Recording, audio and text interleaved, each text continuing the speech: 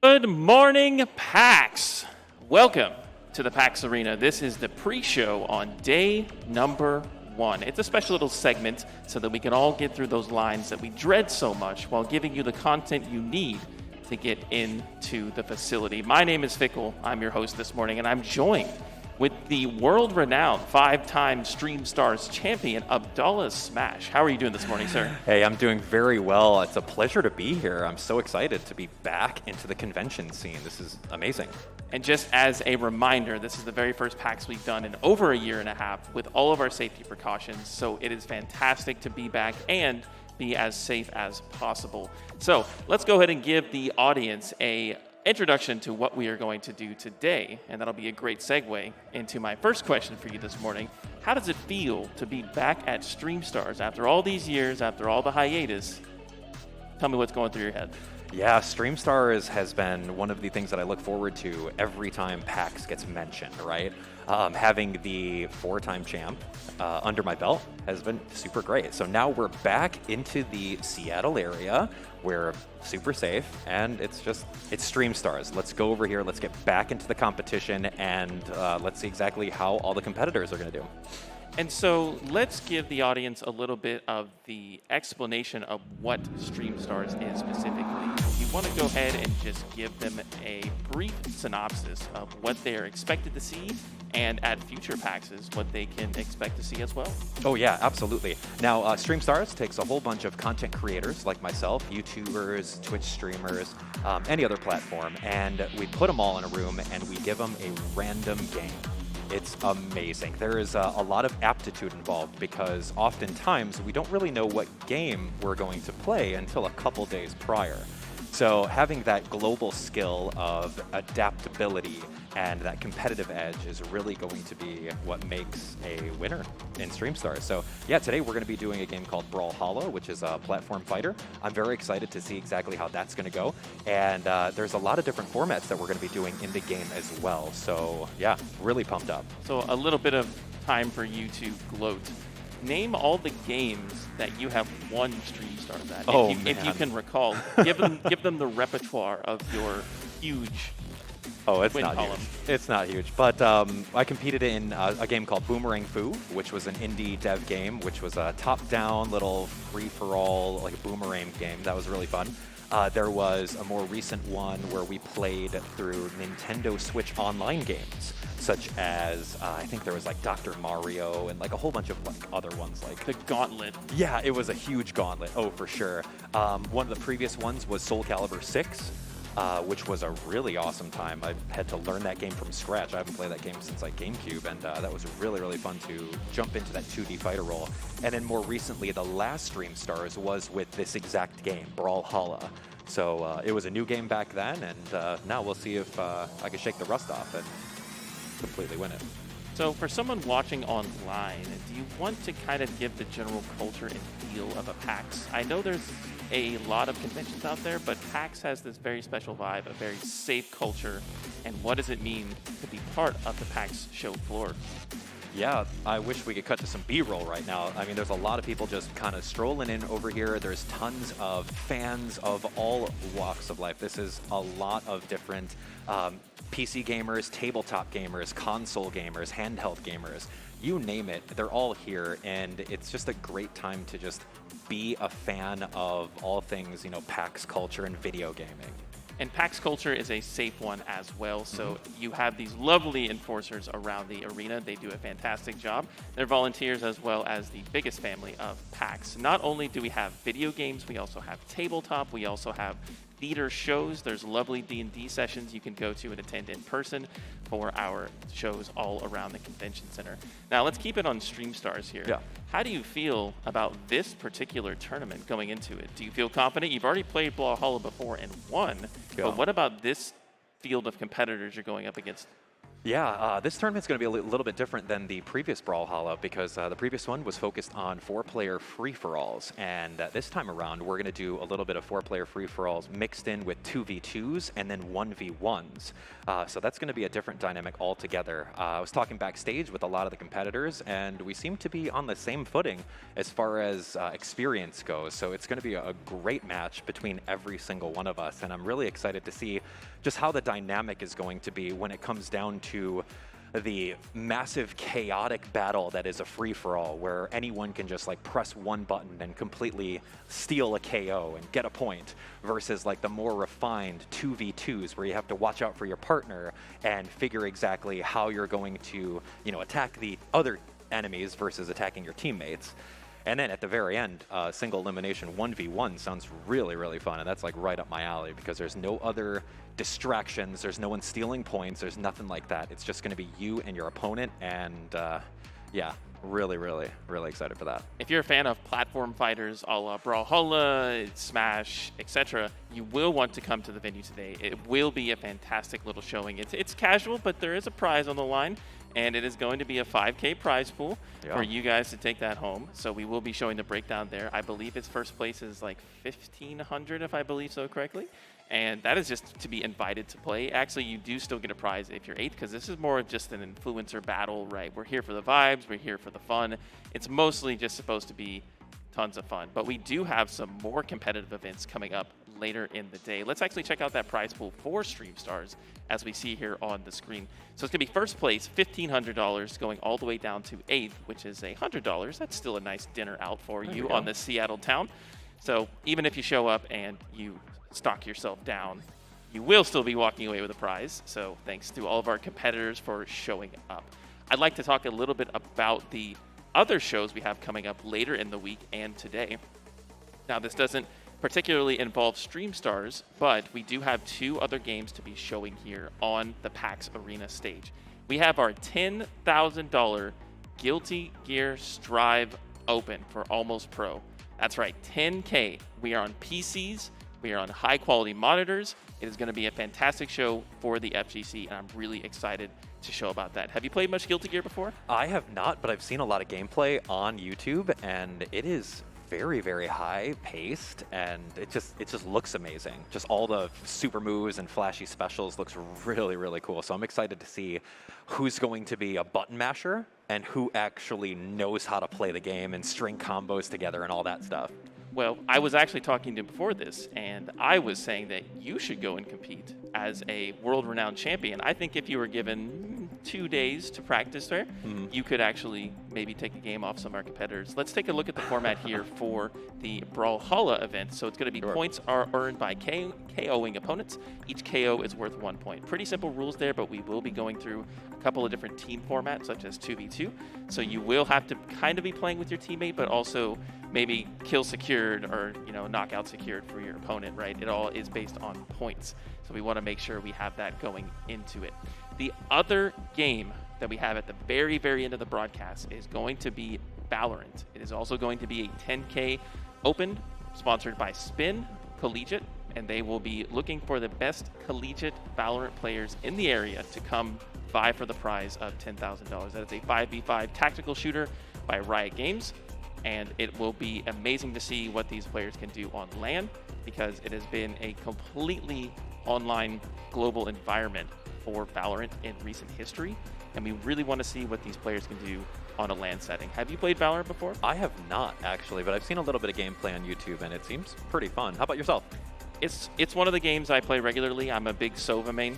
Oh, there we go. And that is a character that I vibe with very much, and I've made some content, and you might have seen it if you're in the scene, but this is not a promotion for myself. We are doing PAX Arena here today. So. That's right. So I mean, what's stopping you from jumping in and destroying everyone with your main? 1, I'm not in college. 2, I'm working the show. I think that would be a huge no from the production side. I wish I could. I actually wish I could play in the Guilty Gear tournament as well. I know I'm going to be getting some casuals in over there with my hitbox, so I brought it with me. So I'm hoping to get at least a couple of games with the competitors in the meantime. So closing questions here, and let's spend a lot of time on this one. As a content creator, right? You know, you've been working on your YouTube, you've been working on your live streams. You know, actually, kind of a funny anecdote, I was scrolling through my TV on the YouTube app, and my fiance saw Abdullah Smash. And she was like, "Oh, do you ever watch that guy?" And I was like, "Watch that guy? I know that guy." And she's like, "What? You've met him before?" And I was like, "Yeah, I've admin for him before on several stream stars. He's a complete professional." So we actually do watch some of your videos at home. And so awesome. I want to give you the floor to talk about what it takes to start as a content creator in these online times and how to build your brand and basically where to start. I think that's the biggest question we get from a lot of newbie, would-be content creators. Where do you start? How do you make your content? And what's the starting ground? Yeah, starting ground with content creation is really hard because everyone wants to do it, right? It's the ideal work-at-home job. So everyone can actually purchase a computer, a laptop, capture card, all the equipment, right? So what do you do that's going to make you stand out from everyone else, right? Focusing on a passion that you really, really enjoy would be the best starting grounds. Take, for example, a specific game that you like. It's a better option if you play a game that's a little bit more popular right now, like something that's brand new, and then you just really drive it home. You find ways that set yourself apart from everyone else, be it tips and tricks tutorials, be it walkthroughs, just genuinely being yourself while you do it. So it's a really hard space to get into, honestly, because everyone's trying to do it. So you just have to find a way of breaking away and breaking that mold in order to be yourself and be unique so that people gravitate towards the content. And speaking of being unique, what would you say about your channel that is the most unique aspect of your brand? Like what draws people into the Abdullah Smash show? Yeah. Everything that I do is all family friendly. So I know that there is a huge audience of parents out there that, you know, want their kids to watch YouTube, but they may not be a little bit of trusting about some adult content that may show up or swearing, etc. So I just make sure that everything that I do is, you know, 100% family friendly and people are all enjoying it. So, yeah. Well, that's amazing. Do you have any final questions or any shout outs for the rest of the PAX while you have them on the floor for your brand and the rest of Brawlhalla? What are your thoughts coming into this particular tournament? This is your time to talk smack against the other competitors because we're almost to showtime and we're about to draw seeds. Yeah. But it's yours. Anyway, Brawlhalla is going to be an amazing game. We've got a very, very talented staff of competitors that are going to be happening over here. I can't wait to see exactly how they do. I can't wait to see what the 1v1 matchups are going to be like, the 2v2 matchups, pretty much everything. I just want to see how everyone does. We're all on like a leveled playing field. We all have similar amounts of experience with the game, and it's just going to be an amazing time. So no real smack talking. I just want to see what everyone can bring to the table. Humble as ever, however, I know that he is prepared much more than what he is giving on right now. So that's going to be it for our pre-show today. Just a reminder of the events we have going on. If you'd like to sign up for Guilty Gear Strive 10K Open, there is a current registration line over by the LAN area. Stream Stars will be starting next, and we have Valorant Spin Invitational /Open coming up on Monday. But the next segment, we are going to draw seeds for Brawlhalla, where you will see Abdullah Smash on the screen. Right now, we're going to send it to a quick break while we get everybody prepared on stage. It's been lovely talking to you, Abdullah. Thanks for coming on the pre-show. Pleasure's mine. But we will be going to a quick break. When we come back, it'll be seeds for Stream Stars. We'll see you then. See ya.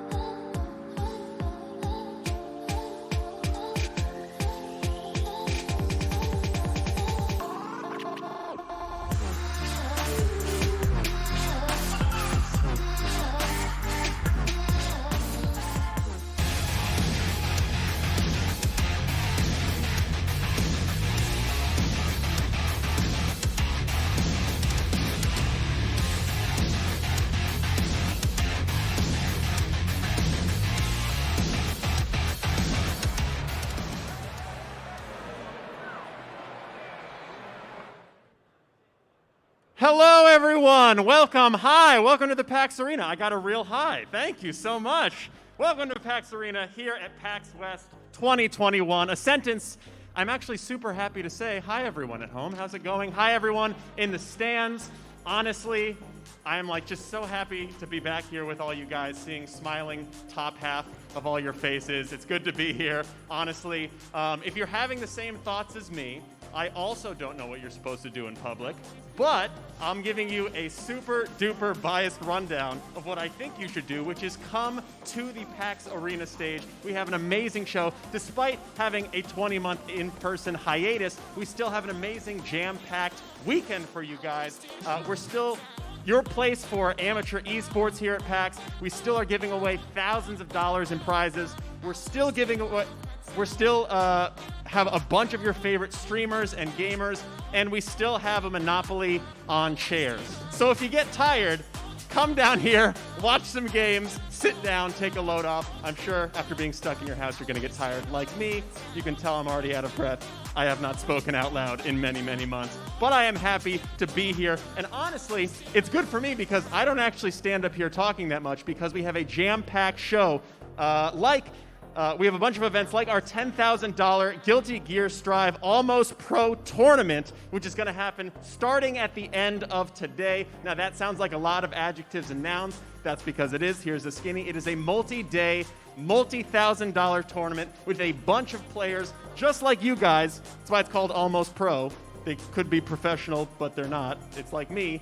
They're all vying for $10,000, and that starts at the end of the day. We also have our Spin Valorant tournament. That is also, I was told this morning, also has a cash prize of $10,000. So that is an amazing prize. It's going to be given away on Monday. But today, we are starting with Stream Stars?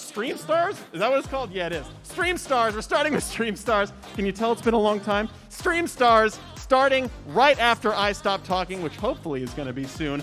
We have all your favorite streamers and broadcasters and content creators all coming up on stage, vying for these medals here and a giant trophy. There is a bitter rivalry between every single player and Abdullah, who has won 4 times. We're going to see how that shakes out. But first, I have overstayed my welcome probably 5 minutes ago. Let's go ahead and throw over to our casters. The #1 dynamic duo in gaming, I'm going to say. Forget Mario and Luigi. Forget Jack and Daxter. Forget Sonic fans and their weird fan art. We have TK Breezy and EE on the desk. How you guys doing? You guys are looking good. All right. Well, what an intro right there. Look, man, you already know what time it is. The Black Plague is in the building. Welcome, PAX Arena goers and the people on the stream, the PAX Arena viewers. We are about to get into some great action today. That's going to be the Brawl Stars for Brawlhalla. It's going to be great, man. But I'm TK. This is EE. How you doing, man? I'm doing fantastic. It feels good to kind of be back in person with all the homies, and most importantly, kind of picking up where I left off at the last PAX, which was on the mic. So always a good time for sure. And of course, this is one of my favorite events, mainly because it always showcases games that not everybody, including myself sometimes, is familiar with, but they're just so entertaining, right? And you get to see all these different streamers compete. And now we've got cash prizes and stuff like that, so it's going to be a good event. Yeah, man. So obviously our first event of the day will be Brawlhalla. It's going to be some nice free-for-all action, some doubles action, and of course some singles action all together. Now, I'm very interested to see what these people are going to play, because a lot of these people are probably new to the game. So when they decided to pick up a character, they most likely picked someone either from Free Week or someone they just looked at and thought this character looks cool. So putting the meta aside, we're probably going to see a lot of interesting characters here. But here we go. This is the pools format. In pools, points are earned by KOing opponents. So you cannot just sit around and hope that you be the last person. There goes my strategy.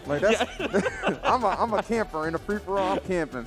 Yeah, man. So each point is worth each KO is worth 1 point. So obviously you're going to be trying to, I think, you can still potentially get away with that. I think if you kind of just sit around and then wait until you see someone in red and you're like, all right, I'm going to run over there and hit them real quick with a SIG, then cool. But look at the way we're splitting out this prize, man. First place getting a nice 1,500. For this amount of work you're about to do, that's a nice chunk of change. That's good. That's good right there. Everyone's getting paid here, though, at the very least. We got some nice, 100, 200, 300. We keep going all the way up. But, of course, you're going to be looking for that first place spot, trying to get that 1,500. Although second and third and fourth, very respectable. Honestly, just getting paid for your time is really all it comes down to, you know what I'm saying? And then just being able to get that first place, as well as just the bragging rights that goes with it as well. That's what it really comes down to. All right.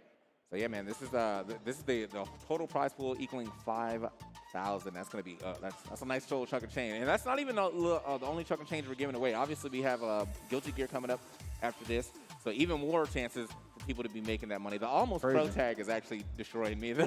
I like that a lot, actually. Like, I would kind of be in the almost amateur category for a lot of these games, but we give people their shine here. You know what I'm saying? Yeah. And actually, the cool thing about what we have coming up here for Stream Stars is the fact that I recognize a lot of these streamers, including Abdallah, who's won like 5 of these things. Yeah, yeah. So he said he was feeling pretty confident as well. So, but we know, Mac and Cheese, Failbow, a lot of the homies are back there that we just know in general. So really interested to see how they're going to perform. Yeah, no, Mac and Cheese is definitely in the back. She said she was nervous. I was like, don't be nervous. Don't be nervous, girl. Don't be nervous. Ain't nothing to be nervous about. You know what I'm saying? It's supposed to be a pretty fun event as well. My glasses are fogging all the way up, but hey, Mine too. This honestly, like the whole mask era has made me consider contacts. It's been a couple years since I've worn contacts, but yeah, this mascara might be the wave. All you people out there that do not have to wear glasses to see, y'all are lucky in this mascara, because like you got to wear your mask a certain way. It's just if it's not over the line, it's just all fogged up, man. It's just all fogged up. And no lies being told, but they are setting up. We're gonna get started here any moment. Honestly, like when I mentioned Abdallah and how he's won like 5 of these competitions. Anytime I see him competing in an event like this, it kind of just makes me think like, who is going to be the threat to potentially knock him off his throne? Because he just stacks these things up like candy. Yeah, I mean, like, look, you say 5-time winner, or the back-to-back. He won like 4 or 5 of these things. It's crazy. Yeah, no, like when you got someone going like that, man, like that's a guy you got to gang up on in the. Oh yeah, just so you're already giving up the straps. Like you just by any means necessary get those. I mean, you get a point via each KO, right? So it is optimal. And if he's like somebody you kind of view as a threat, you might be fighting over who's gonna get that final blow, but yeah. So man, but if you're sitting around the arena though, obviously, man, as we said, we have a surplus of chairs for y'all to, please. be hanging out. Feel free to take a seat. Yeah, take a seat at any point in time. There's also going to be some more Guilty Gear later. I actually see the Guilty Gear setups over here to the right of us. So if you're in that tournament and you want to get a little practice in, it might be your time. I did not bring my stick, so I would not be playing. But if someone has one I can borrow, I will definitely run some sets. Would you have, all right, in either one, because I know you play like both these games, would you have entered any of these competitions? Do you feel like you would have won? No. I mean, you're being humble. Hold on. This one, I know. That's not what you said in the hotel. I play Brawlhalla. I play Brawlhalla, so it'd be a little different. But like for Guilty Gear, I don't know. They're almost pros. Hey, what up, Shout out to the crowd, though. Thank you guys. Thank you guys. Call your friends. Tell them to come sit over here. Make it look good for us. There you go. Pull up.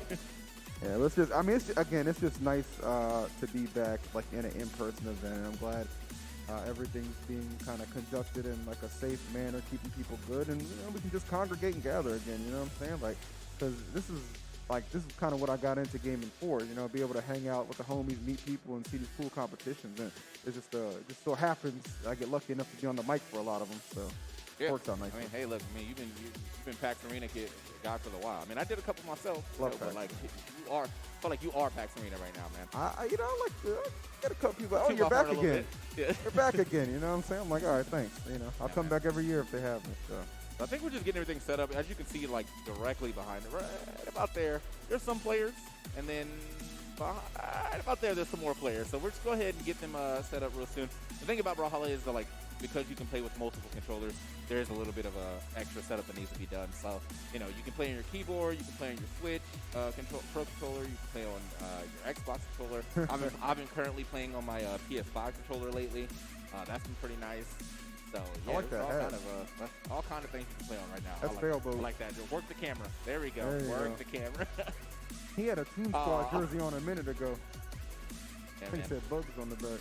Shout out to our staff up there trying to get everything ready and to go. So, and then there's our young prodigy himself right there, man. Like this guy, what I'm saying, had to get his mom to sign a permission slip. That's his how young he is. His mom's a real one, bro. She's like, I got you, baby. It's like pulled up to the event, signed everything for him so he could compete. That's a real one right there. Shout out to Mom Dukes if you're in the crowd. Yeah, for sure. Like, look, man, I will always say, because we came from a generation where like our parents were kind of like, y'all gaming, And like now to like grow up and see like parents really be accepting of their kids gaming and stuff like that, man, it's nice to see. It's nice to see. My mom, I mean, Big shouts to my mom now that I'm famous. You know, she loves me. Oh my But God. before then, I was nobody. Anyway. That is funny. Yeah. Always got shouts to the real parents out there supporting and stuff like that. And Yeah. you'll find a lot of them here at PAX, not just like in the PAX arena, but just all over in general, just having a good time, which I for one appreciate because again we are from that old school era where it's just like playing video games. Nah, you get your head busted. You know what I'm saying? Yeah. At least professionally. I don't know. Wasn't no dang money in it back then. Like, Trying to be as professional as I can. I'm also trying to. This is this right here. You see this? Y'all see that? I know y'all see that. That condensation that's hitting right there. I need like production. I don't know if y'all can make this happen, but I need like the Windex with some vinegar. Oh, you know what? Defogger. Huh? The defogging A stuff? defogger? Yeah. Defogging stuff actually works. I had some. I think TSA confiscated it. They took a couple things from me on this ride over. I don't know why. Everyone tells you you're supposed to wear your mask, but you got to bring it all the way up and like under your glasses. But then like it ends up like going under my chin. Like maybe I need like an extra large. Adidas, I know y'all hear me. Like just this one size fit most. I'm not most. Like, Hero D. not the most. yeah, bro. I need one size fits a couple more. So. And the beautiful crowd out here. What's up, crowd? Thank you. What they do, crowd? Nice Oh, little they doing wave the wave? developing Okay. here. Okay, we almost. I'll do it a too. little title. Get in there. You know, right at the shore, right at the shoreline. There we go. So. Oh, is that us in the back right there? Oh, that is. Hey, that's us. Oh, Hey, that is us. Okay. hey, look at us. Hey. It's hard to miss my big head. That's why I put a hat on. So. There you go, man. Yeah. So this is Wow.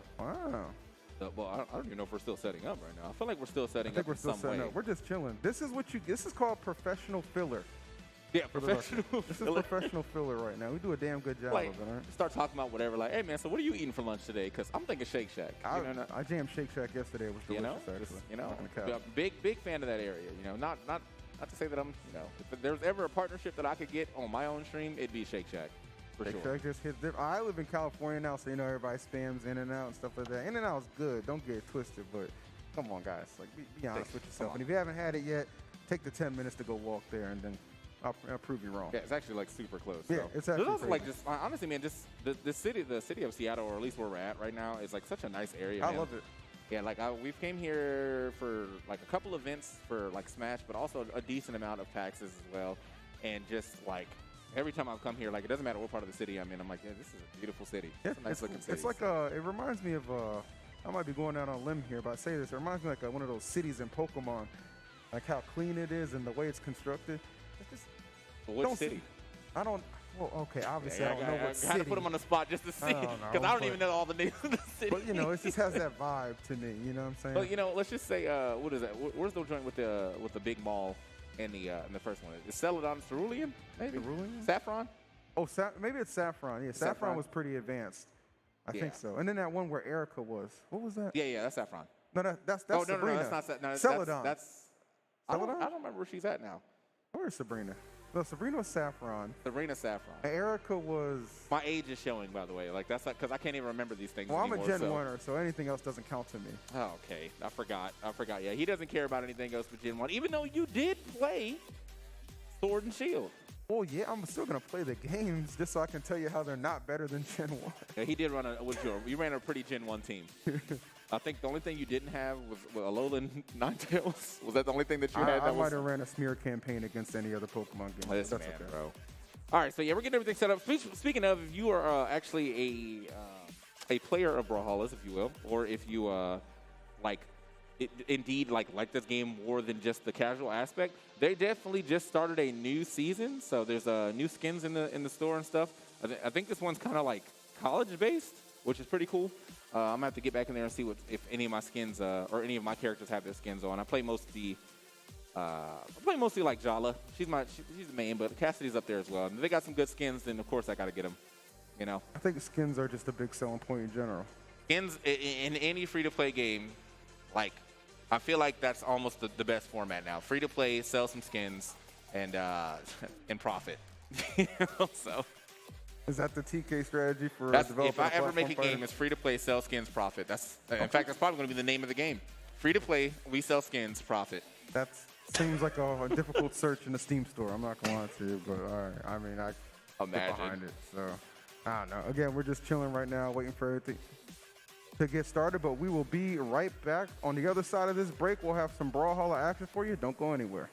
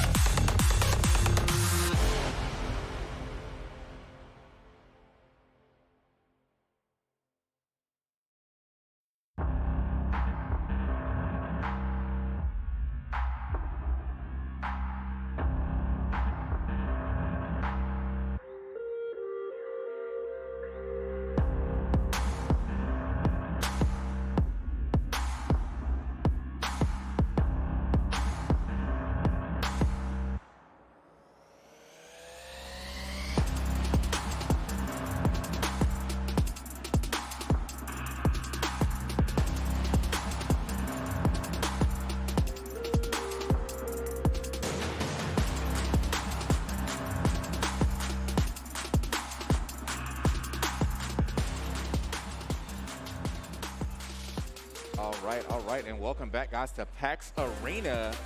I'm TK, this is EE, and of course, we are actually going to get to the game now. We actually had to get some of the controller situated. As I was telling y'all before, man, so many controllers can go into Brawlhalla that can get the wires crossed a little bit. So sometimes you got to, you got to troubleshoot some and make sure we get everything ready. But I do have the Stream Stars format in front of me, so we can talk about that real quick. Each person plays in 3 best-of-1 free-for-all matches. Points are awarded for placement in each best-of-1. Then, based on points after the free-for-alls, we split the players into in teams of 2, first and 8th, second, 7th, stuff like that. And then those teams of 2 play a round robin. Points are awarded for placements on the round robin standings as well. Head-to-head wins and tie breaks and stuff like that. Then, seeded by the points after the 2v2, we play a single elimination bracket. Points awarded for placement in the bracket. Overall winner determined by the total points earned across all of this. So you really can't afford to loaf on any of it. No, not even a little bit. So, I mean, because even if, like, say you loaf on the first 2 parts, but then you win the single elimination bracket, like, the first 2 parts, if you didn't do anything in those, you could still definitely lose. So, hey, man, it's part of the game. It's par for the course, man. You got to try in every single situation that we're being put in. So we got the people. I actually really like this because I remember I had to go back to like PAX South like over 2 years ago, something like that. And we did have Brawlhalla there, which was awesome, but it was just a free-for-all format. I like how they've incorporated doubles into this and then going down to a single elimination bracket as well. So you kind of get that sense of, okay, I didn't win this event with anyone else's help. Like, I got it done myself in the 1v1 single elimination format, which culminates at the end. So I think that's really good. Yeah. So, I mean, look, man, that's the type of stuff we want to see. But also, I'm really interested to see how these doubles play out because, like, if we're doing the seeding the way they are, first, 8th, second, 7th, third, 6th, and stuff like that, that's going to be pretty interesting to see how these teams actually match up when it comes down to the more top-heavy teams, like the first and 8th and second, 7th, against the teams that are more closely matched, which would be, the 3rd, 6th, and 5th and 4th. So, just see how that one plays out. We are, again, just setting up. I have it on the screen right here, and I really wish, like, I see the skins, I see the back-to-school skins thing. They did a back-to-school skins thing before, too. And those back-to-school skins were super nice, but it seems like they're doing it again. Back to schools, see, that's a game that's in tune with its community. You know what I mean? I mean, everybody got to go back to school at some point. Yeah, for sure. And there's a lot of, definitely a lot of, it skews a little younger here for this game for sure, but like not in a bad way. It's just nice to see like how the communities how different communities, like how the age demographic works. Right. Because I definitely, there's definitely a couple people that I know that play that are closer to my age, but for the most part, most of them are like anywhere between like 15 and like 23. Oh, okay, I got you. Yeah. That's fair. Fair enough. Well, we have a couple different ages up there being represented by our streamers on stage. So this will definitely be a fun one. Again, I think we got our controller issues sorted out, so we should be getting started any moment. Looks like just selecting a couple characters right now. Now, again, TK, me and Charles, who you guys will see later, Charles from TSM, we're a bit new to Brawlhalla, right? So we're kind of learning as we go, too, while still being very much so invested. Who are the characters to watch, or excuse me, the legends to watch out for in Brawlhalla? Anyone specific, like the go-tos? See, I feel like it really depends on what you're playing. Like, but for most of it, and for like lower level, I think Taros is a solid pick. Okay. Taros has a hammer and he has an axe, and he has 9 force. So okay. Yeah, like he can get up to 9 force, which is like a very, very hard hitting. So basically what happens with Taros is that you just fish for like single hits a bunch, and then by the time you get someone into, let's say, orange, then you can start fishing for SIGs. But the thing is, you can fish in free-for-alls like this, you can just fish for SIGs anyway. Yeah, period, because you're probably going to hit somebody. Yeah, I mean, his SIGs cover a lot of space, so like his side SIG covers, like, it's 2 swings in front of him. His neutral SIG on his axe is a big slam down. His down SIG on his axe is like just a shout around him. And so, like, he has really, really good tools. Another person that I think you could look out for is Queen Nai.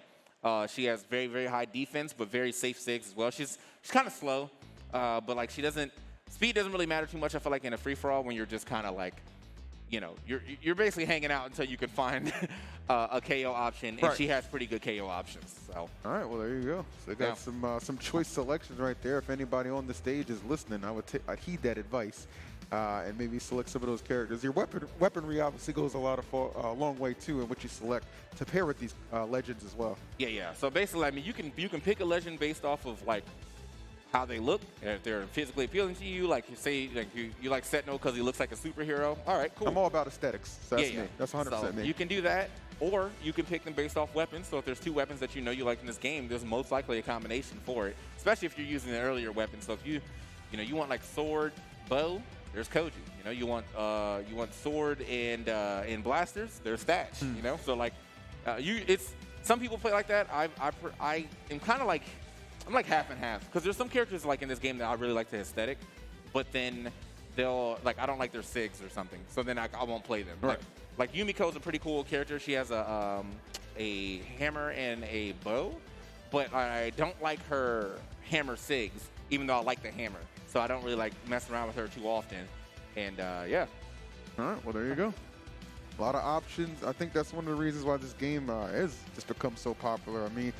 Even like years ago in like the early stages, I remember you and Fats used to stream it a lot. Yeah. Used to play that game a lot. I was like, what is this game? And it definitely hung around and built such a strong community on the competitive side of things. And then here on the more casual side, more free-for-all, fun type action we're going to bring you today. You'll still see a lot of people having a good time. And if you're new to Brawlhalla, I would advise checking it out. It's actually a game I've been casually enjoying for many years, and let me tell you something, they do a great job just holding down the community in general. Yeah, I mean, Brawlhalla has grown like exponentially from like its first iteration. Like I think the first time I actually even touched Brawlhalla was like a PAX 2015 or something like that. It was like a really old PAX, and we played like a pretty early version of it, and even then it was fun. But it had its issues with defensive options, so they made it faster. They put more offensive options in there.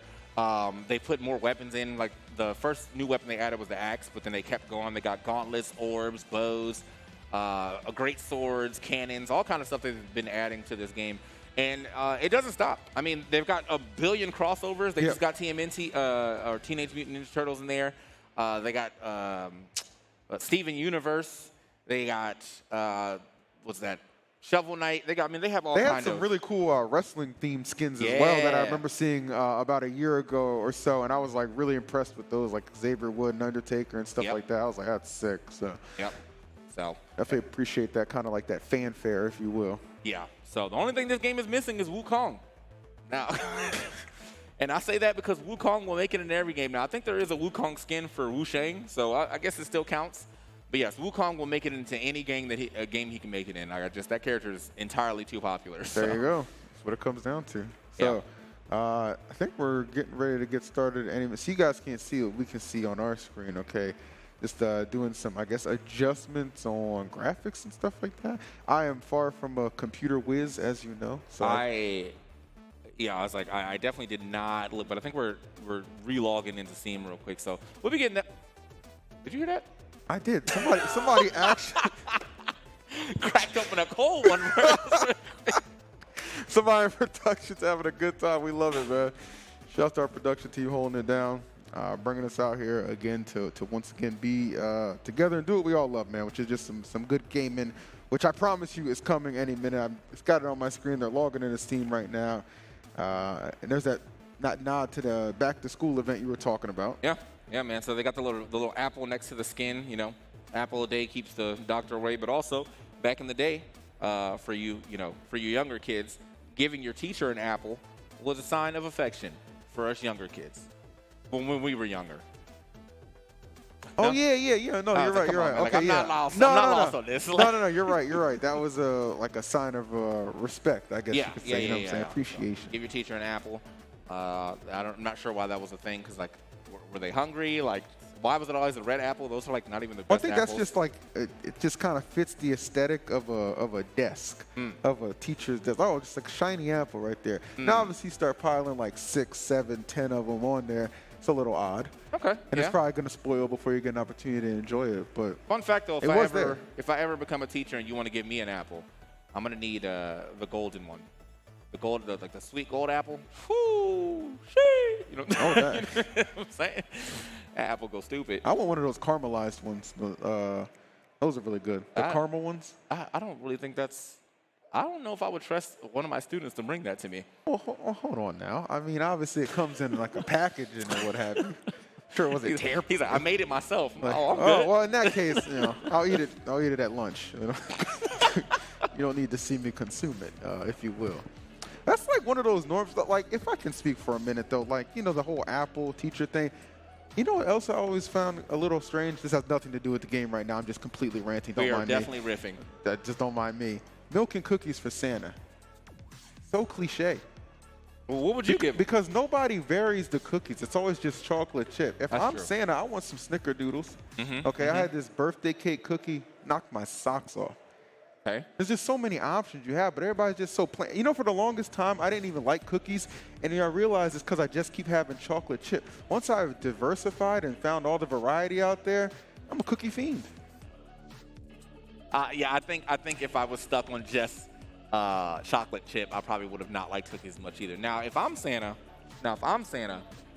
just leave me a plate of ribs. You know what I'm saying? Like, now that's now that's gonna get me going. You know what I'm saying? Not the ribs.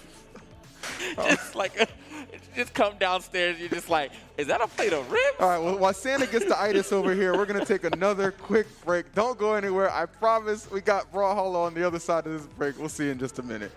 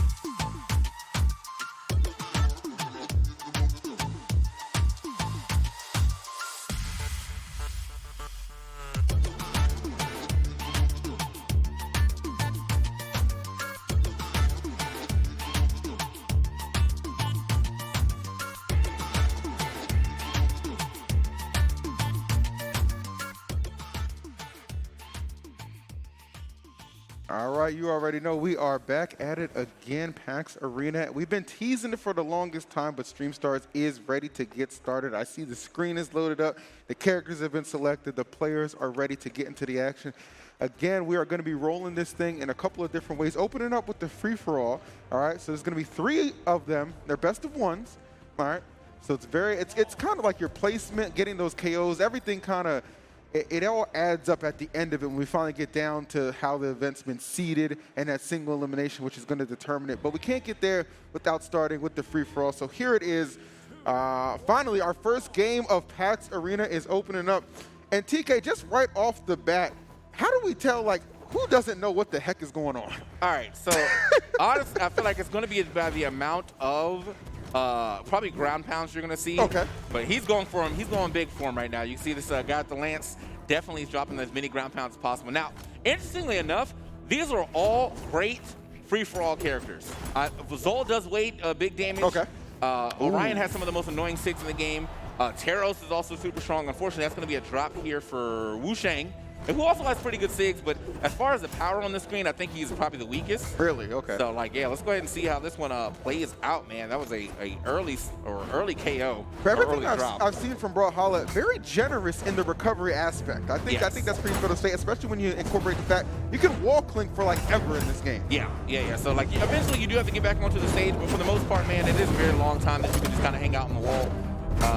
There it is, and he's actually doing some gravity cancel neutral SIG right there. That's so we got some advanced techniques leaking up in here. Yeah. So I think the thing that might catch a lot of people off guard is the fact everybody might have been kind of billed as like a bit of a novice or amateur. Right. But there's a couple people that's like, oh, we got some prize money on the line. They've been in the lab for a couple hours. Yeah, man. No, when you put prize money on any game, I'm pretty sure I'm gonna open it up at least once before I get here. You know.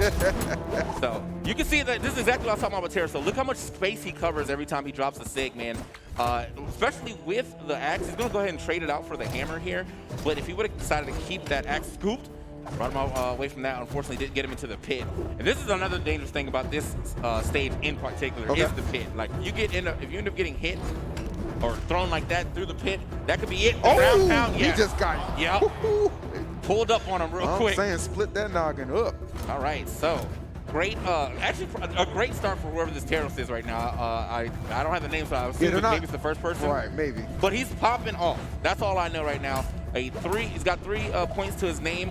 Now, here on the other side of things, I'm looking at this Zol, and Zol is also a powerhouse, but just has to find one of these strong hits like that, and that's going to be another KO. It's funny that Teros is actually one of the characters that you mentioned before we even got this thing started. Like, he's somebody you need to kind of watch out, especially in a free-for-all format like that, and not disappointing at all. All right, man. So I'm not sure. Oh, these are stocks. Okay, I'm tripping. Okay, the whole time I thought this was like how many points he got. No, this is stock. So he just lost his first stock right there. So we got 2, well, Terra's is super healthy. We have 2 hurt people on the screen within this Wu Shang and this Zol.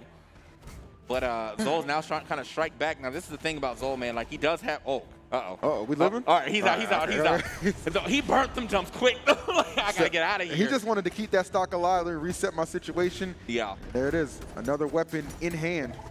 Now that he's got the cannon, oh, never mind. Well, he had I was going to say, now that he has a cannon, like, he could have went for a bunch of down SIGs. That covers a lot of area, but, well, he'll have to do that next game if he decides to stay with the Zol. Not the greatest start there, but look who's still surviving. It is Teros himself, scooped up. Good damage right there. Now, now we've had our fair share of free-for-alls. Yeah. At this point in time, the Orion and the Wu Shang should be colluding to get these stocks off. I was gonna say, like, you should probably like kind of look up to that top right and realize like it's time to form an alliance. Yeah, man. Like, would you like to form an alliance? Yes, I would, very much so. Like, but I don't know. Maybe Teros is too strong, and that's gonna be a big. Honestly, he covered like almost the entirety of that platform with that side SIG. So, Now we're just running. Yeah, like, we're not even fighting. We're just running. Let me get the hell out of here.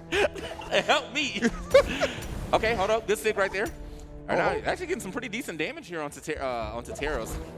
Could definitely take the stock with a wait. Oh, he lost all of his jumps before he hit that little triangle in the middle. So, yeah. Oh my God. Look at the point spread here. My goodness, 6 KOs. 6 KOs on the Teros. Now on the other side of things, whoever got third got 3 KOs too. So I think, and if I recall correctly, we're going off KOs. So that's even if you didn't, get to the end, you still got some good KOs in there, some good points. Now the 6 KOs from Teros though, that was kind of expected. That man was all over the place. Yeah, he was just dominating. Like from kind of like you even like noted like right from the beginning, he was just kind of just muscling his way through. And 6 KOs, a really good way to kind of set the tone and open us up, man. Brawlhalla here at PAX Arena again, StreamStars event, going crazy right now. Yeah. So I mean, look. So far, I'm gonna have to give that edge to that Teros for sure. If we see that gameplay in some of these upcoming matches, I could see him pulling pretty far ahead, really early into into our bracket or into our standings. Because of course, the free for all is the first part. They do have to do 2v2s later, but the way that he slated, he might actually be the first, first placer. So he's gonna have to start looking out to see who is the lowest placer and see who's gonna be on his team. Definitely. Yeah. Okay. All right, so it looks like we're going to take a moment before we queue. I don't know if they're allowed. Now, that's the thing. I don't know if they're allowed to, because I know this is 3 of them. So we're going to see 3 of them free-for-alls. Are they allowed to switch characters in between, or are they locked in? That's something I didn't clarify. I would assume they'd have the ability to switch characters. Yeah. I mean, there's so many damn characters in this game. You don't want to just lock somebody out. That's what I'm saying. Like, I mean, like, I think it is good, especially if you're, like, new to this game to, like, start with 1. But if you, like, find like as I said, you find a weapon type that you like, why not just look at the other people? Like, hey man, you really like the hammer, so maybe I'll try to play core as well. I'll play Teros the first game. Teros is dope. I like the hammer. I'll try core. I'll try Cassidy. I'll try Scarlet. All these people wielding hammers, but with a different weapon as their second weapon. Yes. And And that could be something that actually works out for you. As far as the Teros though, that was just an example. I would not switch off Teros. He is popping off right now. But anybody else that they were thinking about, like, hey, man, maybe I'll try another character. What if everyone just decided to mirror him and just went Teros as well? Look, I'm not. For a free-for-all, I am 100% with that idea. Like, I think if I was playing, I most likely would have played either Teros or maybe Thor. Thor's pretty good, too.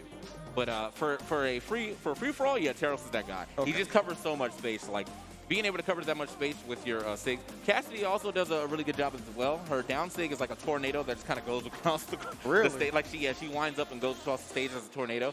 That scoops up anybody who gets scooped up in it is going to take damage.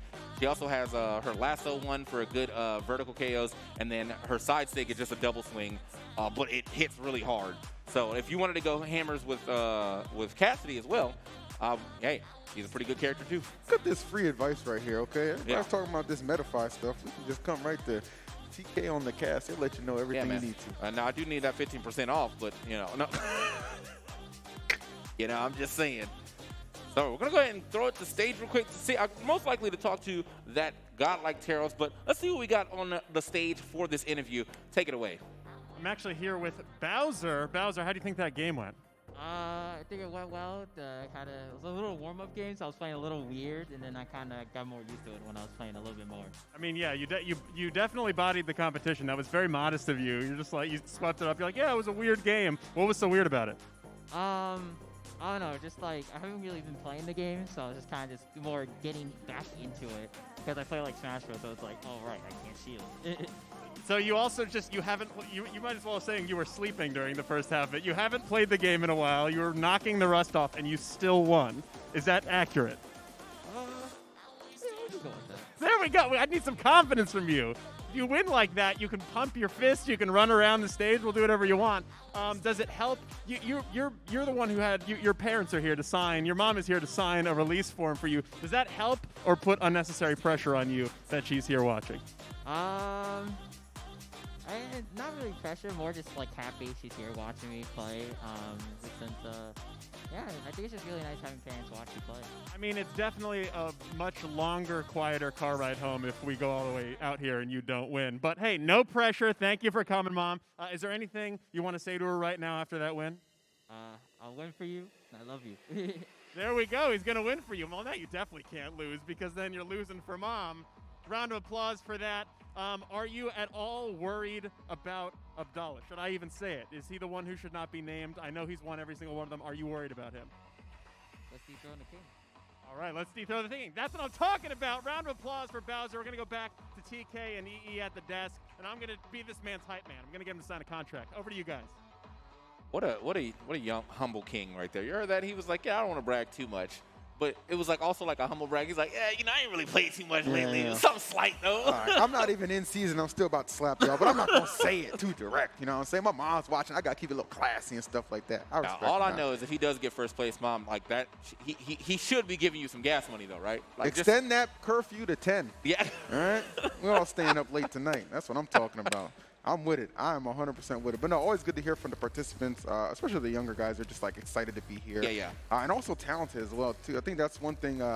Being just in gaming in general has taught me is just like the younger talents tend to just really have like the most potential. You know what I'm saying? Like just kind of come out of nowhere and just wow you. Like that happens to us all the time. We do a lot of Smash Bros stuff, and they got some great young kids who participate in that game as well. So good to see that trend continuing here in Brawlhalla.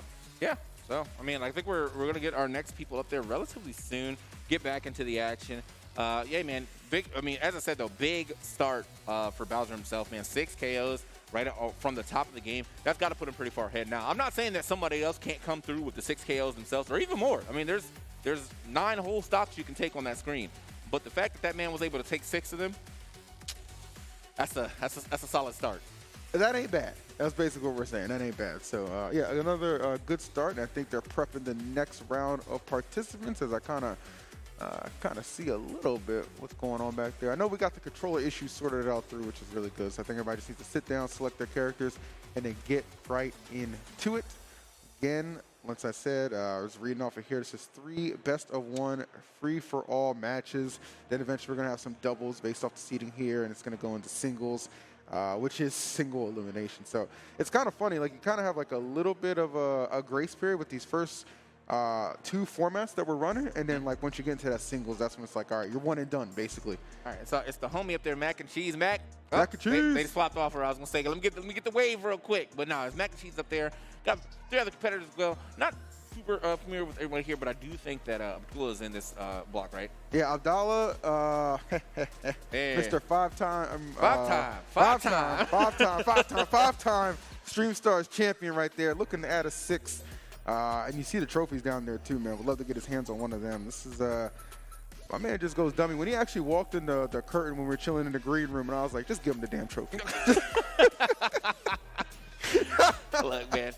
Look, that's when you know he's in it to win it. Now, I will say though, man, like when you won that many things, bro, you gotta, if he streams, like if he streams regularly, he's gotta have that in the background.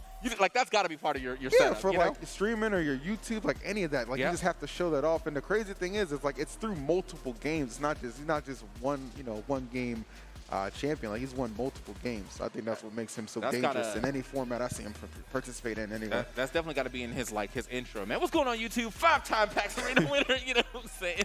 Got to do it up on that one. So we're gonna go ahead and see. We're getting everything set up again one more time, but we got one of our homies up there, and obviously the winner as well. Give us a wave. I see you. Wave for us. Come on, Mac. Hey! Here we go. She's literally like, I'm so nervous to be up here. We continue to put her in the spotlight. That's what real friends do, okay? True friends, That's bro. what real friends do. I don't know if I tell you different. Yeah, man. We have a good time, no doubt about that. But I was on the floor earlier, just checking out. Cool to see a lot of the booths here. I know everybody obviously wasn't able to make it out for your typical PAX, but like this is just kind of like a nice. More subdued PAX. Yeah, exactly. But it's a nice start to how we want to kind of get things back. It reminds me of the first PAX West, or not PAX West, PAX South. PAX South, the first one was actually pretty small. In San Antonio. Yeah, right? But it was still cool. Like it was it was small, but it was like I knew a lot of people there, and it was just like a nice little homie hangout. Right. And I feel like we're kind of in the same boat right now, where it may not be like the biggest expo floor or anything like that, but I've seen a lot of people that I do know here, and I'm excited to see my homies again. So, maybe the after festivities will be nice, but until then, we obviously got to get through the PAX Arena part of this thing. And Seattle in general is just such a beautiful city. You know what I'm saying? So I can't even complain. Like both meals I've had here already have been, and yes, one of them was Shake Shack. Okay, yes. Very generic. You can say whatever you want, okay? But I had some Thai food yesterday. Okay, look at them getting wild. Knock your socks off, okay? Yeah. Oh, shouts to the crowd filling up a little bit right there. Bro. Good to see you. Yeah, give it a wave. Don't be shy. Yeah. Somebody is watching. Don't be shy about it, I'll say.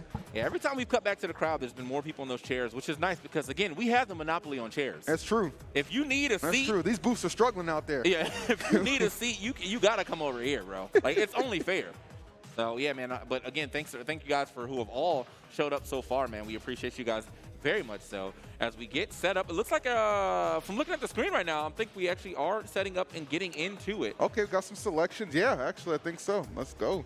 Okay, so right now, once Ooh, we Queen Nai. Queen Nai. That's got to be Mac. Yeah, That's gotta of be course. Mac. Why we keep putting her on?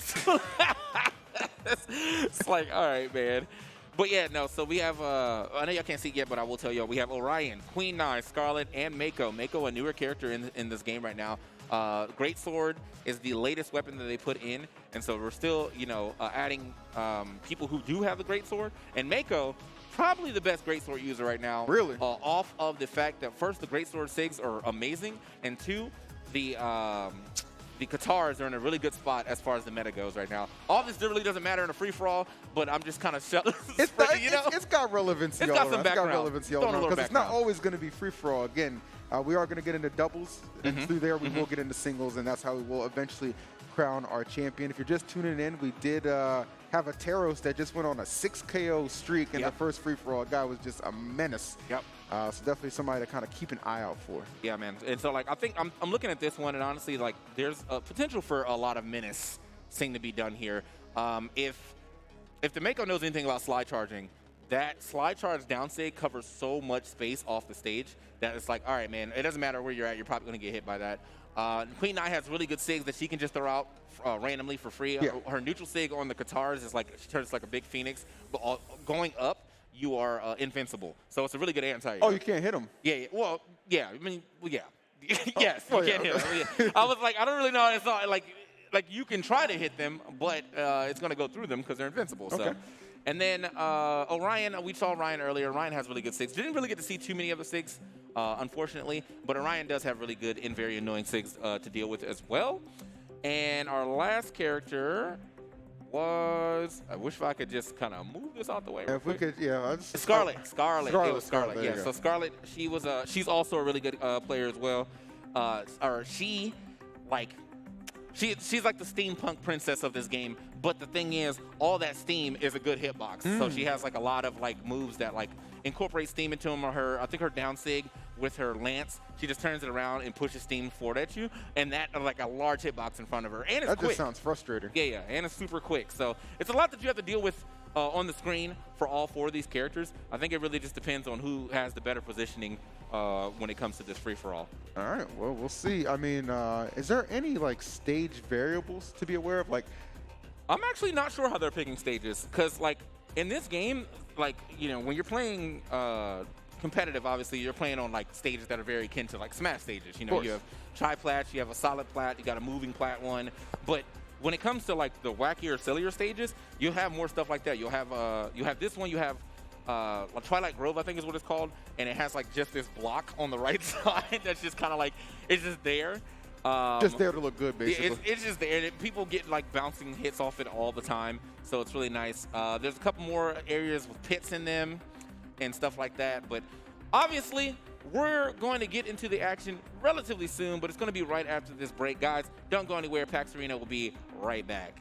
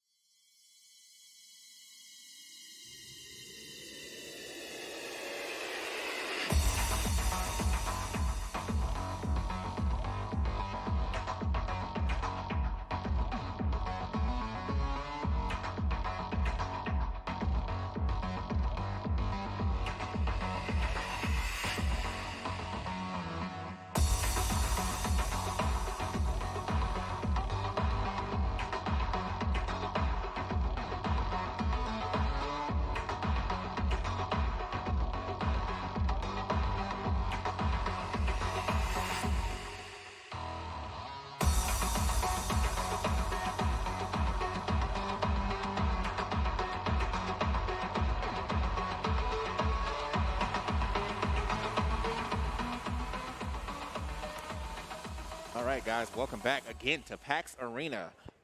We are going to get right back into the action. I'm TK Breeze EE. Thanks for having us one more time, and thanks for watching. If you're watching from the stream, or if you're watching in the stand, or just out there in the arena itself, which, as I said, if you have not already taken a seat, we have several seats for you here. Yes, So, again, this is the place to come if you need a seat, you need to relax, and you want to see some good gameplay. We'll look no further because here we are. We have our second free-for-all kicking off right now. Again, StreamStars Brawlhalla Edition. Back at it again. So this one I'm very much so invested in. I mean, we got... This is the stage I was talking about. Yeah, exactly. We got our homie Mac and Cheese. We got Abdallah, again, a multiple-time winner of these StreamStar events. So just like a lot of cool people to keep an eye out for. Yeah. So now notice where he's standing right here. Now this could be a great strat if it wasn't about trying to get these KOs. You but need he's KOs big for chilling. points. Yes. He is definitely big. Oh, that's going to be the first stock off of that Scarlet, though. Unfortunately, I did not see who got that KO, or if she just kind of fell herself. I kind of think Scarlet KO'd herself. Okay. All right. Well, you know what happens. We all got to warm it up. We all got to warm it up. This still play, this is a stocked type of game. Still got plenty to work with. Come on, wall cling, nice. Got that wall cling. Oh, but still getting smacked off. Scarlet putting in some work now.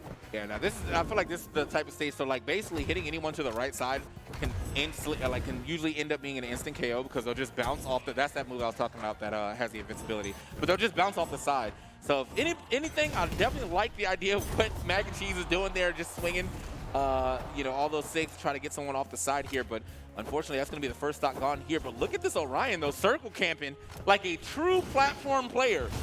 I think I already know who's piloting him, by the way. Okay, I got a little bit of a feeling. Right. So that's going to be a stock off of the Mako here. But Orion, yeah, look at that, just big chilling. Absolutely. Now, the thing is, though, again, sir, you need to get some KOs. Like, it's going to be fine if you end up living this entire time, but you do need to get some KOs in this format. That's going to be another Scarlet gone. She's just out of the game. Oh, my goodness. Scarlet is kind of obliterated. I knew it was going to be a little bit of a rough start when they KO'd themselves at the start of things. So that's, that kind of a little bit of telling. But Orion kind of getting more so into the fray now. Maybe he was just trying to wait till he got down to lesser people and then swoop in and try and clean up some of these stocks. Yeah, well, that's definitely the idea that he had. And now it looks like Mac and Cheese is now electing to take the same strategy on big chillin' here on the side. But, well, actually, everyone's big chillin' here on the side. We might have to ban this stage. I mean, technically, everybody could chill. There's no countdown. There's, like, no timer. Absolutely no timer. We could be here all night, folks. Oh, man. Okay, there you go. That's the Mako side sig right there. That's going to be nice. And, yeah, Mac and Cheese is big chillin' right here. Now, maybe I might have to say this just a little louder, but you do need to get KOs for the points, okay? Yes, it's very important to engage in battle. Yes. That is the theme of this right now. Oh, looks like we're going to see a stock loss. Make it 2, perhaps? Yeah, not going to make it. Is that double Orion KO? Oh, no, the Mako actually got the second one, though. Wow, so Mako and Queen Nai down to their final stocks. Yep. Orion's sitting pretty at 3. Yep. Okay, here we go. And that willingness to engage now picking up. Oh, he's just 2 for 1 trying to put him up like a skewer. Yeah. And so this is right here. I feel like we can definitely get another KO, especially on this Orion. He is hurt. Oh, okay. Queen Nai. We call her Queen Nai Never Die because she has one of the highest defenses in the game. So I like that a lot. Yeah. So it's going to be a little bit, but like, hey, that's a stock right there for Mac and Cheese, and also maybe a second stock. Oh, that's going to be good for the points for sure. No doubt. Great for the points, and now I'm not sure if she's going to be able to get another stock here off of most likely Abdallah, but hey, she's still got 2 points, and that's going to look good for her standings at the very least. Starting off as we get a little further into this second match. I want to agree with you. She definitely have the 2 points. I'm not willing to say she can't get the 3rd, though, man. I mean, she's scrapping right now. Just trying to come in from above, but Abdallah doing a good job just being defensive, and then he can switch into that offensive stance and tries to chuck that. Oh, no! Oh, the stock. Kind of let that one go for free, but it's okay. It's okay. Okay, but she tied for the points right there. Did you see it? She had 3 kills, and so did Abdallah. So there you go. Well, now, I'm telling you, it was just because of the fact that he was chilling earlier off. Like, I feel as though if he actually was in the fray, probably would have came off with like a good 4 or 5. But yeah, he was big vibing at the beginning of that game before he decided, maybe it's time to jump in. Maybe it's time to go a little crazy. I mean, I mean, if it makes sense because at the end of the day, he got the result he was looking for, right? He survived. He got the KOs. So like the circle camping at the start was the right play, and then we even saw some people kind of adapted a little bit, not as to the same effect or efficiency, but nonetheless, it was still a good strategy to employ. So good start for that group. Definitely kind of give us an idea of who to watch coming out of that one. Yeah, man. I mean, I'm still going to have to give it up, obviously, to Bowser on the first game. Like 6 KOs is a great start. Over here to the 3 KOs of both the people on this block. So he's still in the lead. And I think if we're doing 3, then obviously he's probably going to get back on the stage and get himself even more believed. But let's go ahead and talk to the winner of that last little segment and see what he has to say about the game. Take it away. All right, I'm here with Abdallah. Who would have thunk I'd be talking to you after that game? What's it like standing up here? What is it, the first time you've ever won something? Yeah, I think so.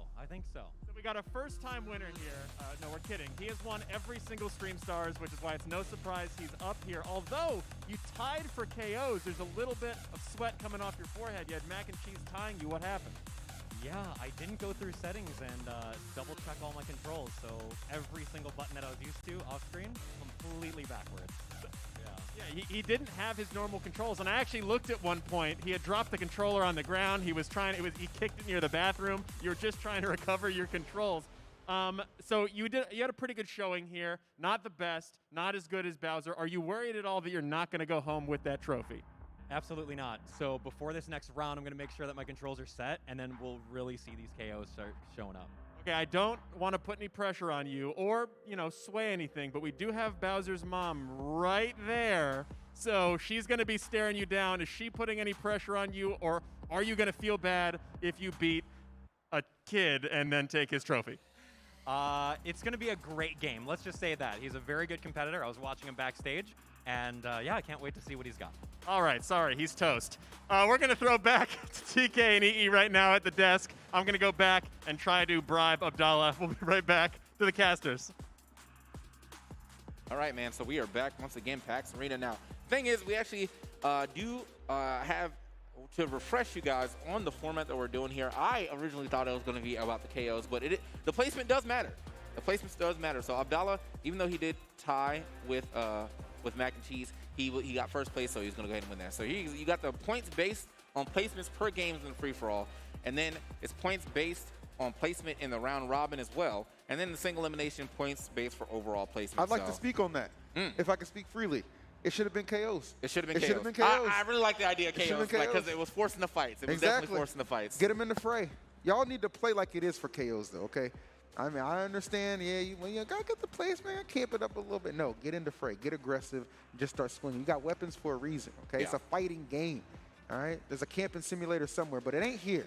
And on PAX Arena. I will say, though, I understand why Abdallah was playing the way he was, and after he explained himself. And his controller wasn't working. If my controller not working, if I got to really think about every hit I'm doing, then I'll probably be hanging out too. You know what I mean? I'm just chilling. In the fray, if you're in the fray and you end up hitting the wrong button at the wrong time, that could definitely end up being your stock. So that's gonna be the first two of our best of one free-for-alls. Should have some more players coming up there relatively soon to go ahead and get into even more free-for-alls. I see Max Cheese back up there as well. I can't really see who's behind you, bro. Oh, let me. Bowser's up there. Oh. Okay, see him. Is it Bowser or Owser? Because I saw he saw it with an O. I thought it was Owser. It starts with an 8. Does with a B. Yeah. Oh, really? Oh, Yeah, I must have. Okay, I must have mistook the 8 for a 0. Now we're gonna call him 8 Owser. Oh, I thought Owser actually sounded kind of tough because Bowser just meant to pummel people, right? Yeah. So, wow. Big shouts to Wowzers. Big shouts to Lil Wayne. You know what I'm saying? Makes sense. Anyway. How did that correlate? What? Come on, bro. Like that was his song.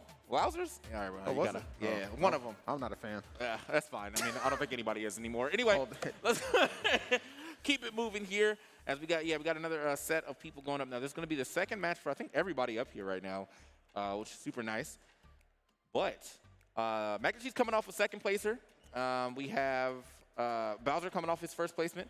Let's see what we can get. Let's see if we get some different results here, or we're going to see the same results. Now, again, Bowser said, I'm warming up. And he got 6 kills on his warm-up. Yeah, that's kind of scary. Like, if this guy hasn't even, quote-unquote, reached his final form or all his potential, what he's capable of. Good luck to the rest of the field because that young man ain't playing. And he got the fresh cut to boot. Okay. Yeah, definitely the fresh cuts right there. That was the he walked from the barbershop directly here type cut. Right? You know what I'm saying? There was no time in between. He said, you know what it is. Love it, man. Love to see these guys out here having a good time. 100%, 100%. But yeah, again, shouts to all our participants, staff, the crowd, everybody pulling up for PAX Arena. You know, took us a minute to get things started, man, but now that everything is flowing and vibing, we're definitely having a good time. All right. Yeah, man. That's just the thing about like this is multiple things plugging into one computer, so like there will be some cross the wires there. However, you know, we're getting things figured out, man. It's a learning process for everybody here. So I like that personally. That you can play with like any kind of controller. Yeah, like, yeah. I think that's like huge. You know what I mean? It's the most accessible a game can be. Right. Any controller, it works. And now they got it on mobile, so you could do that as well. You know what I mean? Like the Steam Deck's coming out, so if you, I mean, it's already on the Switch as is. But if you're gonna buy a Steam Deck, and you still want to play some Brawlhalla, there you go. There you go, man. Got No that as limits well. to what you can do. Oh, by the way, you know, I gotta give a shout. These Razer chairs came out. Okay, I know some people might have known. These gentlemen got a little bit more elevated since we last saw them. Yes, during our last break, Yeah. They did swap us out into these comfortable Razer chairs. So Yeah. So I mean, thank everything you. got elevated. Thank you, Luke, and the Big rest of the shouts to staff. Luke. Everything that. got elevated though. Our height, the production value, just all of The gameplay, the gameplay, it's all good. Can't stop it, man. It's just one of those things, just snowballs in the right direction for sure, which really appreciate. But yeah, as we said, setting up for the next round. I see 2 characters queued in already. What's that, Brian and Queen? Is that Brian? Bryn. Bryn, excuse me, Yeah. Bryn. Bryn, And Bryn. queued- oh, hey, what's up? I like, dude, these camera angles are sick. Like, this is what this is real production right here. Actually. Like, seriously, you can catch us from all angles. You can't get caught slacking at all. Yeah, no. You know what I'm saying? Like, if the back of my hair wasn't done right now, I'd be on full blast. I'm telling like, you, bro. like, just fully blasted right now. So, as we said, though, I see some characters coming in. We did have a Bryn on the screen. Bryn, also another good character, I think, just in general in this game. I'm not really sure too much about free-for-alls, but I do think that if you're gonna play Bryn in free-for-alls, it's about the spear. Okay. Your spear does exactly what you think it's going to do. Side sig goes in front of you. Neutral sig is an anti-air, and down sig covers a decent area around you. So like, she's a very straightforward character, and both the side sig sends at such a good angle. It goes straight. So if we get any stage where someone's back is to the blast zone, that's an easy KO right there. You know, and I wouldn't say it's super safe, but it's relatively like it doesn't have a crazy amount of lag like I would expect it to have. So that's one character we got on the screen. I see a Zol up here as well, but they're still swapping around. Man, I think, well, I already know we're going to get another Queen now, I assume, because that's who Mac and Cheese was playing, but might get some character diversity here. Why not? You know, why? I mean, I think what was his name? Taros. Taros, yeah. I need more Taros. You need- Like like the way he just goes in and just slaps people around. I know it's free for all format or whatever, but I just enjoyed that in general, bro. That needs to be a constant in these matches, if you will. Yeah, no, Taros, he slaps. He slaps, and the thing is, like, Taros is actually picked in competitive regularly in the same format. Like, so what happens is, like, someone will Oh, really? Okay. Like, someone will, like, get slapped the first game, and they be like, man, forget it. I'm playing Taros. And it will instill fear in anybody's heart because, like, literally in competitive, it's like 4 regular hits or 4 to 5 regular hits and then, like, a SIG, and you could actually be out of your stock. Off of just 4 hits? Yeah, man. He hits pretty hard. It depends on your defense too. So, I mean, again, man, like you know, the crowd was filled up a little bit. Well, where should I go, bro? We got chairs over here. We got chairs. You know, we got a bunch of them and some great gameplay too. Don't let the breaks fool you. The chairs are staying. Yeah, got chairs on deck, man. So yeah, as I said, we're getting everything started, getting everything situated up there. You see our one of our mans from production actually making sure that we can get everything going. So big shouts to production. I know this is kind of a tall task to take. When you have a game like this where everybody can play on their own set controller, it does take a little longer for it to get going. But you know they're being diligent with it. So big shouts to production in the front and also in the back who have been kind of feeding into our ears and letting us know where we're going next. Yeah, I mean it's just you know it's it's in the name right there, production, and look at that trophy right there. Let me Somebody tell you could have something. shined that trophy now. Now, Now, who was touching the trophy now, before to this, be bro? fair, it was probably like constructed day of or day before, right? So it's fresh out the box, which I appreciate. That tells me that they keep it safe, okay? It's like the Goblet of Fire from Harry Potter. Yeah. Well, all right. Well, I mean, let's hope this has a better ending. Well, yeah. Hey, that was actually, I think that might have been my favorite one, though. That was a good movie. I mean, Cedric just died. I mean, Yeah. That's not a spoiler, man. That movie's like 10 years old. and If you ain't watched it by now, the book's like 20, so I don't want to hear it. If you ain't watched it now, like you didn't want to watch Yeah, it. Like, it's not for you. We understand. We understand. All right. oh man, all good. that joint kills me whenever a movie like it's like a rendition of like an old book from like the 1950s, and like you talk about it, and someone's like, "Yo, spoilers!" Like, bro, you had so many years to read this. So many years to read it. At that point, you just deflect him. Like, Yeah. It's not on me. Yeah, you can't be mad at me, bro. Like I read it, I watched it. Not in the 50s, obviously. I'm only 32, but Obviously. The need to clarify. you know, just to, you know, just to make sure y'all know.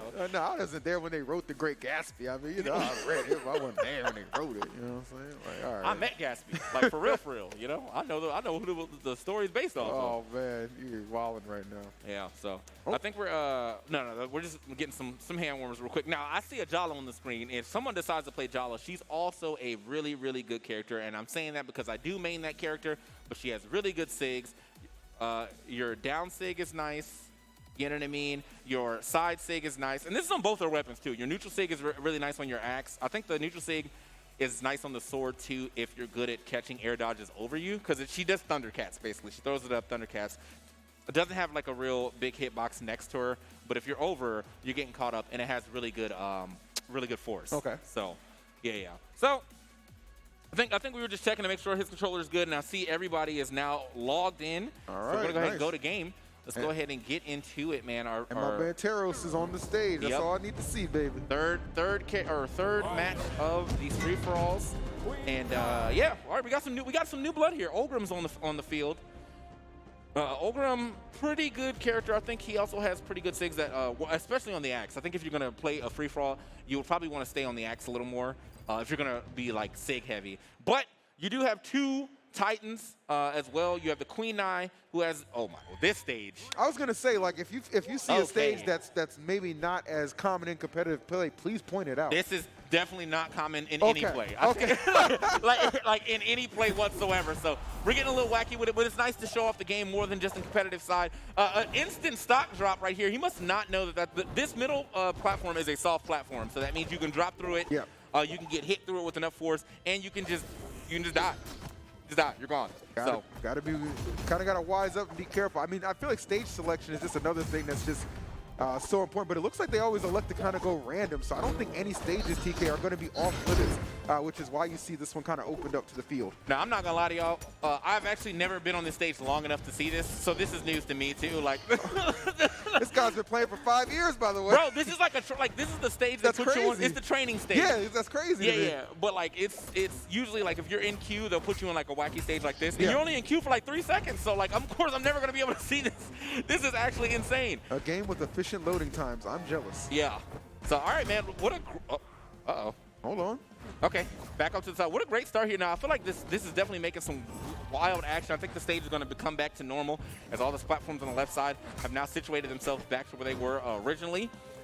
But no one is really dropping any stocks outside of that first one that was kind of dropped by itself.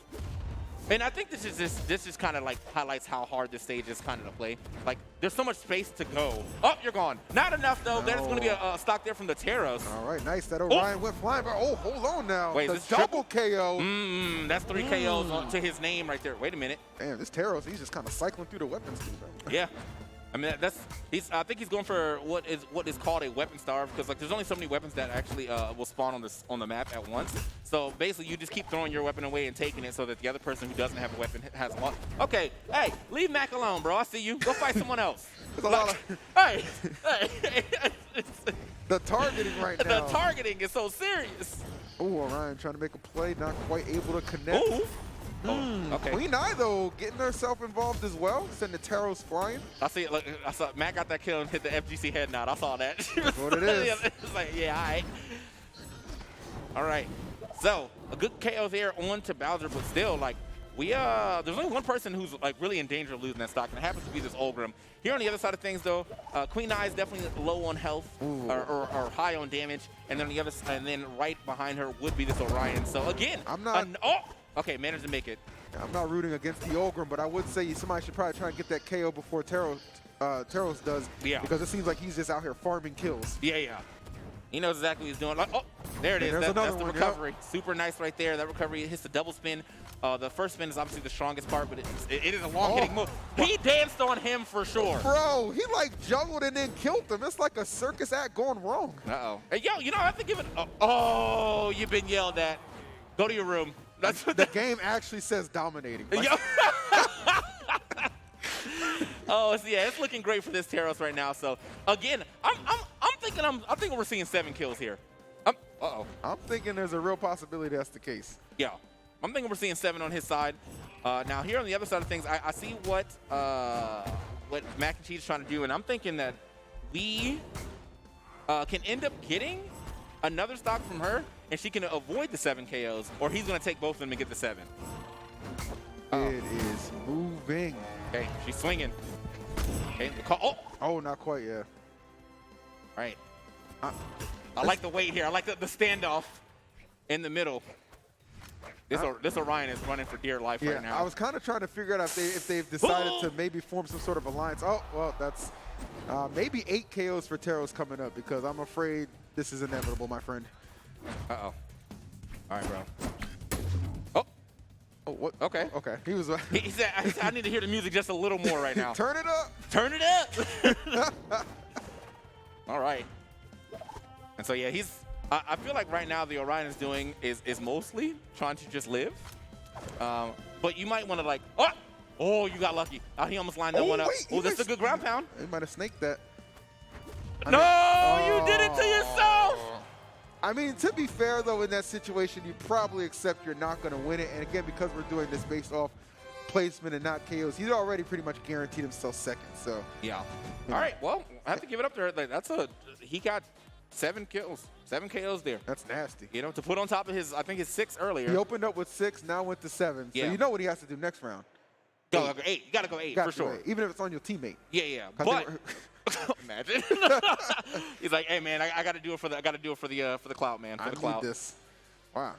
All right, well done. Bowser definitely shown to be a problem with that Taros. Yeah. And one that, to what I can tell so far, TK does not seem to have a solution.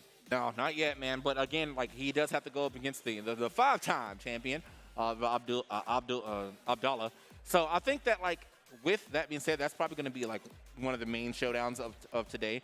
Because right now Bowser's obviously he's proven his worth big time. Yeah. In the taking first in both his placements so far. But then obviously, you know, we got to see what Abdallah does next. But before that, let's go ahead and go over to this interview. Let's see what Bowser got to say about this last match. Take it away. With the man, the myth, the young legend, Bowser, 7 KOs. How does it feel after that match? Felt pretty good, honestly. That's what I'm talking about. Before you were like, I don't know, I felt weird. That was a very strong, I feel good. Do you feel like you're knocking some of the rust off? You're a little bit shaky in that first round. I feel like you've kind of knocked that rust off, right? Yeah, I think the rust is kind of going away now, so I'm starting to play more better now. Well oiled, he's ready to go. How did you feel about that stage? I was told that's not. I've played Brawlhalla way back in the day. I have never seen that stage on any competitive stage anywhere. How did you feel about that map?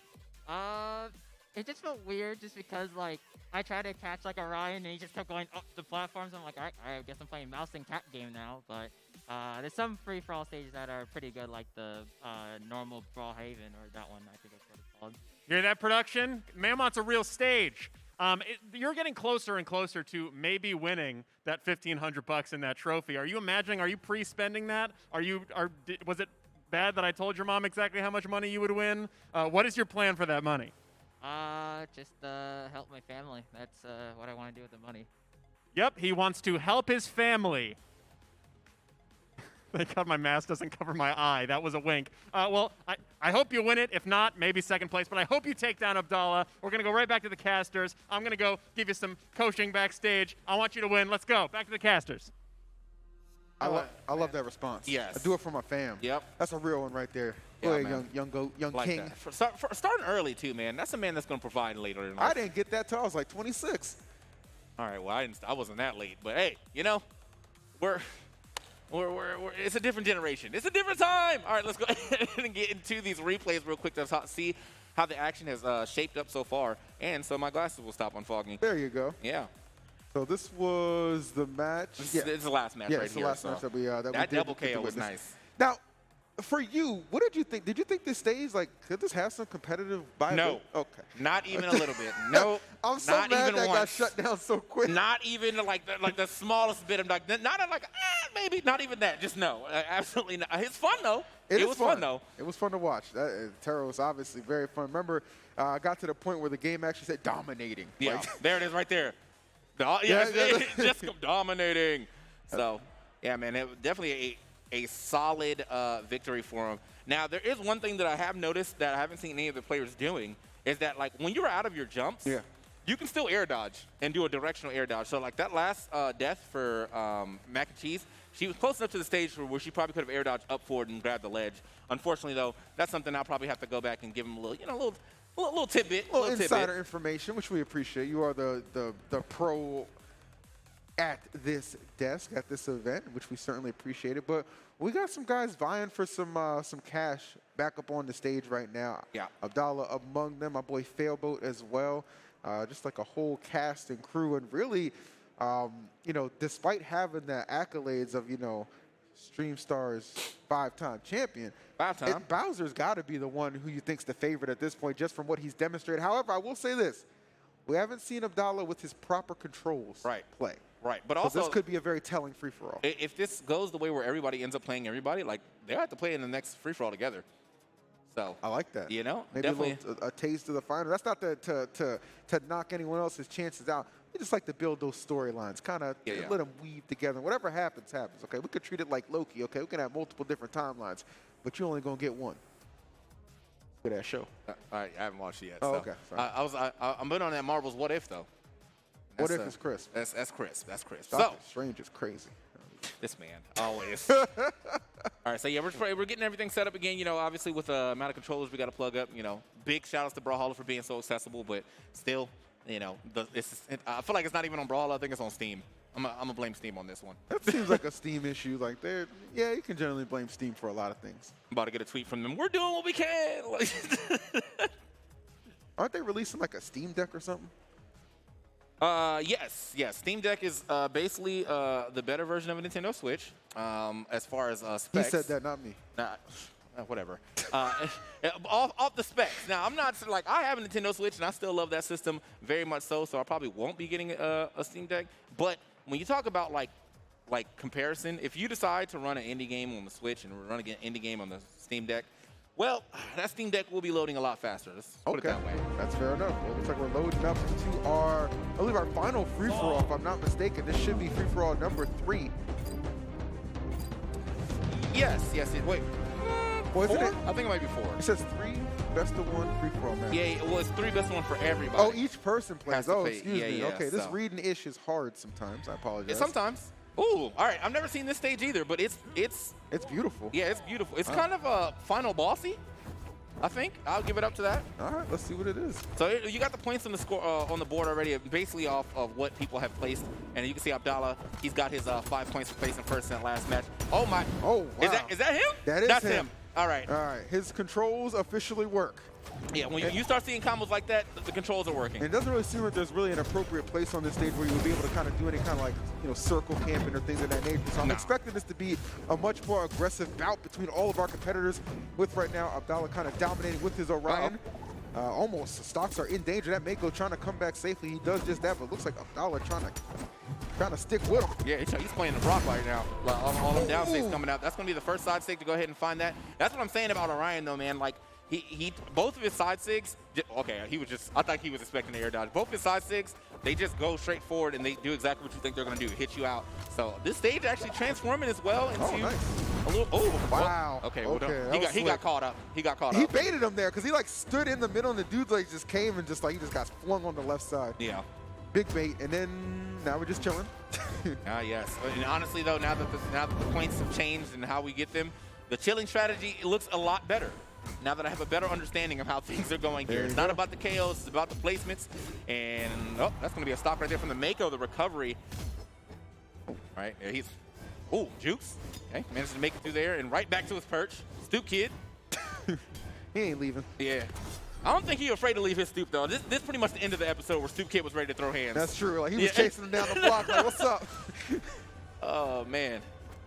Speaking of, is Hey Arnold in that game? Oh, Helga is. Helga is for sure. I'm sure Arnold's coming. Man, they better put Gerald in, bro. I need Gerald DLC. Gerald DLC might be a thing. Yeah, all right, here we go. That's going to be gone, unfortunate, though. Ooh. Dominating.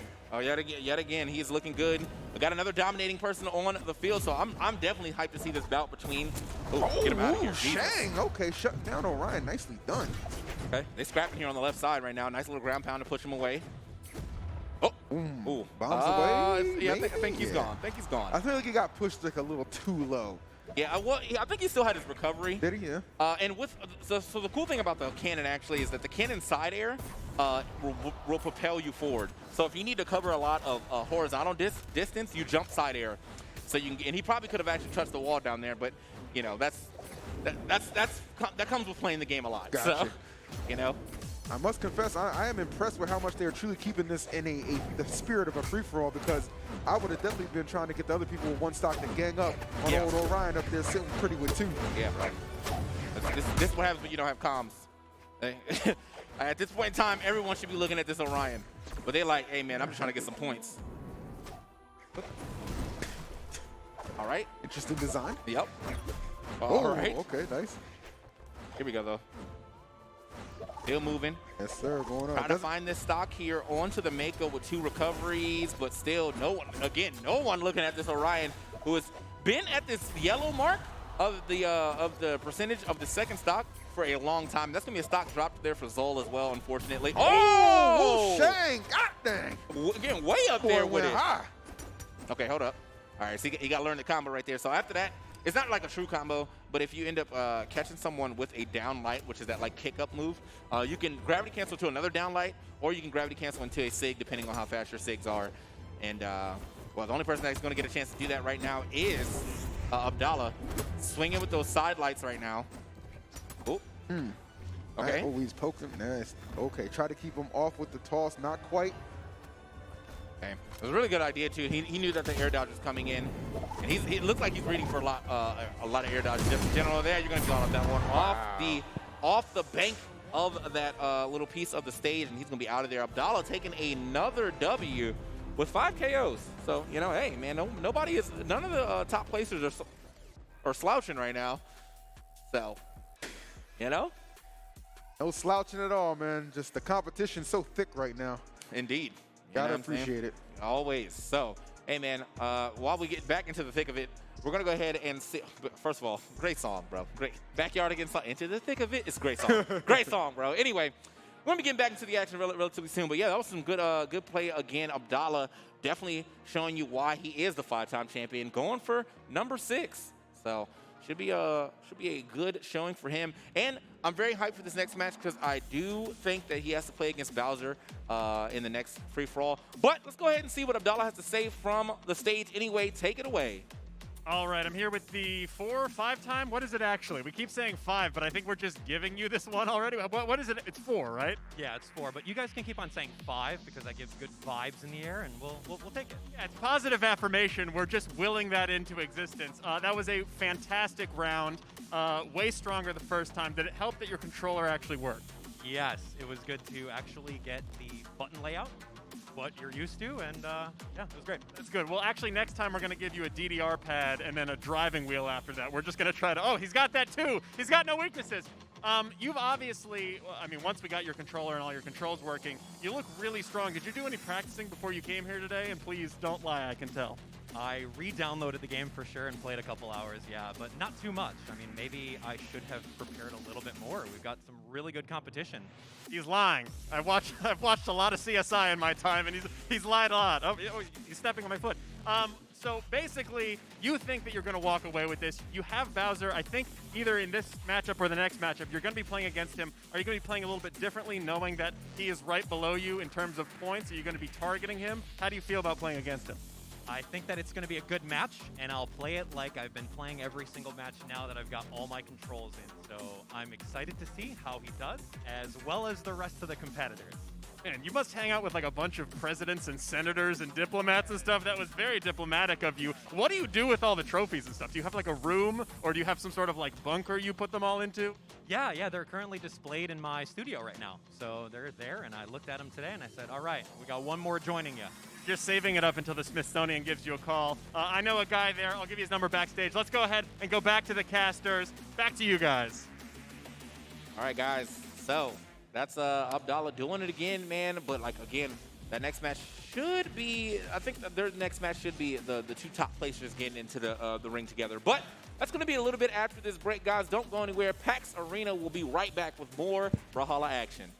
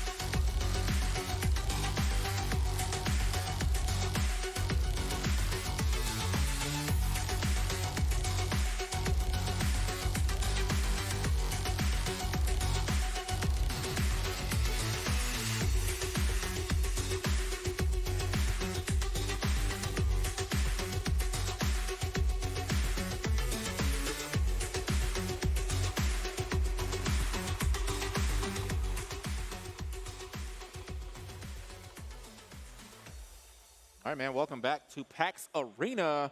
Back into the Stream Stars action with the Brawlhalla. Now, this is the matchup that I think I'm pretty sure I saw both of the people that want to play or wanted to play sit down.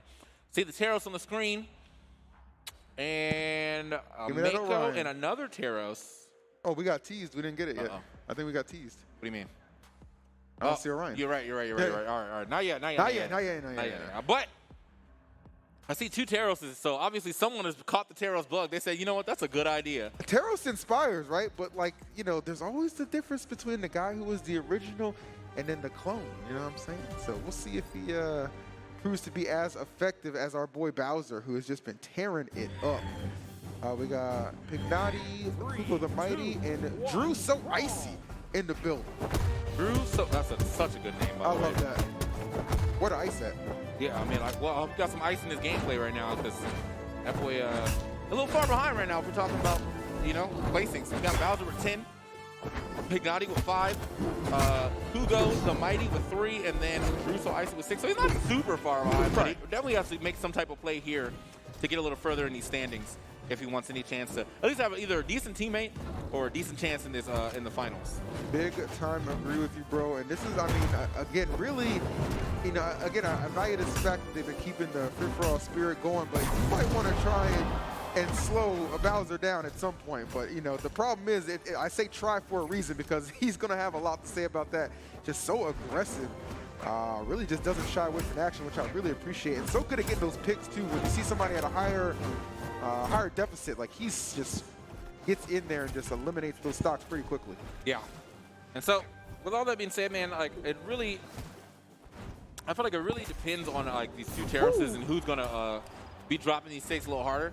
Right now, though, looking at, I wasn't really paying too much attention to him, but this Zol still sitting on his first stock too. Oh, not anymore. Okay, well, you've been found. See, what you did right there is you put the target on his back, and Bowser was like, "Oh, bet." Let's see, I've been trying to do that the entire time, but no one's taking the advice when we say it's time to team up. You know, y'all better hit this Avengers Endgame, whatever it takes to get this man off this first stock. I'm telling you, bro, because he definitely looking like Thanos the way y'all getting deleted. God, dang. Yeah. Here we go now. Oh. Yep. Okay, that's another stock just dropped. One. Listen, bro, I forgot to go back there and tell the players about the air dodge. You can still air dodge if you have it already. If you haven't used it within the last 3 seconds in the air, at least. Uh-oh. Okay. Oh, wow, he was patrolling like he was not going to let you get absolutely not making it back. Did he just get berserk? Okay. Well, that means that he's oh, that could have been the stock right there on him, but a little late on the sig, and a side sig or side air. He's going to find the hit, but not enough for the KO yet. Imagine if he ends this with all 3 stocks still intact. I mean, and the crazy thing is, it's not impossible. Man, what's the? Y'all need to just team up and just agree we're not gonna let him 3-stock us. Okay? Bro. Attack the pink one. Yes. Like I can't remember the. I feel bad because I can't remember the jingle for in game, but like that needs to come up right now, bro. Get him. Oh, there we go. There we go. No 3-stock. No 3-stock. All right, it took a little bit, man. Look, we're not going against you, Bowser. You're just going too crazy up there, bro. Bowser, you're going to hurt some feelings, but they're not going to come back. Yeah, you got to bring it. It's about to be Stream Stars with just 2 people. All right. So now, they are definitely looking at him now, but I think it may be too little too late. He is very close to getting this lap. There it is. Goodbye. That was so slick, bro. He went above the platform, so you might not have seen him fall through. Yeah. Get that spike. And now, it's all up to what he can do here in this 1v1. You can see this Mako, a lot of distance there on that weapon, and a lot of moving on these SIGs as well. You can hold that surf to like go off stage too to make it even safer. But right now, man, it looks like this Mako is just like, look, man, please. I'll pay you next week, I promise. Oh, hey, good bomb throw. I guess this Mako still with some maybe with some hope of maybe being able to just kind of take his time and bring this back and steal first place. Not going to happen, though. Taro's a little too efficient, and that's going to be 8. What did I tell you, TK? 6, 7, 8. His KOs have gone up by 1 every single time. He knew what he was doing. That's insane. Bowser the God right now, man. The young coach. My Lord. Now, I don't know if he can get 9 in his next one. I think it's actually legitimately impossible. Okay, well, but, hey, man. Not for him. maybe for us mere mortals, but not him. Not for him. Oh, man. Well, All right, so well done again, Bowser. Another dominant performance, just keeps increasing that stock count as he just slays through the competition. Really, all eyes on him as far as maybe breaking that streak of Abdallah. But you know what? Let's go ahead and hear from him once again. He keeps winning, so he might as well keep talking. Alex, take it away. With the Prodigy, Bowser, after an 8 stock win, how does it feel to completely dominate like that? Feels good. Feels really good. I would assume as much. That's literally never happened to me once in life, but I'm sure dominating does feel good. Do you think you can pull off the 9 stock, the 9 kill next time, especially since I think you're going up against Abdallah next time? Is that what you're still shooting for?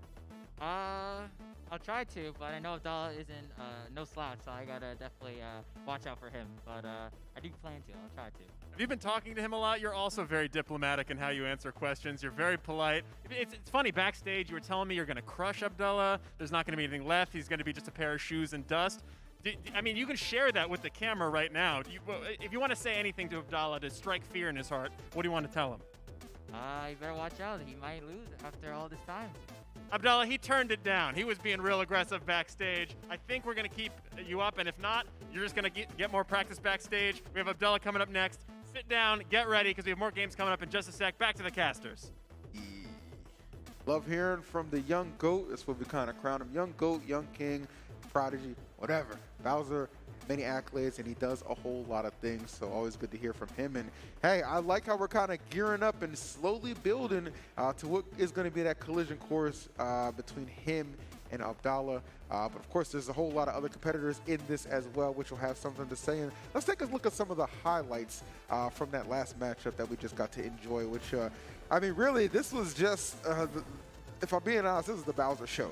He just put on another clinic, and again, every single time we've seen him compete, he just raises those KOs as he goes. He got 6, 7, and this was the 8th showcase. Got that berserker call from the game itself. That's how you know you're just a problem, TK. Yeah, I mean, the ground pound was just so serious. But yeah, man, like no one was stopping him today. Now, one thing I am noticing though, people are definitely burning their jumps a lot faster than they need to. You got multiple jumps, but you obviously don't want to do them all in one large jump because now you're just arcing, you know, like down. When you want to like stagger them so you can like bounce back to the stage as well. But again, small tidbits for me that I probably should go back to the background and actually say, we'll do it soon. We'll do it next break. Next break, I got you. We'll get around to it. Don't worry about that. Yeah, man. So we got more people setting up. I see Abdallah stepping back up. Then I also see Mac and Cheese on there as well. There we go. There we go. The homies in the building, Failboat as well. Everybody's up there, squad. So we got, I think this should be everyone's third match here. So I think we're actually kind of rounding out past this third section. And then we're going to get into the 2v2s, which should be pretty fun to watch as well. Yeah, the 2v2s are going to be cool. If you guys are wondering about that, like after the everybody has played their 3 free-for-all matches, you know, again, they get their points from their placement, and then we're going to go ahead and split the players into teams of 2, actually, with, like, for example, like, first will be with 8th and second with 7th, et cetera, et cetera. Let's take a look at that. We have that leaderboard, and we can maybe take a look. There it is. Yes, we do. And Bowser's and Abdullah, first and second, respectively, but 5 KOs, TK, separating them. Well, no, it's points, 5 points. So, but the thing is, though, if Abdallah wins this, then they're tied. So true. Yeah, because it's 5 points for first, which is kind of just what I've gathered. Here, not too far behind them, though, is Pignotti and Drew So Icy, though. So got to give it up to them.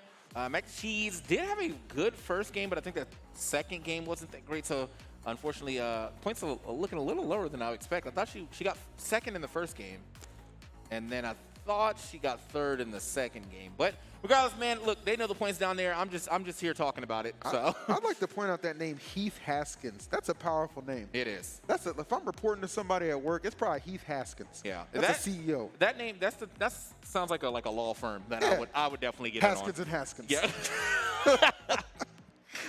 Definitely get it on that law firm for sure. But yeah, man, we got to get the button checks done real quick. Make sure everybody is good with their controller, and then we'll be right back into it. For y'all still sitting out there, I know you can hear us deep into this little expo hall. We got chairs. A lot of them, by the way. A lot of them. A whole bunch of chairs, bro. I see a lot of people kind of they're watching. You know, they're watching from the back. But you see this guy over here in the top right that's waving? Talk to me. If you were in the front right now, you would have been seen, bro. That's true, bro. Exposure is how this business is ran. At the Don't beginning. let it. Oh, yeah. After a while, you got to stop working for exposure. But right True. now, man, like, you know, let's Right now, just take what you can get. That's how we take roll. what you can get. Take what you can get. It's a wonderful thing. Again, shouts to this beautiful production that we're a part of. We don't get to, I mean, it's actually kind of cool for us because last week we did Beyond the Summit for Smash Bros. And then we come to PAX. And, like, that's just back-to-back insane production. Yeah. You know, we'll be getting back to webcams next weekend. I was just about to say that. I was like, and then we go to Riptide. So, yeah, man, you know, so those C920s going to be busted out real nice. Real. Are we fired? Are we fired? Probably, bro. I hope they're not. Look, I hope they're not watching. I'm about to get that hot text from Dash like, hey, shut up. Hey, about that. Like, nah, everybody's doing their thing, man. We're just happy to have events in person returning, like in any capacity. So it's all good, and this will continue to roll on momentarily. Just looks like we got a couple players just testing yet again their controllers, their buttons, all that good stuff. So you can see what we see right here. This is what you don't see this. You see this. Yeah, you don't see this. You don't see that. You see this. Right this there. You. This right, you. Y'all see? Right there. This is us. This you. Yep. This us. This you. That's what. Just in case y'all forgot. Yeah. Us. Us. You. You. There we All go. right, You know what I'm saying? All right. So we are. I think we're just getting the button checks done real quick again. I see someone I see someone on Cassidy. I don't know if they're actually going to play Cassidy, but I do think that she's really good in this mode in free for alls. I think Cassidy is, you know, as I was telling y'all earlier in the stream, she has a nice. She has 3 nice SIGs on her hammers, and on top of that, I feel like her gun SIGs are pretty good too. Like I think they're pretty straightforward. The Ford SIG is just 2 shots in front of her. The neutral SIG is 2 shots above her, and then the down SIG is a bunch of shots this way that spike. Keeping it simple. Yeah, she keeps it super simple. A pretty good fourth on all of her SIGs as well. So whoever that Cassidy player was, I mean, I'm just saying, if you were thinking about it, that's the TK Breezy seal of approval, you know? Thumbs up. Why not? If you were thinking about it, you know what I'm saying? If you weren't thinking about it, you don't got to do it just because I told you. But I'm just saying. You know what's going to be cool for the next format we're going to play in the 2v2. Very interested to see not so much who teams up with who, but if anyone has any objections to a character somebody selects. Like, nah, you're not going that Mako with me. You know what I'm saying? Like, just pick Taros and just start swinging. Hope for the best. Yeah. Nah, I mean, I'm.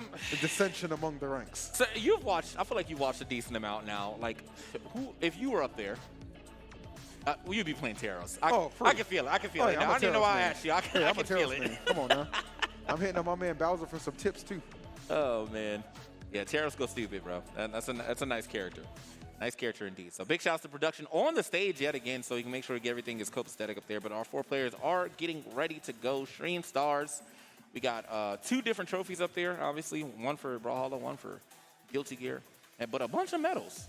Everybody gets a medal. Those are participate. There's like 40 medals up there, and there's 8 players. So I'll be honest. I would like to participate in this just to get a medal, just to hang something up. Yeah. Well, I do have this trophy I got. Oh you my got the goodness. Smashy, bro. Oh, I got a. Well, do I have that one? We won 3. I think we all have one. Okay, cool. Yeah, we run the game. You know what I'm saying? Online cast sit back. Anyway, I also have the karate trophy from when I was younger too. Okay. How much younger is younger? I think I was in middle school. I'm pretty sure that's around the time I was doing karate as well, or taekwondo. Yeah. But yeah, I didn't get too far. I think I got to I might have got to blue. I think I got to blue. So I remember the only reason I stopped doing karate was because I watched Rush Hour, and I was like, I'm just meant to be the funny guy. Like, that's fair. Not my I role. mean, yeah, he was kind of slapping too, though. Yeah. In the second one, at least, I think he learned some in the stuff. second one, but by that time, it was too late. Yeah. And they had moved on from me. Good set of films, though. But yes, we're going to move on to some gameplay here momentarily. See our Keith Haskins. What a powerful name, brother. Powerful name. That's powerful. Abdallah. Hi. Making sure his controls work real quick. Also, fresh jacket, bro. That's a nice I know jacket. he's been rocking that jacket for a minute, bro. I'm always jealous of where he got it from. Finally got him to admit it was from like a UK site, and I think it's out of print. So he held out long enough so where nobody can duplicate the drip. Impressive. Yeah, you know what? That's impressive. I still have that one like Nintendo World jacket. I might have to start bringing that back out again. Which one? Like the gray one, the gray like Letterman almost like. Oh, okay. Yeah, I know what you're talking about with the patch. Yeah. I might have to bust that back out. There you go. A real exclusive on them. So, but Yeah, man, we're back to the desk, man. What's up? Thanks for hanging out with us again. It's TK, EE, PAX Arena, doing it up. If you guys are listening to our voice in here, again, I'm going to have to remind y'all that we do have a lot of chairs. And I know that walking around can get tiresome sometimes.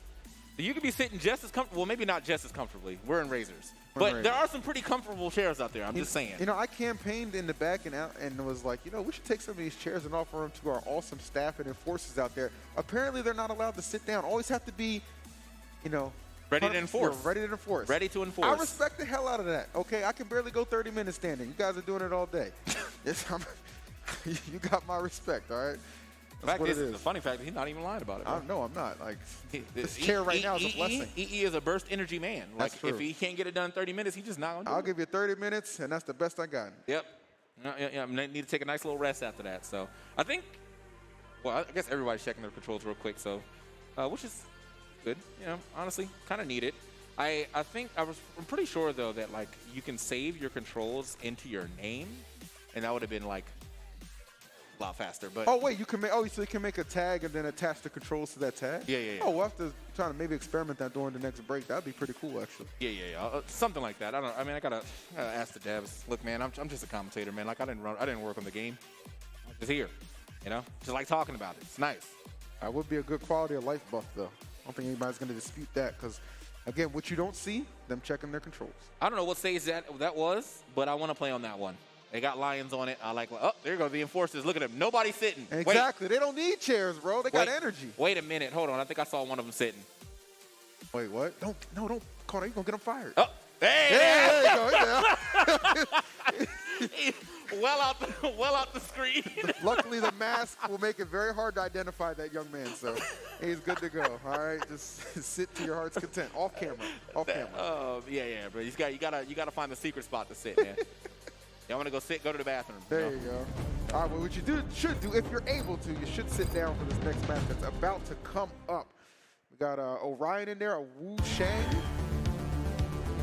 Oh, they cut it off. 3, 2, 1. All right. Oh, Queen 9. Oh, this stage is. Oh, this is like a techno kind of. Oh, cyberpunk. Yeah, I like that. All right. Dang, if this is like another stage that you haven't even seen that much. No, I've seen this one. I was gonna say they must be really selective on what they allow for competitive play. But yes. there's like 40 stages in here, and I think we play on 9, which is still better than Smash. That's still generous. Yeah, I was that's like, still better than Smash, something like that. So, but yeah, man. Big shout out to Steel Series, who was popping up. This is the Steel Series play of the game. It's just over there on the side, though. Big shout out to Steel Series, though. Here, hold up. That's going to be a Steel Series stock take there on the left side. Go the Steel Series Steel, if you will. You feel me? Oh, and that's going to be the Fusonic Charge elite gameplay from this Elite Orion. I love it. All right. See some fluid gaming combinations. Okay. Definitely. Oh, I see it on the side there. That was a fluid game combination right there. Attacking as sharp as a razor, if you will. You know. All right. Now, they are definitely scrapping up here at the top, but it's taking a little bit for one of them to find the stock. Oh, that was actually a good hit, which there's like no damage onto this Wu Shang, so. Didn't really amount to anything. Both Orions sitting pretty here at 3 stocks apiece. They're a very strong character, as you can see. Oh, almost went down to Queen 9, but this stage is pretty generous in its size, I want to say. So Brawlhalla now going to elect to just kind of take his time on the right side, getting a little bit more into the fray now, no? Okay. Out of there. All right, you can. Oh, he almost had that. I like the idea of like waiting for him to pass so he can get the side sig. But I think there's a stock up there taken by Mac and Cheese. It's been technically 2 1v1s going on, and well, Mac and Cheese is getting the best of hers here at the top. Okay, good recovery. Waited out on the jumps and the recovery to make sure that we can get back to stage. That's going to be it. Nope, going to be able to touch the walls there. Very good recovery right there from the second Orion as well. Oh, and that's gonna be another. Look, she was big posted, big posted up there. All right. Unfortunately, though, like as I said, this is more so about the placement than the stocks. Otherwise, she'd be sitting pretty nice right now with the. Oh, wow. Jesus! I'm telling you, bro, this chaotic environment of a free for all, like that bomb just comes out of nowhere and just boom, somebody's getting clapped. Yeah. Right. All right. And 3 stocks sitting clean. Abdallah knows this. And just because of that damage he has accumulated, he's trying to keep some space between them, but not enough attention is going to this man. And I fear that will be the other competitor's downfall. Yeah, no, it's again, it's another one of those situations where it might be time to team up, like the dun, dun, dun, dun, dun, you know what I'm saying? Like, it's time, bro. What are you doing? Y'all got to get it together. Would be nice, but I feel like Abdallah just has the strategy down right now. Like, he's just chilling either on the right side or underneath, like in the middle. Okay, well, look, now this is maximum chilling up there. She was literally still, like this, just big hanging out the top. Unfortunately, though, like the thing is, yeah, these two have to fight for last place right now. And I think if we can get another neutral sig from Mac and Cheese, she'll most likely be able to take it. Oh no, they're hunting now. They're hunting. She's out of there. Okay, she managed to secure third at the very least. But they are hunting. They said absolutely not. And the Orions look like they got a little alliance going on. That's going to be a stock off of Max Cheese. He managed to at least take the third place one, and now it's going to be up to Abdallah and this other Orion. So they make it happen. I think it's Heath. I think he's still up right now. That is my man Heath. He's the CEO. Haskins and Haskins, all right? Yep. Trying to let y'all know. Yep, Haskins and Son, you know? that's my jam right there. He's getting sunned right now. Good Lord. I mean. All right, yeah, this is like a lot of damage here on to Abdallah. And yeah, he could lose his stock relatively quickly if anyone found, or if Haskins was able to find this hit. But he's a little obvious right now with the telegraphing of the ground pounds. Okay. I will say this, one thing that hasn't happened yet, I don't think we've had a 3 stock in the free-for-all. Oh, and we are certainly not going to stop now. He said, get that out of here. Absolutely. So here we go, man. Off the top, big damage right there. Boom. I like it. Okay, now Heath, though, even though he was able to get the stock, he still has so much to work for. I like that catch right there. That might actually be the stock. Ain't no might about it. That's it. Well, he was right there at the wall. I'm kind of I think he just kind of like, you got it. You know what? He got hit with that. I was like, you got it. He's I'm more of a doubles player anyway. Let's move this along. Let's move this along. Need a teammate real quick, you know? All right. Well, that's going to be another great showing for Abdallah. And I'm pretty sure that's it for all of our free-for-alls for sure. Everyone played 3 times, so the free-for-all standings should show as said. I think Abdallah is now tied up for another 15. He's got 15 points as well as Bowser. So easily the top 2 in the leaderboards right now. They are popping all the way off, but eventually they will have to play each other. I'm saying, man, I don't know, like somehow they avoided each other in the free-for-all stage. So that was kind of like maybe like, oh, we're just gonna, we know what you want, but you got to keep tuning in to actually get it. So maybe doubles will have a chance to finally the bracket got rigged for sure, bro. I feel like they were supposed to play and they were like, hold on, this looks too good. Let's save it. Let's save it. There's another path we could take. That's exactly what they did. We just swapped this guy over a little bit. But anyway, man, we're going to go ahead and swap over to this interview real quick. Let's talk to Abdallah again. Alex, take it away. There comes a time at every PAX arena where I talk to Abdallah for the 7th time and wonder just what I haven't asked you. So I guess, do you have a favorite color or something that we can go over? Just something I haven't asked you yet. Do you have a favorite color? Blue. Okay, blue. You heard it here first. Everyone who can hear my voice at PAX. The man loves blue. He also loves winning. You went into that feeling super confident. You came out looking really strong. You were playing a little bit defensively. Is that going to change as we go on further with the competition, as we start to go into those one-on-ones and stuff? Are you still going to play as defensively, or are you going to try to kick it into gear? Well, this format's a little bit different than what it was before, since it's all stock-based. So the game plan is a little tweaked, just like you picked up on. So, yeah, I'll continue playing a little unpredictably. How about that? No, it's a steel cage. You can't get anything out of unpredictably. I don't even know what he was going to say. I was like, wow, I'm learning stuff here. Again, you have not seen the other person at the top of the leaderboard, which is Bowser. Have you been watching his gameplay backstage? Have you picked up any hot tips or anything you're going to take into your gameplay? Yeah, he's got a pretty mean Taro, so I'm excited to see exactly how that's going to go in a 2v2 and 1v1 kind of setting when we're not really worried too much about spacing out people and like stalling out the match. How does that match up? I'm not familiar with the Taros play. How does that match up with Orion? Is that something that you can deal with, you know, the play style of the character super well with your character? Yeah, I don't think it's a counter pick or anything like that. It's pretty even split, so. Okay, you heard it here. It's anyone's game, but it's definitely his. We're going to be back with more Abdallah probably many more times, so we'll ask you what your favorite food is and stuff. But let's go back to the desk right now. We'll talk backstage. All right, man. So I like what Alex did there, mixing it up with the Yeah. color question. Because at some point you're like, well, what the hell else can I ask you? yeah, man. I've talked to you so many times now. It's Did you just like- expect to win that hard? Yeah, You know? yeah. So, with that being said, though, like when we split into the 2v2s, there's going to be some interesting teams. But let's go ahead and check these replays for this last match, man, so you can see the type of counters that we were seeing. And that was, all kind of action happening there on the left side. Obviously, that's going to be a really good platform to fight on. Good neutral sig there as well. But yeah, this was a pretty action-packed fight. It was. There was a lot going on, and I thought really Abdallah did a good job while still being pretty reserved. He was just like, you know what, I can just at any given moment explode too and just kind of dominate at portions of this match that I want to. And I think that's again why we've heard from him for the third time in a row. If you keep in mind, actually, we've only had 2 people get interviewed. Right. Like Bowser and Abdallah, who are tied right now for first place. You see them respectively 15 points apiece, but not to be ignored. Pig Naughty and Drew So Icy with the 8, Failboat with the 6. A little bit of a come up for him. And then Heath Haskins and Mac and Cheese with the 5. And then Kugo, the Mighty. I look at somebody right Yeah, I now, was but gonna hey, say, man, maybe in dubs. Because, the struggle. Jesus. So, we got, as you can see, just looking at the screen, you can kind of tell what the teams will be a little bit. Abdallah and Bowser will have, one of them will get Kugo, one of them will get Mac and Cheese. Yeah.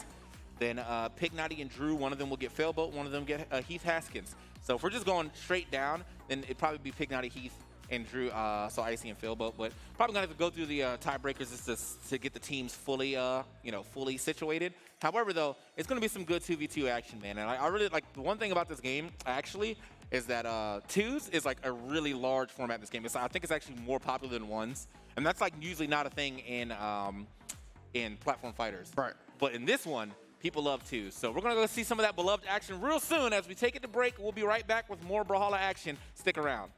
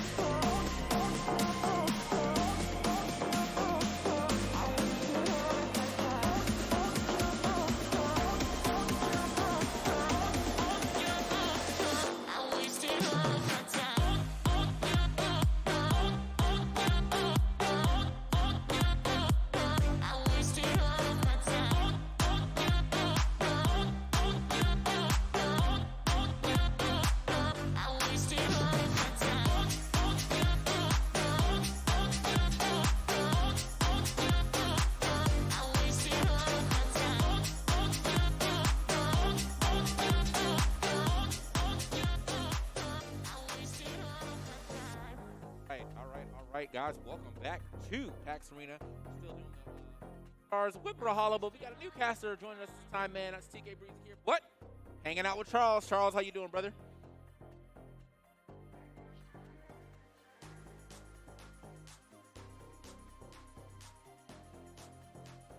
Yeah.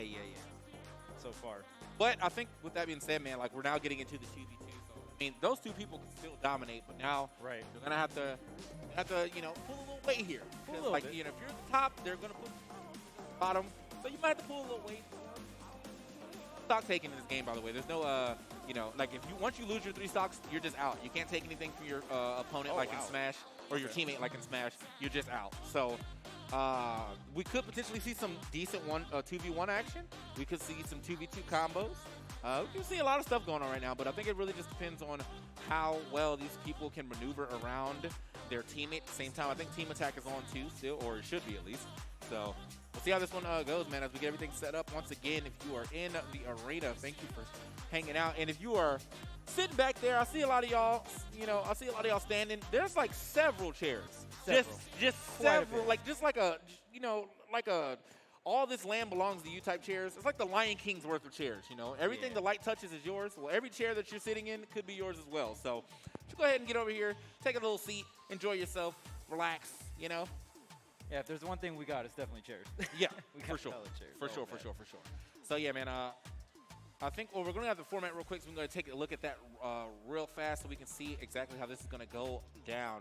So this is round 2 now. We finished round 1, 4-player free-for-alls, points based on placements per game. Now, there's 2 people who place first in both, or in all of their games. It's Bowser and it's Abdallah. So they're at the top, and then there's a bunch of spread under that for how those people have placed. So now we're getting into the 2v2 round robin. So what's going to happen is that one of the top placers is going to team with one of the bottom placers right now, and then it's going to keep going down like that. So it's 1/8, 2 7th, 3 6, and then 5 Right. 4.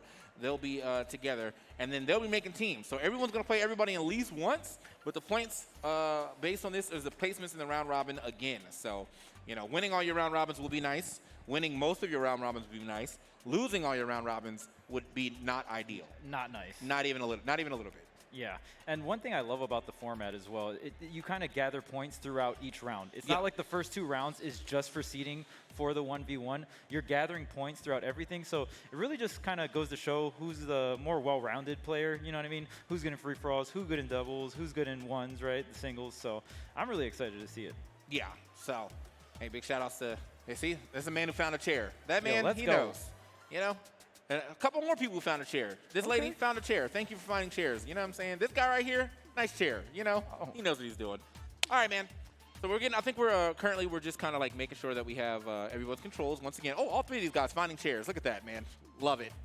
So, and the Adidas hat too. Let's go. Ooh, Anyway. Okay, clean. Looking nice and clean. So yeah, man, we're gonna go ahead and get everybody set up though. We got to make sure that the controls are correct for each player. That you can see them actually going to swapping it up. Well, you can see them on stage. I can see it. They're swapping them up right now. It's gonna be a pretty interesting game. I see Bowser here, and he's gonna be playing up first. So it's gonna be nice to see how this one plays out, man. Yeah, Bowser definitely. Well, I was told that you told me he said he was platinum. So I mean, Plat. definitely almost pro. Yeah, the almost pro series, and we'll see if Bowser can carry his way to victory. I mean, we've seen him shredding it up on the axe, of course, and yeah, it's interesting that you can't take stocks in Brawlhalla. So it's like, I wonder if we're gonna see like people, 2v1ing focus in the beginning, or even like the late game, kind of just like 2v1ing there. And wow, going up against Abdallah right off the bat. Oh, okay. Okay. I'm kind of down to see this. Yeah, I feel like they had to do this. I thought they was going to save it to last, but honestly, I feel like putting the 2 top teams together just to start to see like who is going to move a little further ahead is nice. Oh, yeah. All right, so just getting all the controls ready for you guys. And yeah, it looks like we're just setting everything up. Yeah, man. So, welcome back, TK, Charles. We'll be doing it up real soon. Got to make sure that we got all the stocks going. 3 lives. I'm pretty sure team attack is supposed to be on. Hopefully, I didn't actually look at the rules, but we'll just hope for the best. And if not, hey, it's a casual thing. Team attack makes things a lot more competitive in a way, but also so people just can't be spamming SIGs through each other. Right, right. There's definitely some strategies with team attack off strategy. Yeah. But the Throwing thing about projectiles, all that jazz. the thing about team attack in this game is actually if you hit your teammate, they do take reduced knockback, so that's still good. Okay. But okay. like you don't want to just be hitting your teammate. Right, right. Not on purpose. And it's not like a crazy amount of reduced. Like if I hit both y'all in red with a sig, you're both probably gonna die. Okay. But, okay. But it's still some level of reduction to try to somewhat avoid a lot of team kills in this game. All right, we got the Team Orion. Let's go. All right, so these maps a lot smaller than some of the other maps we saw in Free For All. Yeah. So this is a competitive map. This is actually a map that they would use in tournament. So weirdly enough, in this game, a lot of top players do not actually like playing on like tri-plats or just plats in general, except for like one moving plat, which is like a hard contrast from Smash, where tri-plats is like such a common thing. Yeah. So let's see how this double Orion does, though. The team attack is indeed on, so you can see them actually hitting each other a couple times. But it's going to be Abdallah and Mac and Cheese. Oh, no, it's actually not Mac and Cheese. That's going to be Abdallah and I think that's Haskins. Because Mac and Cheese is, I know her. So on the other side of them, we got Bowser and Kugo the Mighty. I'm not sure how these teams actually face off like this, though. But whatever, man, we're in it. This axe is hitting, though. Bowser, wait, off stage, though? Nah, not going to be able to finish it off there. And that rocket lance it's crazy, man. That side sig be hitting. Yeah, for sure. So there we go. Got to say that's Abdallah and Heath Haskins. So now Heath Haskins and potential sons doing it up right now with Abdallah. But yeah, man, like I do think this is going to turn down to how well can Bowser and Abdallah do at, like, I guess probably taking the stocks away from the weaker person on the other team, right? Right. So that way they can try to force the 2v1 relatively early, or just, making it much easier for them just in general. Otherwise, that's going to be another stock gone. And Abdallah, he's playing it relatively safe right here, but you can see this is Bowser here on the Teros, looking for a nice little ground pound, but went a little too far for it. I'm sure he's looking for a way to get this stock off of Abdallah, but I do like the idea of this double Orion. Okay, there it is. Okay. Find the stock. Oh, double. Oh, wait a minute. Okay. Tero's kind of going in right now. Okay. The axe be hitting. Actually, so now this is the thing, though. Like, he's definitely sitting in the red. Well, his teammate's already in the deep yellow, almost orange, which means he's taking quite a bit of damage here. So, and again, there's no stock taken. Doesn't matter anymore because he's on his last stock anyway. And this could be a hard situation potentially if this Zol drops his stock too early. Oh, yeah. They are hunting, though. Yeah. Abdallah definitely on the hunt there. I mean, Bowser's teammate is in the red, and man, right when I said it, I'm sorry, man. Okay, hold on now, though. This can still be done. I mean, 2v1s in Brawlhalla, like, they're definitely easily done, or can be easily done as long as you don't get stuck in the middle. Okay, looking for a big punish right there, but a little late on it. Looking for it again. Just kind of running through the stage here. That's going to be a nice hit there onto Heath Haskins, but he's still living. Yeah, and Abdallah just like kind of avoiding that whole scenario, just waiting for his teammate to come back. Oh, wait a minute, though. Okay. Yeah, he's getting a little too trigger happy there with the SIGs. And again, man, like, this is still possible, but like, he has to get this stock off of Heath Haskins like right now. Nice weaving, just juking everybody right there. But yes, the last part of the side SIG is going to catch him and send him packing. Yeah, Bowser just desperately looking for a weapon in that scenario, right? We saw him go off stage, finally get back on stage, but he needed a weapon to fend for himself. But man, the side sig just connecting there and just going to finish it off. Man, so that's going to put Abdallah a little closer to victory here. The 2v2s is going to push himself up. Bowser, unfortunately, was not able to clutch out that win, but it doesn't mean that he will be too far behind if he is able to take the rest of these wins here for the rest of the round robin. So, because in the round robin, if you don't know, for anybody who doesn't really go to tournaments, you play everybody.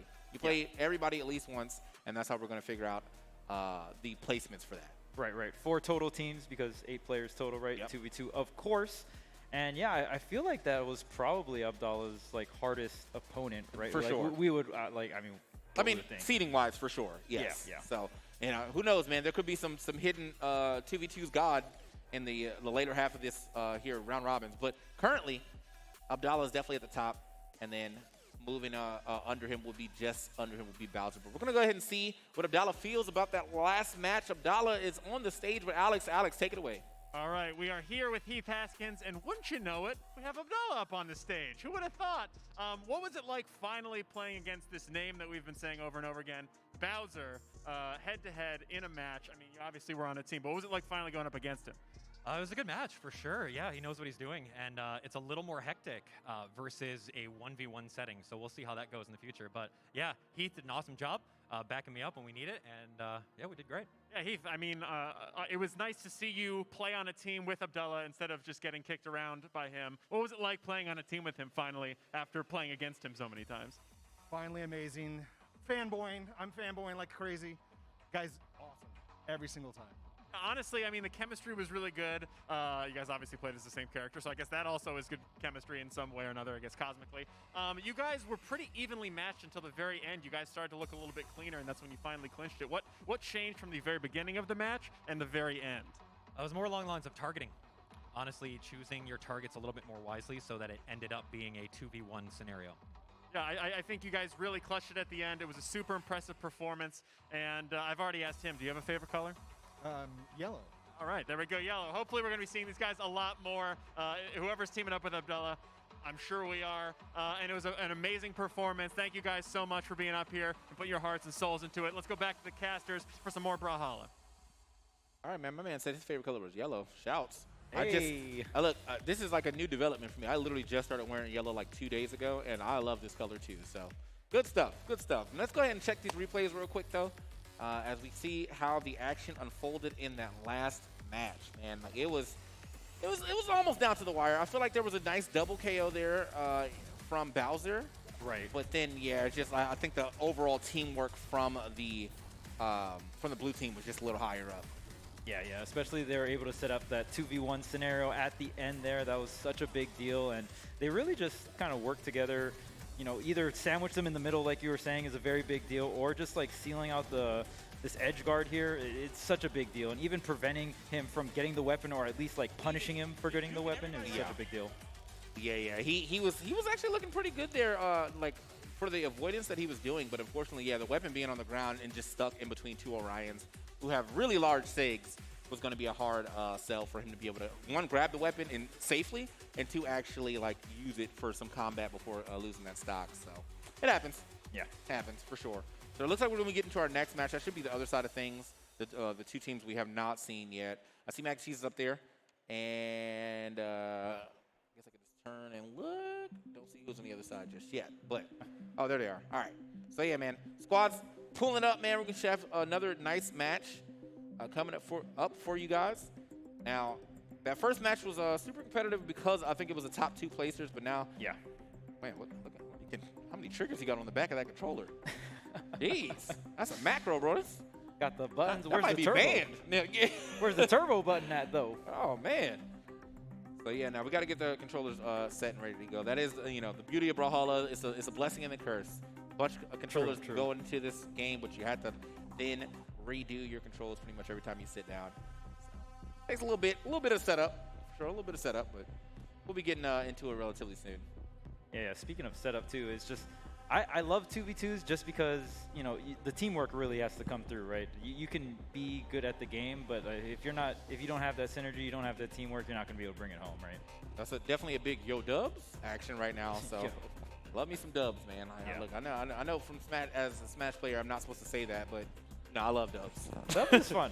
Dubs is fun. It's a lot of awareness. I think that's Yeah. the funnest part, right? Like there's a bunch of different games that like on purpose spread your awareness, but then you have to like try and do something. I always enjoy stuff like that, and doubles is definitely something along those lines, right? Yeah, man. So, yeah, as we set up one more time, I got the screen here showing me what's going on. We got a new update for the Chaos Reign Battle Pass, but also if you did not already know, we have a new season.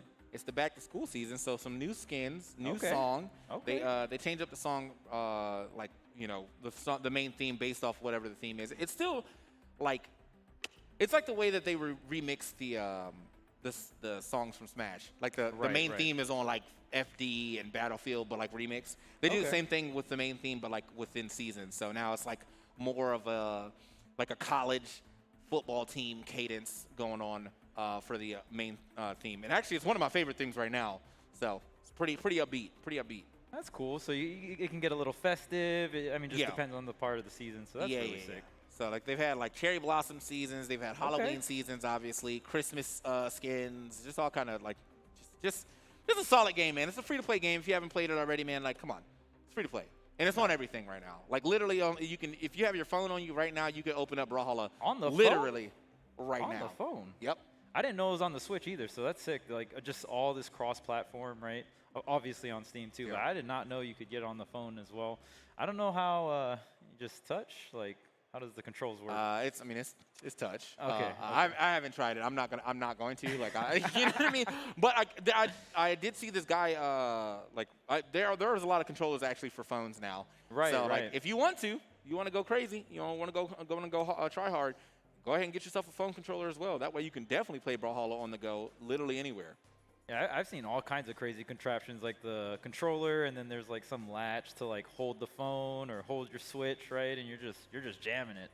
So also, man, I didn't even realize. I was just about to point that out. His mask is fire, bro. Is that a Rey Mysterio mask? Yeah, that is a nice mask, bro. That's kind of clean. Yeah, I have to give it up for that one, man. Rich. Look, I haven't watched wrestling too much like recently, but Rey Mysterio was easily my favorite wrestler when I was watching. Can we talk about the coverage too? Look at that. Bro. I'm like, it's really like it's all the way down to his chin, like under his chin, bro. Like, bro, you have to tell me where you got that from. I'm gonna need one of those for sure. Yeah, we definitely gonna have to get one of those. Like this Adidas one is nice, but I got big head, so like sometimes and I need that level of coverage you got. All right, so everyone just still getting the controls ready. Almost there, 2v2. So these are going to be the two middle seed teams, right? Looks like going up against each other. So maybe not so lopsided in terms. So I definitely feel like the teamwork is super going to matter in this particular match. Yeah, right? yeah. Because you don't have the two top seeds on your team. This is where teamwork's really going to pull through here. Yeah. All right, man. So let's see if this teamwork actually does pull through. As we are still setting, I think we're still setting a couple of the controls, but we should be getting into it relatively soon. Again, thank you guys for joining us here in the arena. If you're standing or if you're sitting, and if you're standing, you could be sitting. I need you guys to pull through. Yeah, pull through on these chairs. Actually. We got a lot of chairs. A lot of chairs, bro. Like you can actually put like 2 or 3 of them together, take a nap, Ain't nobody gonna stop you. No one's gonna stop you. Nobody. And you guys are at PAX too, so I know you guys be doing a lot of walking. Yeah. I'm just, my legs hurt just looking at y'all walk. I haven't even been anywhere yet. You're gonna have to line up 3 chairs yourself. Yeah, y'all gonna catch me in the next break, lined up 3, maybe 4. I'm pretty tall, but true. I'm gonna see me lined up. All right. Then again, thank you, and this is a nice little view of the show floor, the expo. Yeah. This is one half of the expo though, so like if you could look all the way back there, there's definitely way more expo as well. But overall, man, this is like it's a nice subdued PAX. Like I feel like it's not super crazy on the amount of people here. Everyone's got their mask. Everyone's being safe. Yeah. The booths are pretty well spread out, so. It's nice, man. It's a nice little PAX back to let us know that, hey, man, we can actually do this relatively safely. Yeah. That low-key kind of feel, you know what I'm saying? Yeah. And we even got some Guilty Gear friendly setups on the side here. I see people jamming it on the Guilty Gear. Great game, and we're also going to see some Guilty Gear later on today as well. Yes. So we'll be a little bit of Guilty Gear today. The Guilty Gear will be running throughout the weekend, I'm pretty sure, but we're going to get the pools and stuff started today.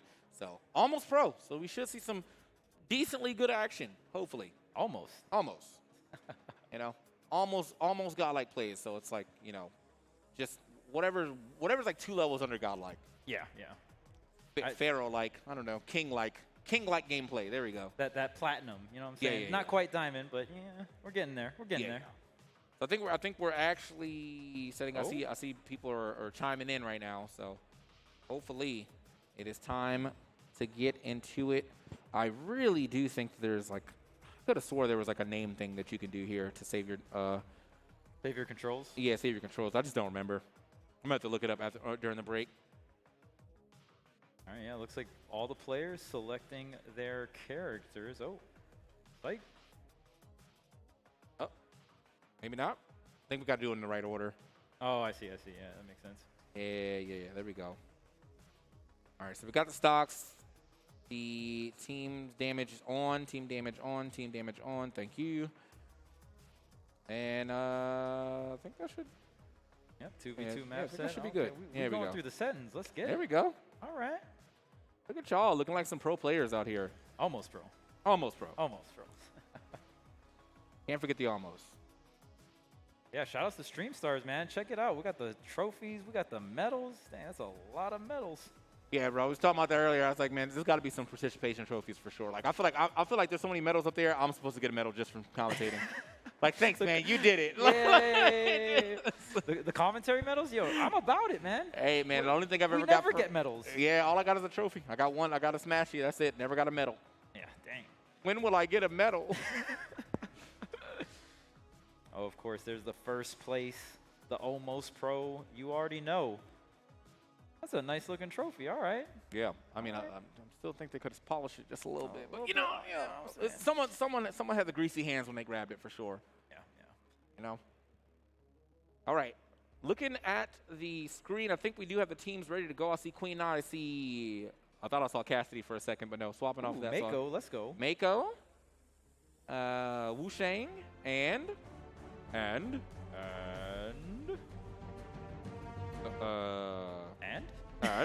and Olgrim. There we go. There we go. There we go. All right, so we're in it. We got the team set, or not, and Scarlet. Okay. All right, we got the Scarlet coming out. Shang. Okay. All right, here we go. We're getting into it, man. The teams are Queen Nai and Wu Shang versus Scarlet and Mako. The announcer. Yeah, the announcer and- type beat. Always got to hit that. All right. So this is actually I'm not really sure if this stage is currently legal, but it was legal before, so we're still gonna be a good enough stage to play on.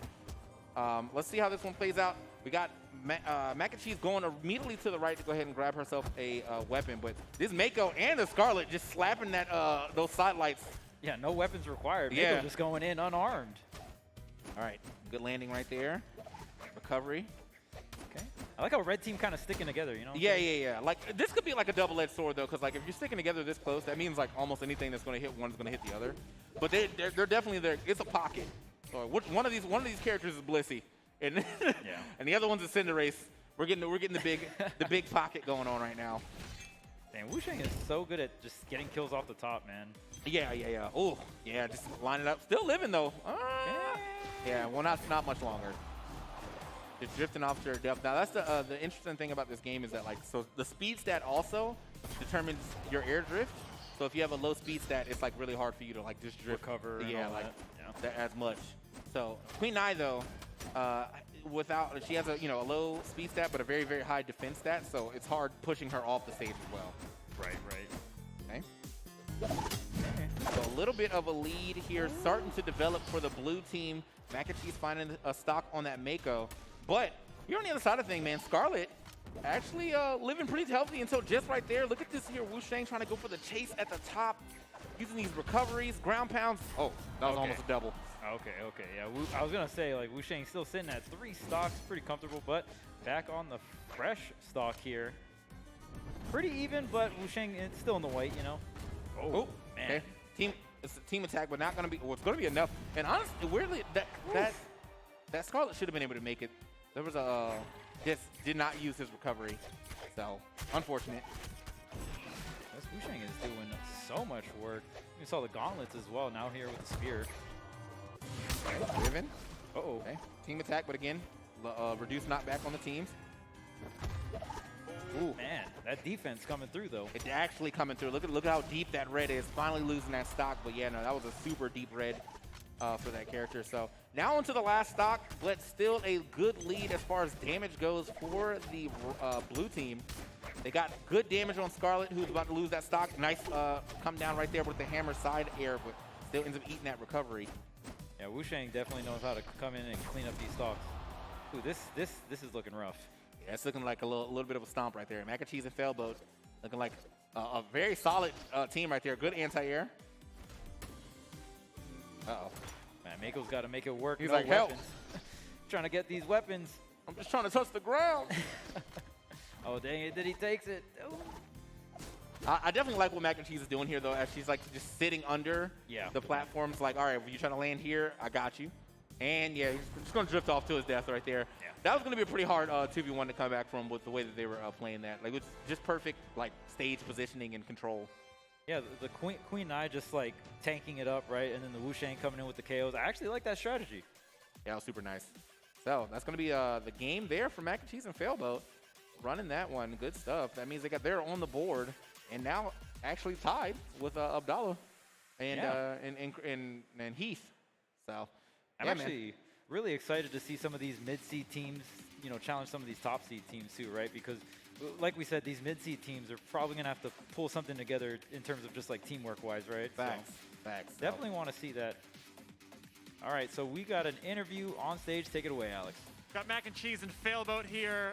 Mac and Cheese still laughing. I don't think she is able to comprehend that you won. Is that why you're laughing? Or I also saw you guys just won, but you also couldn't pull off a fist bump. So that was also. Can you walk me? Forget about the game. Walk me through what happened with that fist bump. I saw. So I'm gonna take you guys through it. There was a fist bump, and then yeah, this is what happened. So it went like that, and then they were like, okay, let's mulligan. You tried again, and then this is what happened. So as a team in the game, they're fine, but the second it comes to celebrating, they're garbage. Let's forget about the fist bump. You're crying. Are you okay? Production, can we get a napkin or something? She's crying. Yeah, you guys are, yeah, we're filming all this. How do you guys feel that went? How do you guys feel that your composition as a team was with your characters? How do you guys feel like you played together? I felt like, honestly, that was a pretty good set all the way through. I got to sit down and, you know, in free-for-alls, the enemy is constantly changing and constantly moving. That time I was able to group things up a little bit more and be like, oh, okay, they're clearly off stage. I have someone on stage to support me still. Different mentality, different gameplay.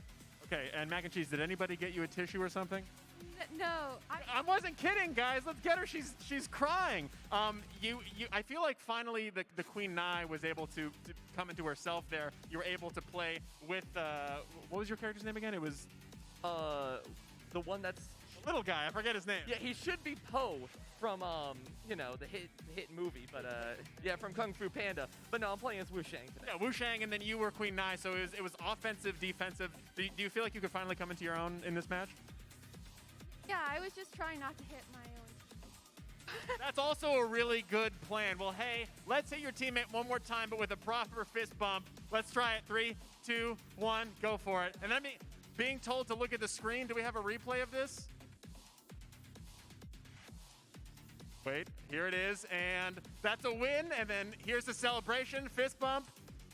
You put it up, oh no, and then oh, jeez, you had 2 different tries, and then in the beginning, he was like, I'm going to fist bump you, he holds it up, and then you're like, I got this, oh no, and then the second try, you messed it up.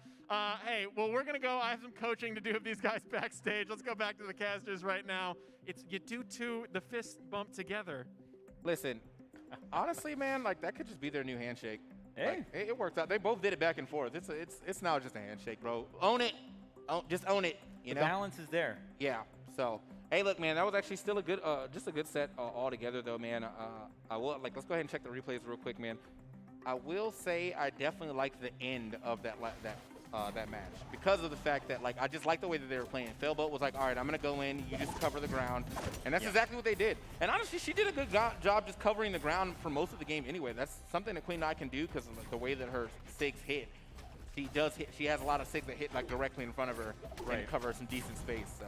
Kind of just utilizing that defense, right? Just staying center stage. You don't have the best mobility, but you can just kind of tank it up. And yeah, even just the Wu Shang even controlling all the items, it just, Mego could not get anything started there. And I just love the way they cleaned it out, and it was so, it was nice.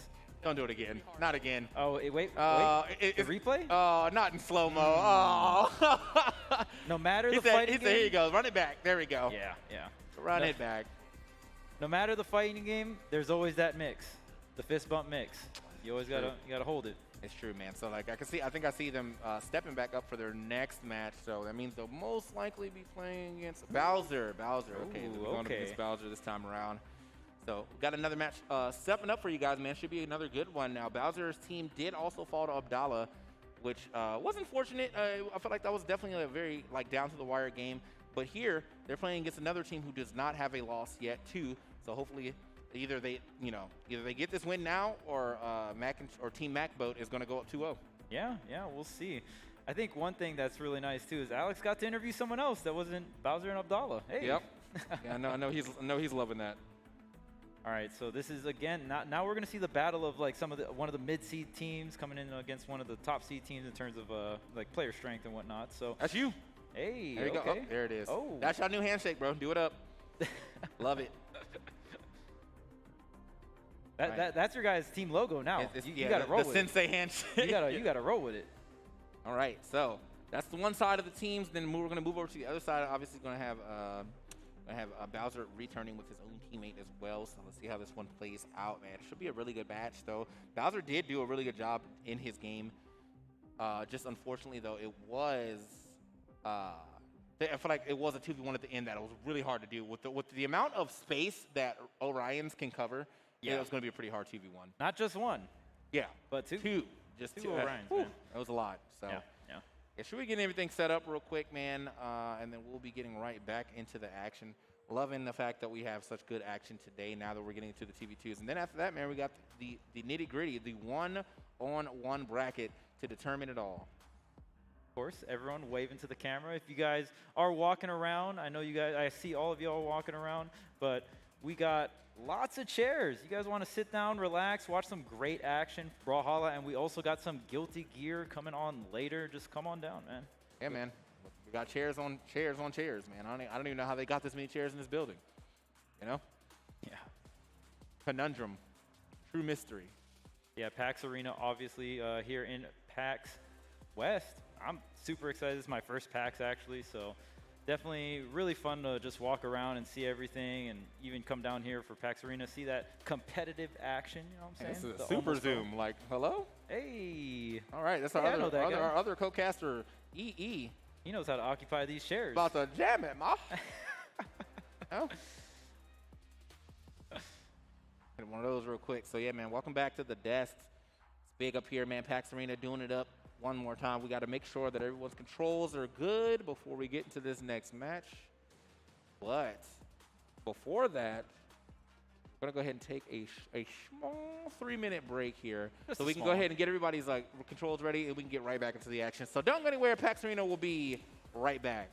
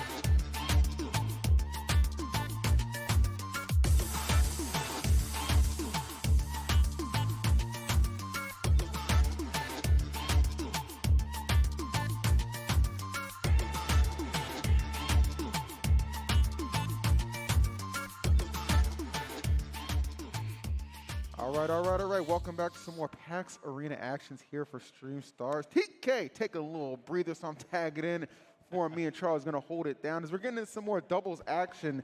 And as you've kind of, gotten a chance to watch Brawlhalla and kind of absorb and take a lot in, you got to admit, it's a pretty damn good game.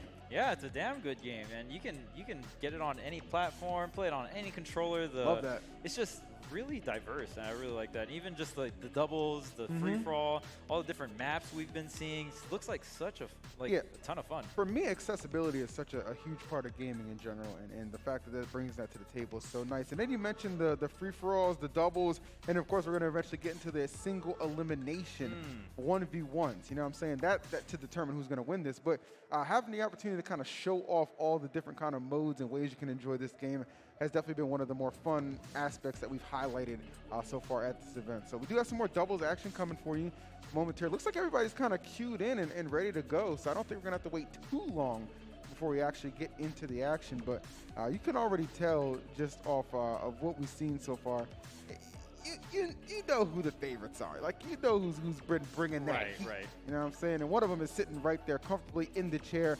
Talk about my man Bowser. I call him Bowser because anything he touches you just hurts. You know what I'm saying? Yeah. Boy, just hurts you. He swings that axe and it hits. No doubt That's about definitely that. one thing we've been seeing throughout, free-for-all. So we'll see if he still brings on the same heat here in this doubles. He did lose his first doubles match. It happens. Yeah. It happens. I mean, you can almost look at like the free-for-all as like okay, this is I'm going to set the tone to let you know what I'm capable of, what I can do. Right. And then the doubles is kind of just like, well, you're paired up with somebody randomly and you're just like kind of, Sometimes it feels like you're just going through the motions, if you will. You know what I'm saying? But we all know the real challenge is that 1v1, which will come up. And this, of course, helps go towards that seeding. Okay, we got some new interesting characters here on the screen. And, ooh, man, already just smacking each other up. We already got some characters in the orange. Yeah, I was gonna say like this game is pretty interesting as far as how much like the damage kind of accumulates when somebody kind of goes on a little bit of a run, and then you just kind of mix in doubles, just that naturally chaotic environment. But is it really so far-fetched that they could dominate somewhere in doubles? You saw how the free-for-all went, right? That was pretty much a chaotic environment as well. But the thing with that is nobody was willing to team up. That was probably the biggest thing that I highlighted. Like, nobody was willing to team up. But here we go. Somebody going up right there. That first stock getting knocked out null over Queen Nai. Very good execution. Yeah, Queen Eye definitely known for the defense as well. Sit my down, son. goodness. Curve. The offstage game coming through here, and red team is fired up.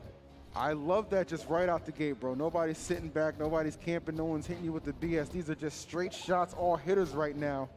Bringing the damage, and this is I'm telling you, like, I know this game like originally it was a defensive city, man, but they've really made some nice adjustments and patches that have really made this like you can see the good offensive firepower, and they are just flinging it around. Yeah, no surprise here that Bowser is the only one with 3 stocks on deck, and what a dominating game so far coming out from the red team. Kind of nice to see him kind of piloting somebody else too, right? Like show a little bit of that diversity because Yeah. somebody that good is not just limited to just one character. So. Doubles kind of the fun environment to kind of showcase a couple other characters and let people know exactly what you're bringing to the table.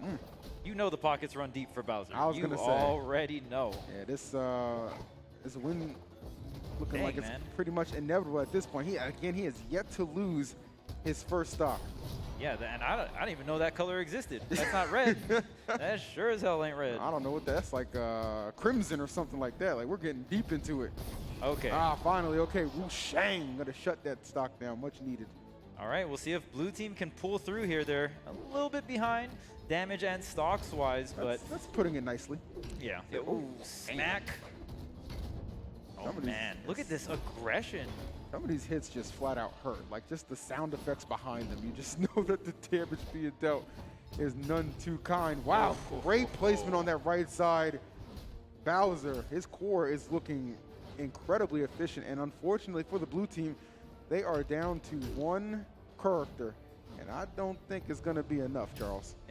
Yeah, that's going to do it. Man, red team honestly coming out with the aggression right out the gate, just shutting down so much stock so quickly too. I think that was our fastest doubles match by far. Yeah, that was a clinic, a good example of exactly what to do. I will say though, although I felt like Bowser was leading the charge on that, love his teammates' jersey, the Toon Squad. Bugs on the back. Show up that bugs on the back. Show up that bugs on the what's back. on the back, There it though? is. And this man clearly hits the gym, too. Okay. Ooh, Big shout out okay. to Bugs. My man. Number 1. You already know. All right. Love to see it, man. Great efficiency right there. Very dominating doubles performance. And that's what you want to see. You know what I'm saying? Like, the fun thing about it is, like, they've never teamed up before. It's a first-time team up. It's based off the standings, so you'd love to see it. You know what else I like to see? Interviews with the winning team. Let's check it out. Alex, what you got for us? We're here with Kugo and Bowser, the winning team. You guys didn't even try a handshake, which, hey, honestly, how it's been going on stage, that's pretty good. How do you guys feel you did as a team? I feel like you guys finally started to click at the end. Did you guys finally start to find your own towards the end there? Yeah, I decided to go switch to a character that's a little faster, and we started doing more like type of team combos, since that's like really what you want in 2v2s, and I think that's what really helped us this time.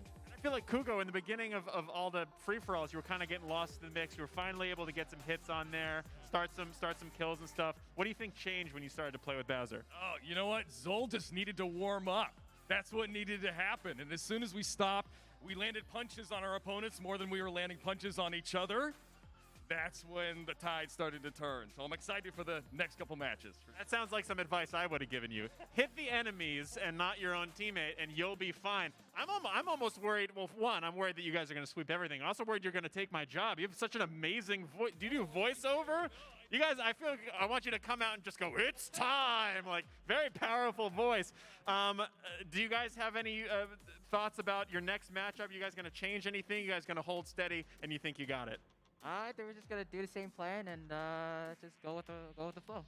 All right. So can you say what Bowser said, but with like 5,000 times more intensity? Just strike fear in your opponent's heart, please. Yeah, we're just gonna go with the flow. I like that. That was still very neutral, super diplomatic, but it was high energy. I love it. Love this matchup.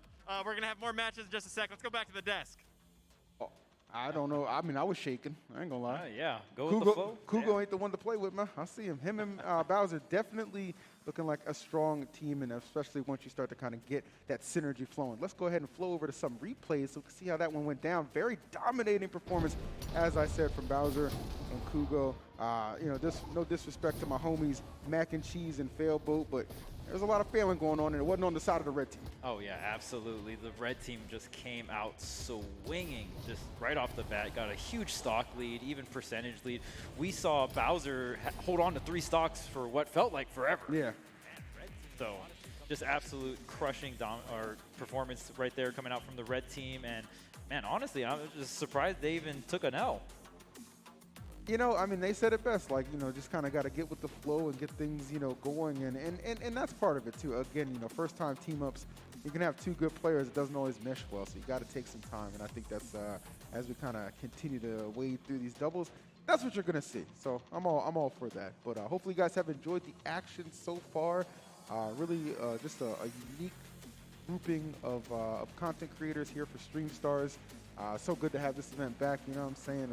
Kind of a unique grouping of casters, too, me and yourself. Like, yeah. We're actually new to Brawlhalla, but, man, we have been having a hell of a time with it.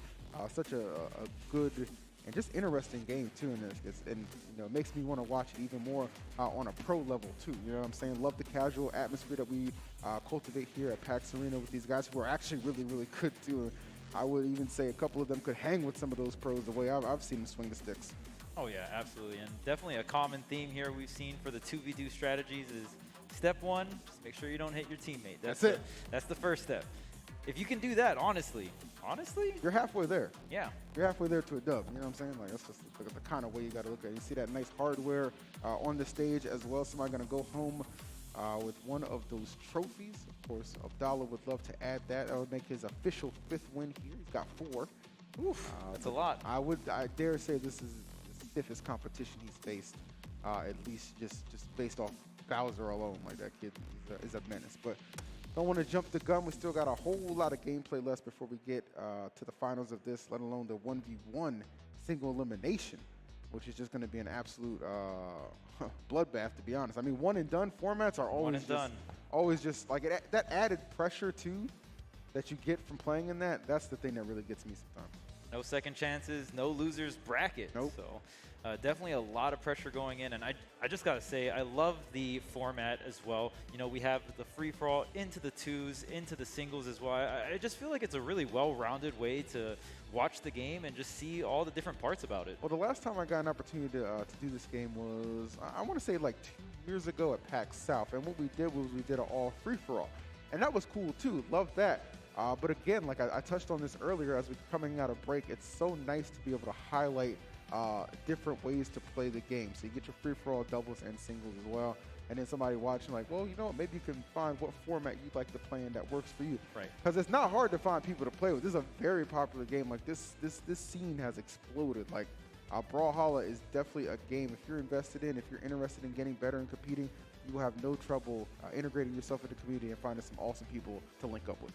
Oh yeah, absolutely, and it's just such an accessible game too, right? You can get it on pretty much any platform, play it on pretty much any controller.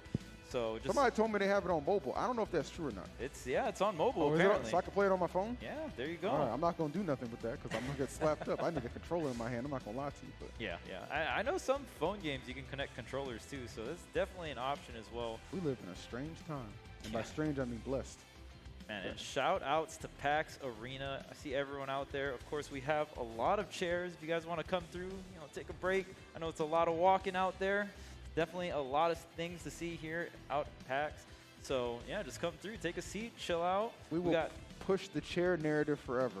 Yes, we because will. we want them to be occupied for your feet's benefit. Okay. Speaking of which, I walked out while you guys were up here, and I forgot my badge. Uh-oh.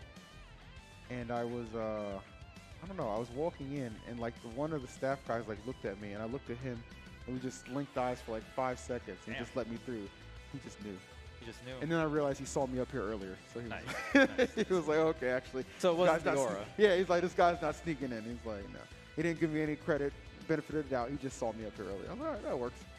Yeah, man, and we even did a little walkthrough here. Obviously, we had to come here to commentate first, but just walking through, we didn't even really go through the whole area for PAX. And no, we still got some stuff left to explore. Yeah, we still got some things left to explore for sure.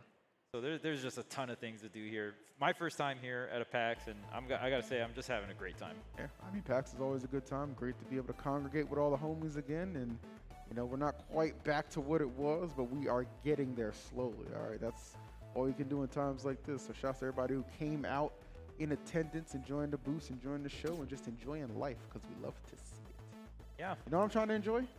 What's up? Little Cheesecake Factory, brother. Little You said Cheesecake Factory on that side? I'm just saying. Cheesecake I'm not saying we got to get the cheesecake, okay? All Even right, though that's all the right. hallmark of it. I'm just saying I'm not ruling it out. I'm not ruling it out either, man. It's the weekend. We can enjoy a little bit. Get a little wild, you know what I'm saying?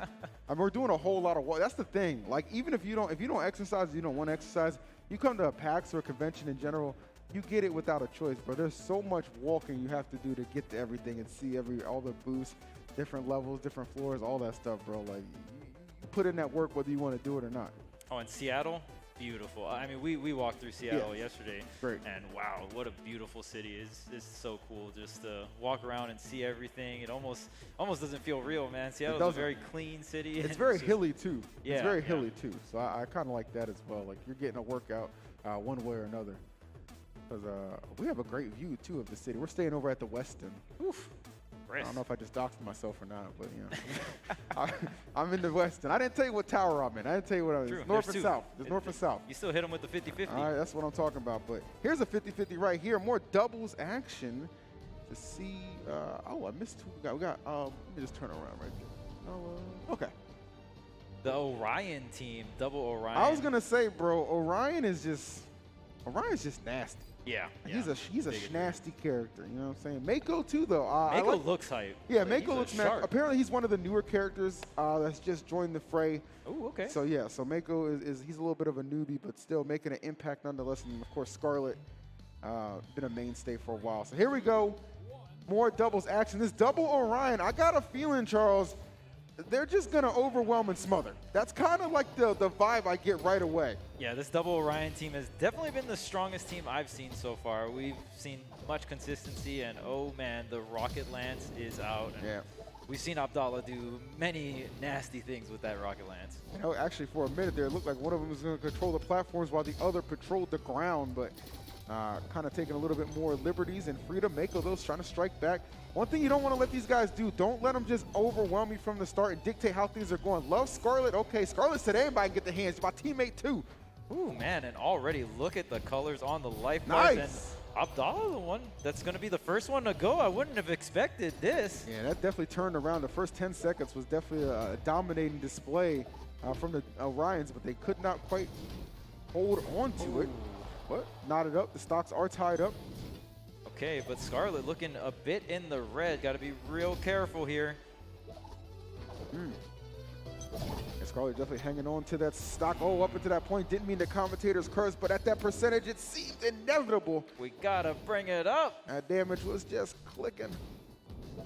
All right, so Team Orion's kind of controlling the ground. It feels like the red team just more so on the platforms, more in the air, right? Yeah, They're trying to come 100%. down onto their opponents, and it's been such a tug back and forth. I feel like the opener was way more aggressive and scrappy, but now they're kind of establishing their space. I think they kind of realized, okay, yes, we can fight offensively, we can be super aggressive, but we can slow down the pacing too if need be. We don't have to just go all over the place, act a fool on them, right? We can be controlled, calm, cool, and collected, and still get the job done. But, you know, as I am saying that, and I am impressed that Drew So Icy, Pig Naughty, they got some fight in them. Yeah, and this blue team, I mean, it seemed so close, right? But Team Orion definitely coming through and just solidifying this lead. Look at this, 5 stocks to 2. They gave us some hope. I'm not gonna lie, they gave us some hope. And the problem is, like, one of those Orions has still yet to lose one of his stocks. So that kind of gives you an idea exactly how much of a dominating performance they're putting on. And I love how they're switching between the lance and the rocket lance, man. It seems like such a good combo in terms of controlling space, but oh no, maybe a little too much space. Yeah, just kind of keep you guessing, essentially is what I'm seeing. Okay. Nice, okay. If they get a double kill right here, it might be a little bit closer. Still 2 stocks in the red. I don't know if Scarlet can make it back here. Maybe, yeah, just a little too far. Wasn't able to recover, get the wall cling, nothing going well. So now Mako, with one of the most uphill battles we have seen today, trying to take care of. Okay, well, I was talking about uphill, but that boy went straight down. Straight down to the pits, man. Wow. Team Orion definitely, it felt way more competitive right out the gate, right in the opening, right? But I just feel like during that mid game, it just started to crumble for the red team. It really did start to snowball, and that was kind of like the difference maker. So, unsurprisingly, Abdullah, my man Heath Haskins, taking care of business. Team Orion, man. It should be Team Nintendo with the shirt and jacket combination you see over Shout there. out to N64, man. Goated system. Absolutely goated system. Shout out to my mom who worked 3 jobs to afford that for me. Love you, Ma. Let's go. Always got to show the love. Yeah. Oh, are we switching over? A little interview action coming up. Oh, we're going right to that interview. Let me shut myself up. Go ahead, Alex. Talk to him. I'm here with Heath Haskins and Abdullah. Although Abdullah told me he has a bet going with one of the production members that every time EE mispronounces his name, he gets $10. So you're good on that, EE. If you just want to keep saying that, TK's holding his thumbs up too. How much do you think you're going to make today on that? I don't know. I haven't actually been listening, but if he says it 150 times, you'll make more than if you actually win the thing. That'll be some pretty good money. Another win from you guys. Not going to say I'm surprised, although I was surprised about how good you guys played together. You guys basically swarmed them the entire time. Did you guys talk about that beforehand? You were playing the edges super well. yeah, we did pretty well. There was a lot of open communication between Heath and I, and we just stuck to our sides and knocked them all out. Yeah, you guys had great ground control. You guys kept your sides, basically just battered them around in the center and then whacked them off. Do you guys envision you ever having to change? Because you guys are super overpowering with the Orions. Do you think you're ever going to change up the characters? No. Is that just the characters so good all around, or is there no counter pick, or is it just good when there's 2 of them? It's hard to get around them. Yeah, I mean, the character is pretty balanced. I mean, he's not overpowered, he's not top tier or anything like that. So, like, the game's pretty balanced. I like that. All right, hey, it's balanced. It's all skill. It's all for Abdullah. We have more games coming up. We're going to throw back to the casters. Back to you guys. All right. Great job, Abdallah. There you, hey, you got it. Dude, I Oh. swear, sometimes if I say Abdullah, I'm thinking of that scene from The Water Boy, Abdullah Mangata or something with the fat Colonel Sanders guy. right. I don't know. It just, for some reason, like I just pair those two together and it always just mixes me up. But yes, Abdallah, Heath, Haskins taking care of business, the squad right there. And this doubles, I mean, it has not disappointed. Definitely had some good matches so far. Very aggressive. I honestly feel like the doubles matches are a lot more aggressive than the free-for-all matches, right? Probably because the maps are smaller. You know, some of those free-for-all maps were large, but I definitely loved a lot of the transformations in the free-for-all matches. But let's go check out some of these replays from these double matches. All right, so here we have, man, it was so scrappy in the beginning. It was. And it was, honestly, it was looking kind of in favor of the red team, but honestly, the blue team just really stood the ground there. One person controlled the left side, the other person controlled the right, and it was just solid control from mid-game onward. Yeah, man. dude, that red team, like, they had some glimpses of greatness. I really do feel that way. But the problem was, once the double Orions was like, okay, we don't have to force this offense. We can just kind of let it come to us and let that flow. And there was like a lot of good counterplay, which really resulted in them just kind of bursting so far ahead and really dug a hole that the red team just could not climb out of. So again, props to them for holding it down. That was crazy. Yeah, Abdallah showing us that he's got some of the combos on deck. We saw that string right into the spike there off stage. So fun to watch. And we're going to get into some more doubles actions. I believe we have a couple more, maybe one. Yeah, I think one more doubles. We can have as many as you want as long as they keep being as good as this. I ain't got to worry about rushing that down, but I do see Bowser back up there. Yep. Toon Squad, let's go. Hugo, the squad, the boys. All right, so again, I mean, Bowser's team has only experienced 1L, right? So we'll see if he can secure the next W here. Stack it up 2-1. And all these points matter. All these points matter from free-for-all to doubles to singles. They all stack up at the end. So it's not like the free-for-all and the doubles is just for seeding for singles. Those points do carry on for the whole, like, you know. Yeah, I mean, it's really just so important because you get down to the end. Like, you want your highest seed possible so that you match up with the quote-unquote easier opponent because you already know, like nobody's trying to go up against, you know, Abdallah or Bowser round one. Like, let's be honest, those are the two favorites for the event. A lot of talented players, content creators, streamers, what have you, but those are the two clear-cut favorites. I call it as I see it. You don't want to match up with them round one. So that's almost like, you can almost argue that's a buy for them, you know what I'm saying? You want to at least get a chance to kind of get a little more comfortable, acclimated, see them in some later rounds. And because it is only a best of one, anything can happen. Like, anything can happen when we do get down to that point, but still got some more doubles action before we arrive to that point in the tournament. But man, I've loved what we've seen thus far. Taking a look at the characters here, I'm seeing Core. Okay, we're gonna stick with Core. That's Mako, Scarlet. Yep. Okay. I love Mako's design. That is so tough. He looks so cool. Like those scars on his face, those are so tough. He goes in, man. Man, definitely battle tested, if you will. Cool. All right, so it looks like we're loading right on in our last 2v2 battle here. Red team versus the blue, Mako and Scarlet. We'll see how this pans out here. We are on the tri-plat layout. Oh, man, that hammer. Okay. That hammer sound, man. I'm saying just 3 smacks in a row, just letting you know, okay, I'm here to put on some damage, and you will be the recipient. Okay. Ooh, big damage here coming out from the red team. The blue team already looking in that yellow and orange area. That was pretty quick. Doesn't take too long.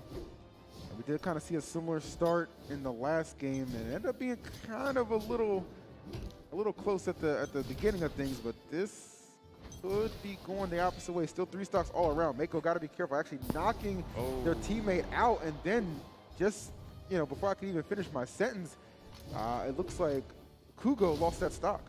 Yeah, maybe a little trade there. Maybe, oh man, Mako getting hit way far off. Can you make it back? And the answer is no.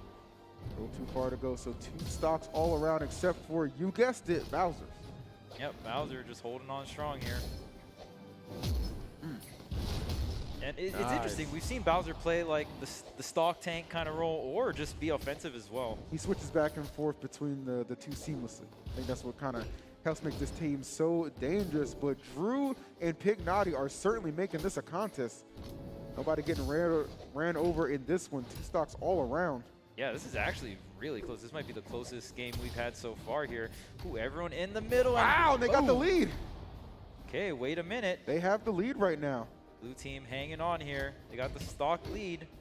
And one thing I will say, like, you know, oh no, kind of, I feel like just threw that one away.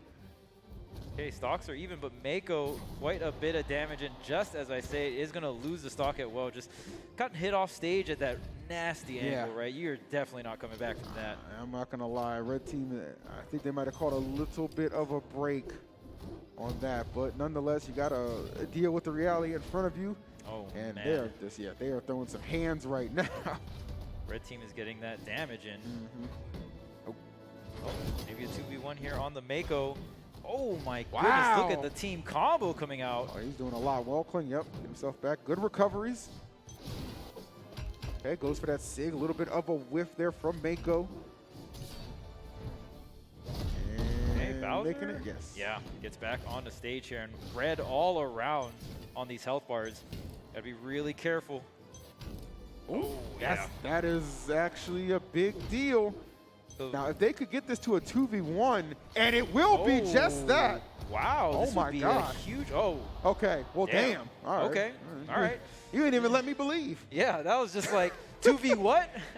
You mean a double kill? Thank you very much. You didn't even let me believe, all right. Wow, Bowser just coming through with the double kill. Got the teammate, forced the 2v1 situation, but Bowser did not care. He's swinging for the hills, and honestly, he knows how to stock tank, and he knows how to take those stocks as well. Kugo and Bowser stacking up 2 in a row after opening up with an L. Kind of got a little close to taking another one there, I'm not going to lie, but they were able to pull that one back and make. But still, man, that was very competitive from all our participants involved, so good stuff. Yeah, honestly, just came down to the wire there. Just the mid game was such a push and tug, right? And then once it came down to the final stretch, they forced a 2v1, and then right after, smack, Bowser with the double kill. That's what it was. Very exciting ending. That's what it was, that 2v1. That's why I was kind of like, oh, well, this actually might happen. You know, they could actually lose again. But nah, he was just like, I'm just going to put a stop to this right now. So. Yeah, so Bowser coming through here, 2 Ws, 1 L with the team. So I love the team play. We saw the red team just really swing for the hills. I loved how they racked up damage. We saw that team combo as well earlier, which was really, really nice. Absolutely. All right. So momentarily, I imagine we will be hearing from them. I mean, at this point, it's almost like, well, what else can you keep telling me? Yeah, true. But you know what? I don't have to speculate. We can find out right now. Alex. That question goes through my head every time I start talking. It's like, what am I?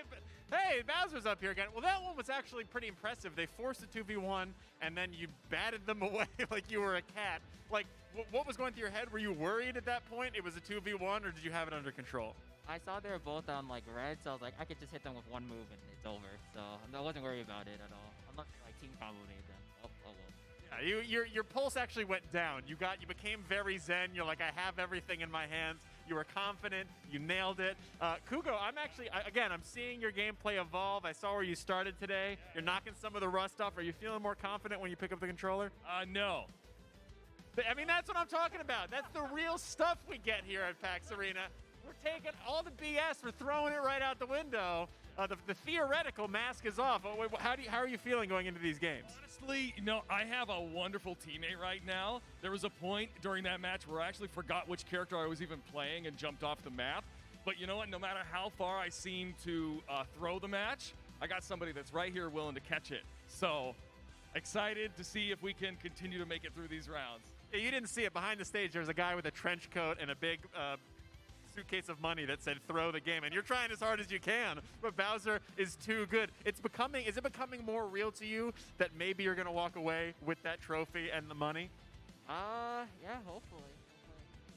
Again, we have a live BPM meter behind him. His pulse went down. He died legally for a second. He is so relaxed right now. I'm not. I'm the opposite of relaxed. I'm amped up. These games are just going to get better as we move on to the one-on-ones. But right now, we're going to move to our 1-and-1, who are 2 casters. Back over to you guys. Ooh, that was smooth. I like that. Okay, I like that. That's okay. All Clean right, seg. Yeah, and that was off the top of the head, so you have that one written down. So appreciate you. Appreciate our players and competitors. Always good to get some insight into how they're feeling. But you know what? If you happen to miss that, let's check out some of the replays and you can see how that one went down. Really kind of started off, it looked like it was going to go the way of more of a dominant match, Charles. Right. But then, finally, I feel like Pignotti and Drew, So Icy kind of woke up a little bit, and they really made this a contest down the stretch. Oh yeah, absolutely. Just down to the wire, honestly. And I really thought Blue Team was going to bring it home. You know, they set up for that 2v1 situation at the end, but Bowser just pulled the trigger. And right when he pulled the trigger, they're just standing next to each other. So that's always a plus. See ya. Yeah, he just took care of business. And you could see that Akugo was pretty surprised when he actually lost his stock. He was like, oh, dag, like I completely just missed the side of the stage. I'm done. And then your boy Bowser was just like, don't worry, son, I got it. I'll clean it up, handle business. Yeah, Hugo having the clutch teammate, let's go Bowser, and just bringing that home. So it looks like we got one more 2v2. Yep, one more 2v2 match here, and then we'll be getting into the singles matches. We'll see if Abdallah can get the 3-0 victory in the doubles, man. That's a lot of points. I mean, at this point, it seems almost, it's almost like Thanos, bro. It's inevitable. You know what I'm saying? Like, it's the 5-peat's inevitable. I'm saying, bro, just kind of coming for you. It wouldn't surprise me at all, but I'm never one to sleep on competitors. And I just happen to be a big fan of Mac and Cheese and Failboat. Those are my homies. So. Yeah, and I honestly like how they just play doubles. I think this team will give Team Orion the most run for their money. So definitely looking out for this team, and I definitely think it'll be a lot more competitive than other people think. You know. All right, we shall find out how things go. It's going to be a good one. I'm really tempted to just start calling them Team Nintendo again with the shirt and the jacket combination, which it just seems to just kind of work and match so well. Yeah, we got the Super Nintendo and the N64. So shout outs to that. The drip is on deck. There you go. Can't go wrong. And then on the other side, we got the fist bump handshake. What happened to the strawberry, Failboat? Yes, You took the strawberry off the hat? Yes, handshake, fist bump. They already they got it. They got it. Yeah, I was definitely a fan of the strawberry on the head, but I understand it might be a little hard to play with the strawberry on that. It might not be aerodynamic. That's what I'm going to say. It might not be aerodynamic enough, but let's go ahead and get into it. Looks like we're set. I should be all good to go. Maybe a quick little button check. Seems that is kind of like the theme of our event. What up, crowd? Give me a wave.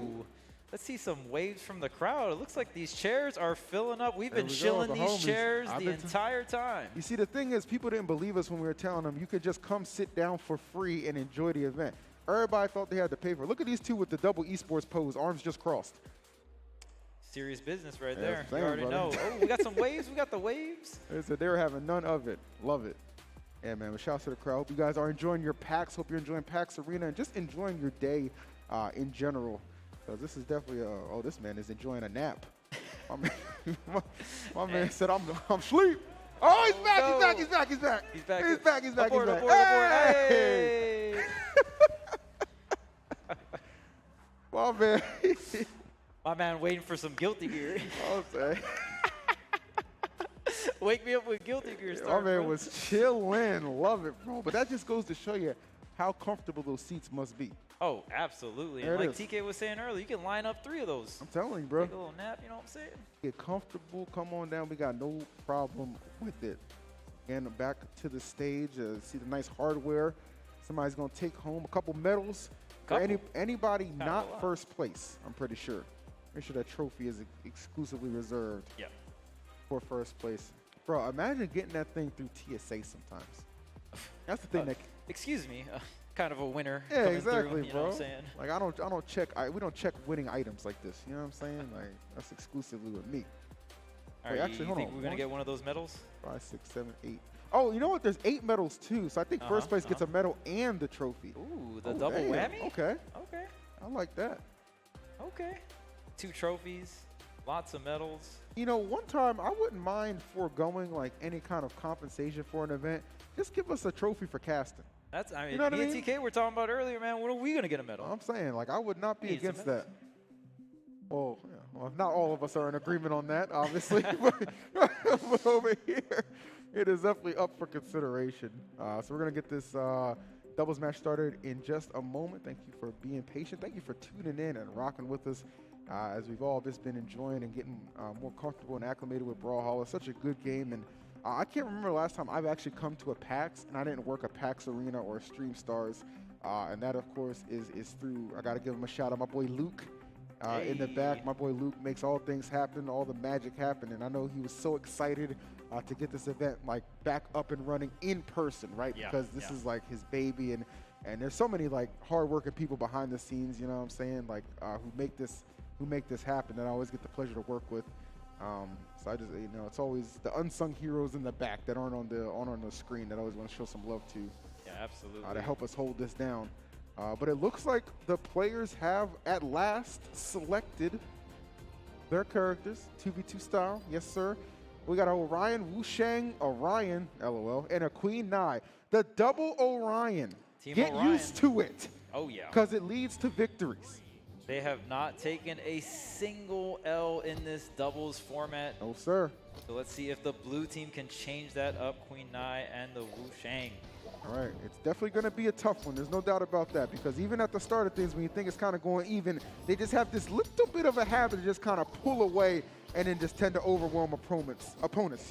So Mac and Cheese and Failboat right out of the gate, they need to just be aggressive. Okay, well, first of all, they need to land. That's the first thing. Got to land safely, okay? Very difficult. Yeah, and Failboat, definitely the offensive one on this team, is able to get a lot of stocks. The Queen Nai, definitely more of a tank, still surviving here. Yeah, I see what Failboat's trying to do there. Offer some support to Mac and Cheese, who was being kind of decimated over there on that right side. But over on the left, it looks like he has his own problems, because he will not be making it back. This double Orion out the gate, just a swinging.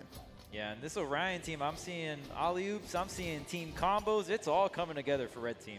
Damn, bro. Guys are out here moving. Ooh, little inadvertent hit on the teammate. Actually, almost an unfortunate situation that Failboat was put in on the left side, but able to kind of recover, but still. This is why I just feel like this double Orion team is so good, Charles. They just smother you, right? They don't give you a chance to get your offense going because they got too much of theirs. Man, Mac and Cheese trying to survive here, holding on deep red. Can you make it back on a stage? Oh, answer is no. What an angle to just lose your stock from. So both Orions still sitting pretty certain, healthy, 3 stocks apiece. Queen Nai down to her last one. Oh my, okay, he was trying to some shenanigans. We trying to get a combo video going? What's going on, Team Orion? Playing the symphony right there, take him to the top. And right now, honestly, just the movement and just, man, it just feels like the red team is all over the place and they're getting the hits. That's what I'm seeing. I see that bomb right there kind of threatening. I'd love to see somebody just go for that bomb. I think that'd be kind of cool. Oh, wow. You are completely cut off, sir. Are you, is red team going to come in with the 6 stock? I would. At this point, I'm not going to put it past them. Like, this has just been an offensive flurry that we have yet to see a performance this dominant. Oh, my goodness. All right, Failboat coming back. Oh, my goodness, but Mac and Cheese, please. Oh, man, and so is the comeback real? Is this going to be a 6 stock? It looks like it, honestly. Don't be the one on the receiving end of the 6 Failboat. stock. Come on, Failboat. I need Windboat. Can I get a stock? I believe it. I want to believe. But he's got 2 Orions who are clearly bloodthirsty for this stock, as represented by that crimson armor that they have donned for this battle. Oh, man. Still trying to get a hit. Oh, almost but not enough for the pride. I know, this is so wild, bro. We actually might see a 6 stock. Would be something to behold. Wu Shang in a little bit of trouble. Off stage right now. Oh, okay, went for it. And anytime that they get somebody off stage, they are going to push the tempo. Oh, that Sig might have clutched it for him. Yeah, and look at just the control coming out from red team. I mean, I love the positioning. Wushang just can't get an opening. Failboat trying to get any hit, he needs weapon, to get, oh anything. My God, bro, he needed to get a weapon. No, he needed some hope, bro, because that was the only thing that was going to help him in that situation. A 6 stock from Abdallah and my man Heath. Yeah, Abdallah and Heath came in with the fire that game, man. They just totally dominated. Didn't lose a single stock. So, yeah, that's 6 stocks on deck, and damn. Pretty good. They're pretty good. They're pretty good. Team pretty good. Orion not taking a single L, and you saw just why. Honestly, just every match, it felt like they kept on ramping up. Exactly, bro. It was like we got level 1, level 2, and then level 3. I mean, it was just crazy. But you know what? Let's go hear from them, and maybe they can kind of contextualize how they put on that incredibly dominant performance. Right, I'm here with our winners who were winners, who are still winners. Abdullah, how did you guys, well, actually, I saw intensity in your guys' eyes up until the very end, despite you guys having 6 stocks on them. Did you just want to get the perfect match? Why were you leaning forward and everything? Yeah, I mean, when it came down to it, you really want to flex that nice 6-0s. Pretty good. I mean, if you're going to go across the finish line, you might as well do a flip over it or something. You guys definitely did it. Heath, this was the last time you're going to be matching up against Abdullah here. Moving on, are you going to change how you play when you go into the 1v1s? I think so. Being on the team with him and seeing what's going on, you're the one I'm worried about. Bowser's the other one that I'm worried about. Everybody else, I think I have a fair chance. Fair chance. Are you still going to stick with Orion, or are you switch it up? Orion's my boy. Okay, well, hey, maybe we'll see you guys go head-to-head, and it might be anyone's game. I have some people I have to call in Las Vegas, nothing related. We're going to see more when we get to some 1v1s in just a second. It's going to get even more heated up. Money is on the line, a big trophy's on the line, and there's an empty space that might be not empty in Abdullah's trophy cabinet. So let's go back to the casters right now and get to those 1v1s. All right. Thank you so much, Alex. And, one thing I will say, just after watching them perform so well together as a doubles unit, the rest of the competitors are lucky that this is actually decided in 1v1 and not doubles, because I think that I don't see that team going down. Take a look at some of them replays right now so you guys can see, again, why we speak so highly of this team combination. Again, Mac and Cheese and Fail both the absolute homies, but the teamwork was not quite enough to endure as they were on the receiving end, Charles, of what would result in a 6 stock. Yeah, even this early, they're both in the yellow, but honestly, right when it started getting down to the nitty-gritty, they were not getting hit, and they were just doing all the smacking, all the edge guarding, and they just controlled so much area. Yeah, I mean, it was just like, it was a textbook example of just how to play the game, in a sense, at least from a doubles perspective. So, again, big ups to them accumulating some good points there and really just kind of raising their standings, for seeding into that single elimination bracket, which we have been talking about, which we have been teasing, which I know a lot of you are salivating to kind of get to and really kind of, see like, okay, well, how is this going to go down? Is there a potential for any upsets at any parts in this? Who are we going to say is really going to potentially meet in the finals? Everybody has their picks, their speculations, what is to be. But again, I can't stress it enough. When it's single elimination, nobody is safe. Take a look at this leaderboard right now. You see Abdallah has taken first with a 5-point lead over Bowser, who's finished second, 25. So there's your top 2 right there. Heath Haskins, Kugo the Mighty, Mac and Cheese, Please, Failboat, Pignati, and Drew So I Say, rounding out your bottom half of those standings. So there you have it. Yeah, wonderful standings here. Heath, honestly, I'm going to ride all that momentum, maybe take a few pointers from Abdallah. They both played the same characters as well, so maybe he learned a thing or two to take into that singles bracket. And since the singles bracket is single elimination, there's a, I feel like the other formats, like, well, you're going to play X amount of games, right? Yeah. Like, no matter what. But the singles format, it is one and done. So the pressure's on there, and I wonder what we're going to see come down to the wire. I mean, look, it's easy to say Abdallah versus Bowser. I think that's what everyone's kind of thinking in their mind. But I'm thinking when we get down to our final 4, it's not going to be so cut and dry. I think it's not going to be so cut and dry. I think players are going to be tested. Nerves could start to kick up. And when we get that close to that prize money, let me tell you something. It'll get you shaking a little bit. But, guys, you go ahead and keep it calm, cool, and collected. We got single elimination on the other side of this break. More Stream Stars here at PAX Arena coming up.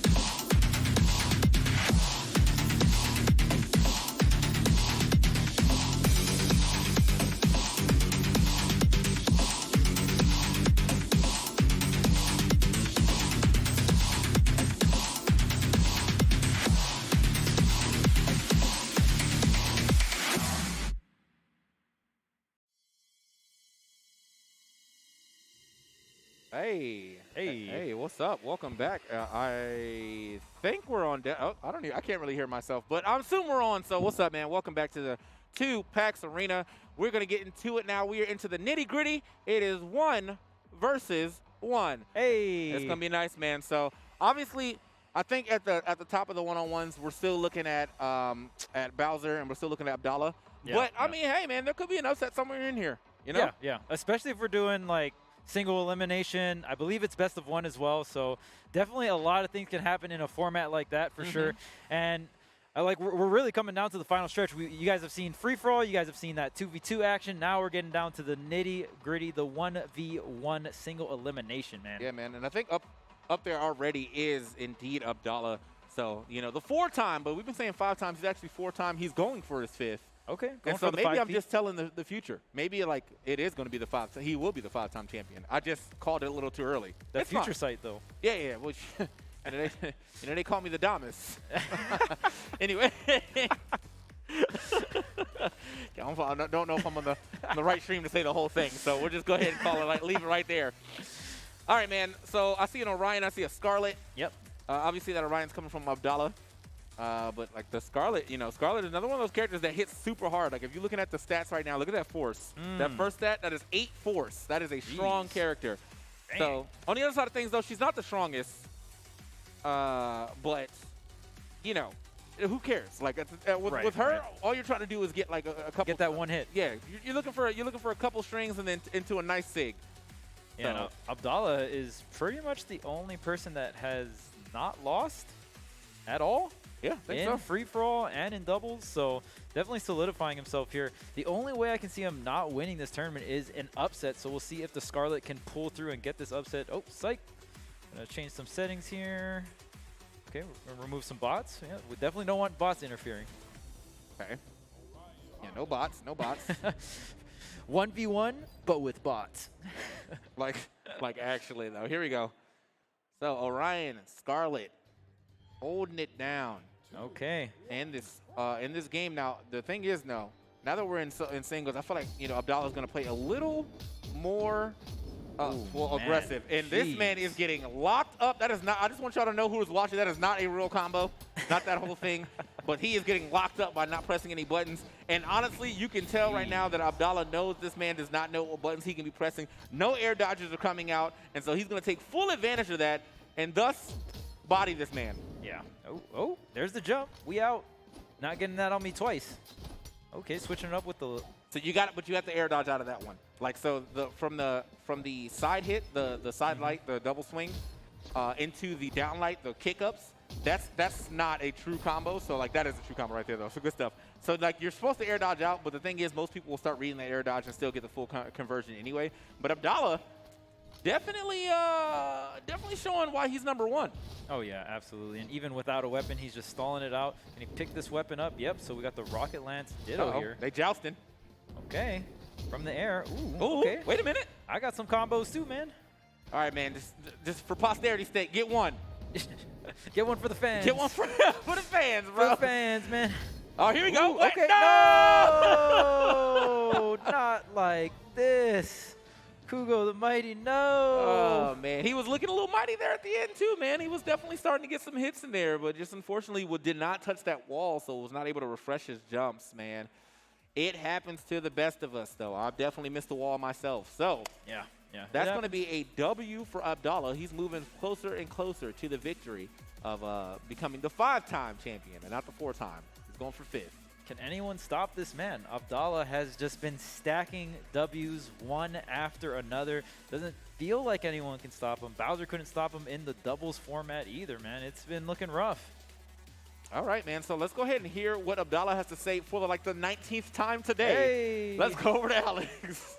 Ooh, my heart is pounding, guys. That was a nail biter if I've ever seen one before.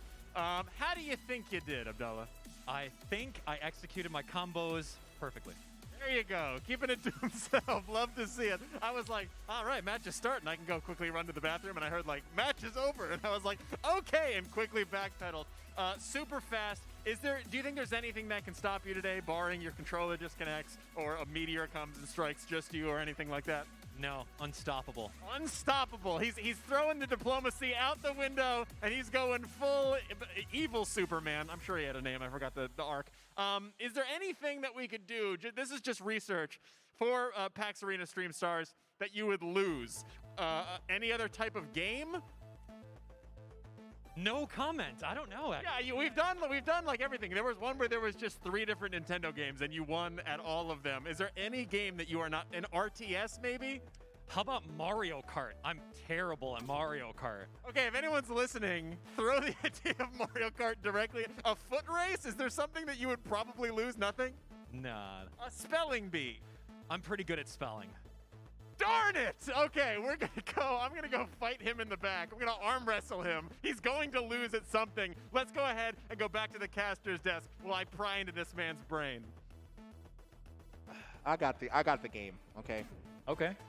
It's Sonic Riders. Ooh. Now, I'm gonna tell you right now, that game is difficult, and if you don't already play it, you're not gonna know what you're doing. Okay. Okay. We gotta find some game, right? Let's get the Sonic Riders going for the next PAX Arena. Also, because I feel like if that game gets enough show, then maybe Sega will make another one. Hey. Because I really need another Sonic Riders. That was a good game. But greater good, man. We're still in a good game right now, man. With this Brawlhalla, and I see Mac and Cheese sitting down, so I assume it's Bowser next. Okay. No, not Bowser. Okay, I don't know who's next, who she's playing, but we'll find out soon. All I know is I have full faith, 100% confidence in Mac and Cheese taking this game for sure. Okay, calling the upset. Yeah. Well, right? Is it an upset? Well, is she playing Bowser? No, I don't think she's playing Bowser. Oh, okay. If she is, I recant my statement. That guy's too good. That guy's too good. Yeah, even Abdallah, man. I feel like the only way we can take him out of this tournament is maybe give him some weird controls or something. You know what I'm saying? All right. So we got Mac and Cheese on the right. Cheese on the right, and then here on the left, I still have not seen them. We're gonna go ahead and slide that camera over relatively soon. Can we get a confirmation? Can I get a confirmation? Okay, the controllers looking. Okay, she's holding her controller like a like an infomercial. Having a hard time playing games. It's like all the way in front of her face. With the Pro controller, it does it for you. Oh yeah. Oh man, I should be on the infomercials. Let's go, Toon Squad. You already know. Let's go. That was a good. By the way, if you haven't seen the new Safe Spam, it's actually pretty good. I know people are like, oh, but it wasn't good as the first one. Have you really went back and watched the first one, or was your nostalgia goggles one? It's definitely nostalgia. It was not that good either. Yeah. And you probably watched it when you were like, 12 or something, like 10 years old or whatever. The glass was a lot easier to fill back then. For sure. Like that, just Michael Jordan being in the movie in itself was going hype. to, oh my God, like I can't believe they got Mike. So, yeah, no, just not again. Anyway, it's going to be Queen 9 versus Zol. That should be a pretty good match. I think it's interesting because you have a lot of force against a lot of defense. Right. So, because they're almost even. You have 9 force on Zol, and you have 8 defense on Queen 9. 9 force. Yeah, he can. In this game, you have stances too, so you can swap like one stat into another stat, and so he can go 10 force. Dang, if you want to go all in. Yeah, if you want to go, and like that's honestly, man. When I was playing ranked and I was cheesing, I would do that. Just yeah, why 10 not? force Zol, why not? Every hit's gonna hurt so much. That's cool that you got the little customizations. You know what I mean? Add a little flavor, add more, and I mean that's the thing about any fighting game. You always got your own play styles that you can do, and even just like slight customization stuff like this always makes it nice. All right, so looks like we're getting into the stage picks here. All right, and one thing I did notice as we're going through all these different formats, the stages are getting smaller and smaller. So obviously it makes sense. There's less players on the map. The free-for-all maps were quite large, and then coming into the 2v2 maps made it a little smaller, a lot more interactions, and the 1v1s, that map got cut. All right, man. So, yeah, no, we're actually back into the real rules too of striking. Oh, we are striking. Yeah, we are striking down to the stage that we want to play. So it looks like we're going to Crystal Temple. Okay. Look like a double platform layout here. Yep. Very small stage, and Yeah, Yep. even just the way the walls are too, in terms of like how far they drop, definitely matters in this game, right? So right now, and this is one of the smaller smaller walled maps, which means that your recoveries can be sniped out a little easier on this one because you can't go nearly as low. Like you can't cling on to the slant, so you actually have to touch the wall. And seeing that we're at this like lower level of gameplay, a lot of the times that's just going to spell imminent doom for people trying to snipe the wall, but the other person just comes down with the ground pound. So right now, though, it's a pretty good start, I'd have to say, for Mac and Cheese, though. She's getting a lot of damage. Oh, knocks him off the stage. She's going to be able to make it back. No! Oh, barely missed. And if that wall dropped a little lower, maybe, right? You were talking about that in terms of just like recovery in general. So all right, man. So here's some mid-set coaching, okay? Ooh, now, okay. listen to me while you're playing, okay? When you have – oh, no, she's gone. When you have the cannon in your hand, you can jump and then side air to get a lot of vertical or horizontal movement. So you jump, side air, jump again, side air, and then recover. Ooh, okay. But he can't do that right now because he's on his axe. So it's like everything I said absolutely did not matter at all. Anyway. Yo, wait. The cannon coming out? Okay, she's playing it safe. Oh, so close to catching that jump right there off the wall. Up and over, though. I mean, I feel like she would probably be better off swapping weapons right now and going for the spear again. Oh, okay. Wait. Okay. Oh, you ain't gonna get this spear for free though. Oh, yeah. I'm guarding it. Yeah, What's up? No. No. All right, well, unfortunately, I think another weapon's gonna drop soon. So, there we go. Hey. Got him. What a nice guy. He's like, you know what? Never mind. You can have it. Yeah. Let's play fair. Okay. Ooh, jeez. Okay. Damn, that is a smack. Recover. Oh no. She got to use the recovery. All right, 1 stock to 2. Can Kugo close it out? So here's another tip for both of y'all. Oh, okay. Wait a minute. You can air dodge in a direction, and therefore using that air dodge in a direction will also count like another jump. So you can like air dodge. Oh, I saw it. You can air dodge as like after you run out of options. So you can like double jump, triple jump, do your recovery, and then air dodge after that. And that's like how you get back to the stage the best. However, it's still looking a little rough. Scooped. Love that slam. Oh, yep. Okay, he's looking for the anti-airs, and I like that. Okay, the spear's back out here for Mac and Cheese. Okay. Oh, scooped up. Oh, man. Okay. Don't wasting the jumps. Uh-oh, no. Oh, the air dodge. Oh, she's so close. She was so close. So close to the wall, but Mac and Cheese gonna fall there. The Queen 9 not gonna quite make it back to the stage, and Kugo gonna take it. Yeah, man. See, now that was that. Like as I said, man. Like the tips were working though. Did you see that the recovery got a little better near the end? Yeah, the coaching, man. How much you charge an hour? So, you know, Metafy lessons. You already know coming Metafy. soon. Hey, Metafy lessons coming soon. But yeah, no, that was. You know, that was going to be a a little closer of a match. I feel like if she would have got the spear more often, because she was doing a lot better on the spear, then probably could have went a little more in her favor. But nah, that's going to go over to Kugo for sure. In the Toon Squad shirt, man, definitely popping off. That's a strong man playing a strong character for sure. Yeah, so we're going to go ahead and throw over to the interview. Let's see what he's got to say. Alex, take it away. I'm here with certified strongman Kugo here. He just won. I do have to ask though, you were being a little bit of a stinker. I don't know if there's a more professional way to say that. You were weapon guarding almost the entire time. Being playful is the word that I would use. Okay, playful, stinker, they're all generally positive. But here's the thing, last time I talked to you, you said you were just being carried. You won yourself a game. What happened? Yeah, I'm winning on my own. I hope Bowser's back there watching because I had a good teacher. Go. Hey, somewhere out there, your parents, aunts, uncles are all looking at you going, look at Kugo, he's doing it too.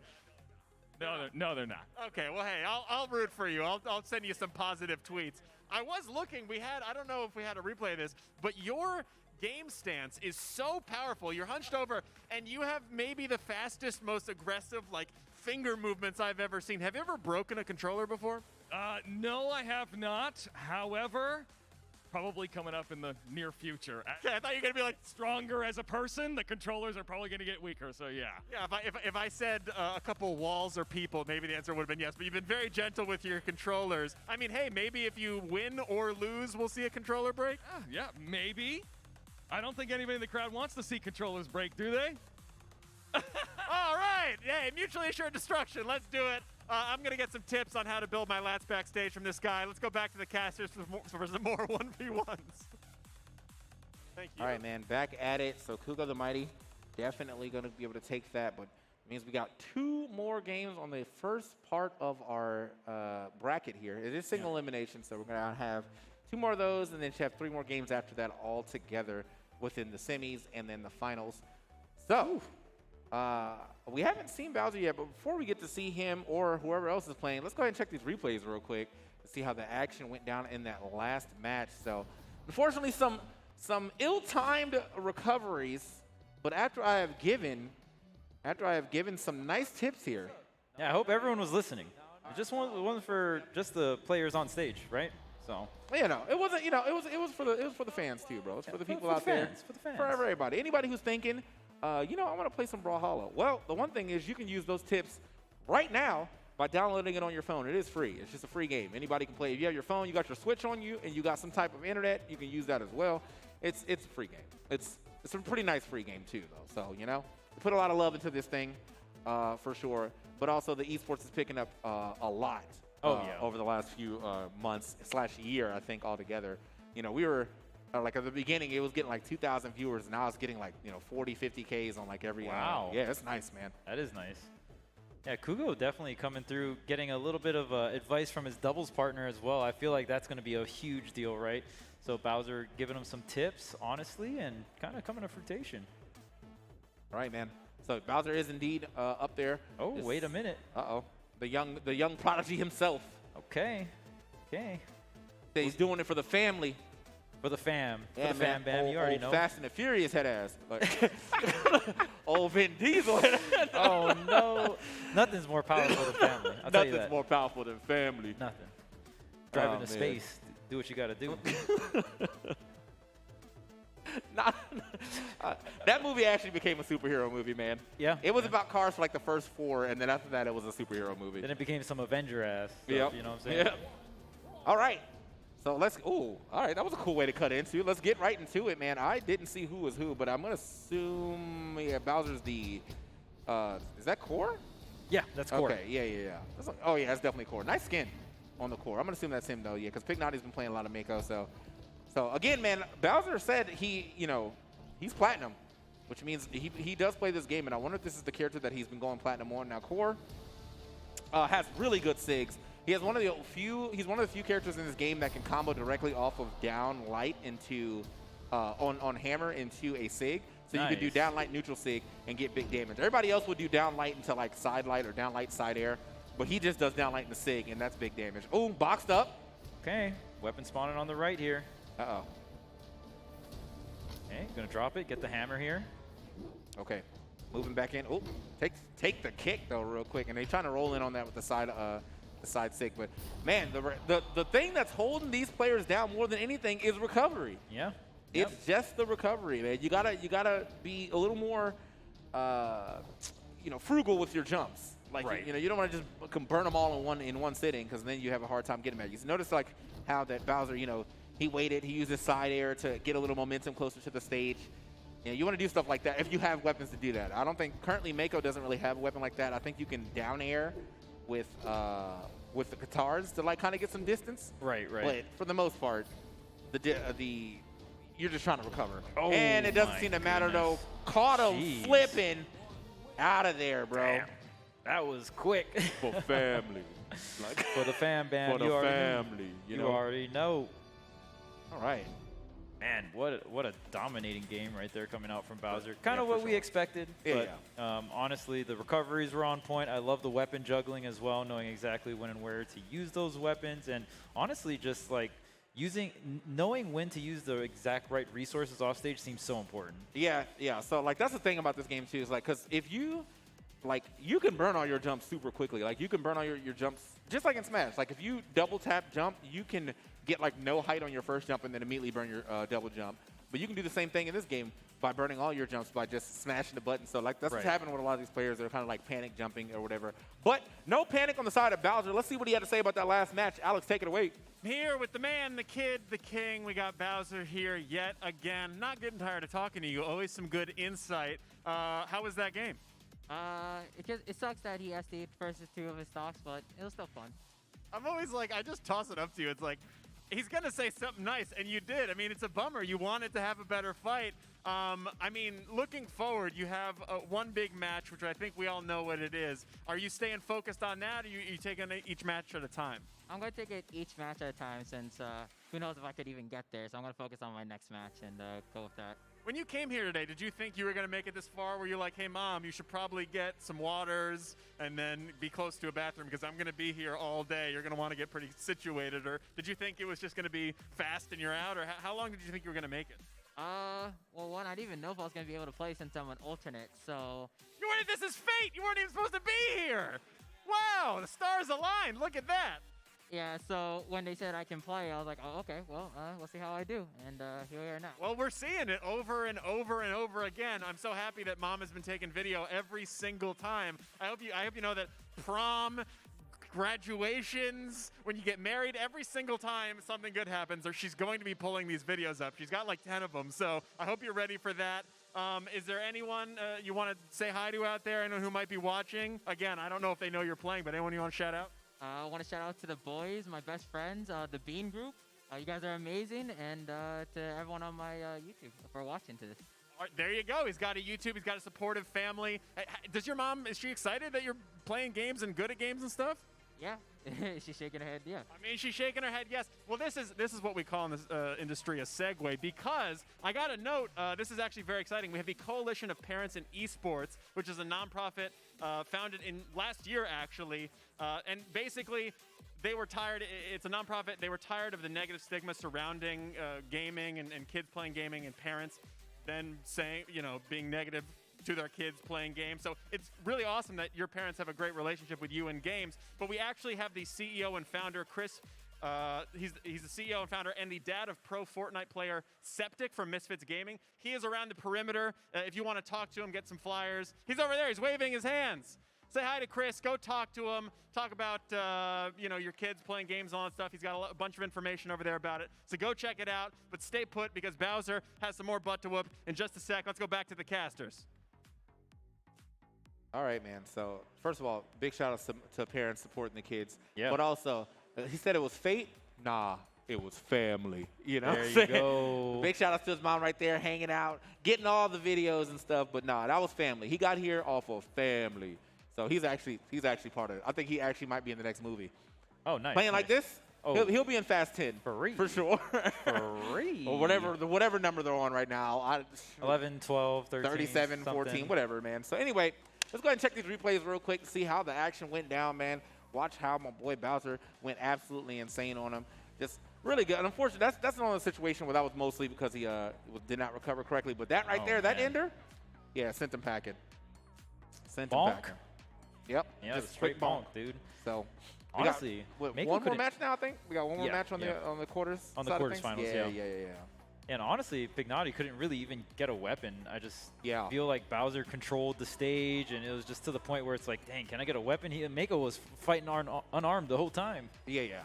So, all right, man. So, let's see how this last one plays out. We have, I think this is the middle section of the squad. So, probably a closer match, but I see Failboat sitting up there. So, should be able to make it happen here as we get into our last quarters. And then we're going to have 2 semis and then a final. So, I mean, if you're a betting man, if I'm a betting man, I'm thinking the finals is Abdallah versus Bowser. But, hey, man, there could be an upset somewhere in here, too. So, don't ever want to count nobody out until they're actually out, you know? Yeah, we've seen many different fighting game tournaments, right? You can't sleep.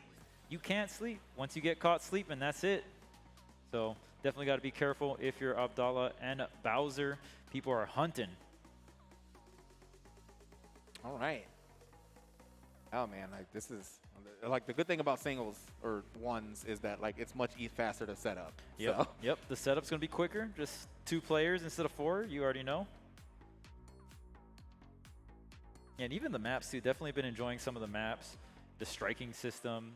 A lot of the singles map seems really refined in terms of just balance in general. So really been fun watching. Yeah, man.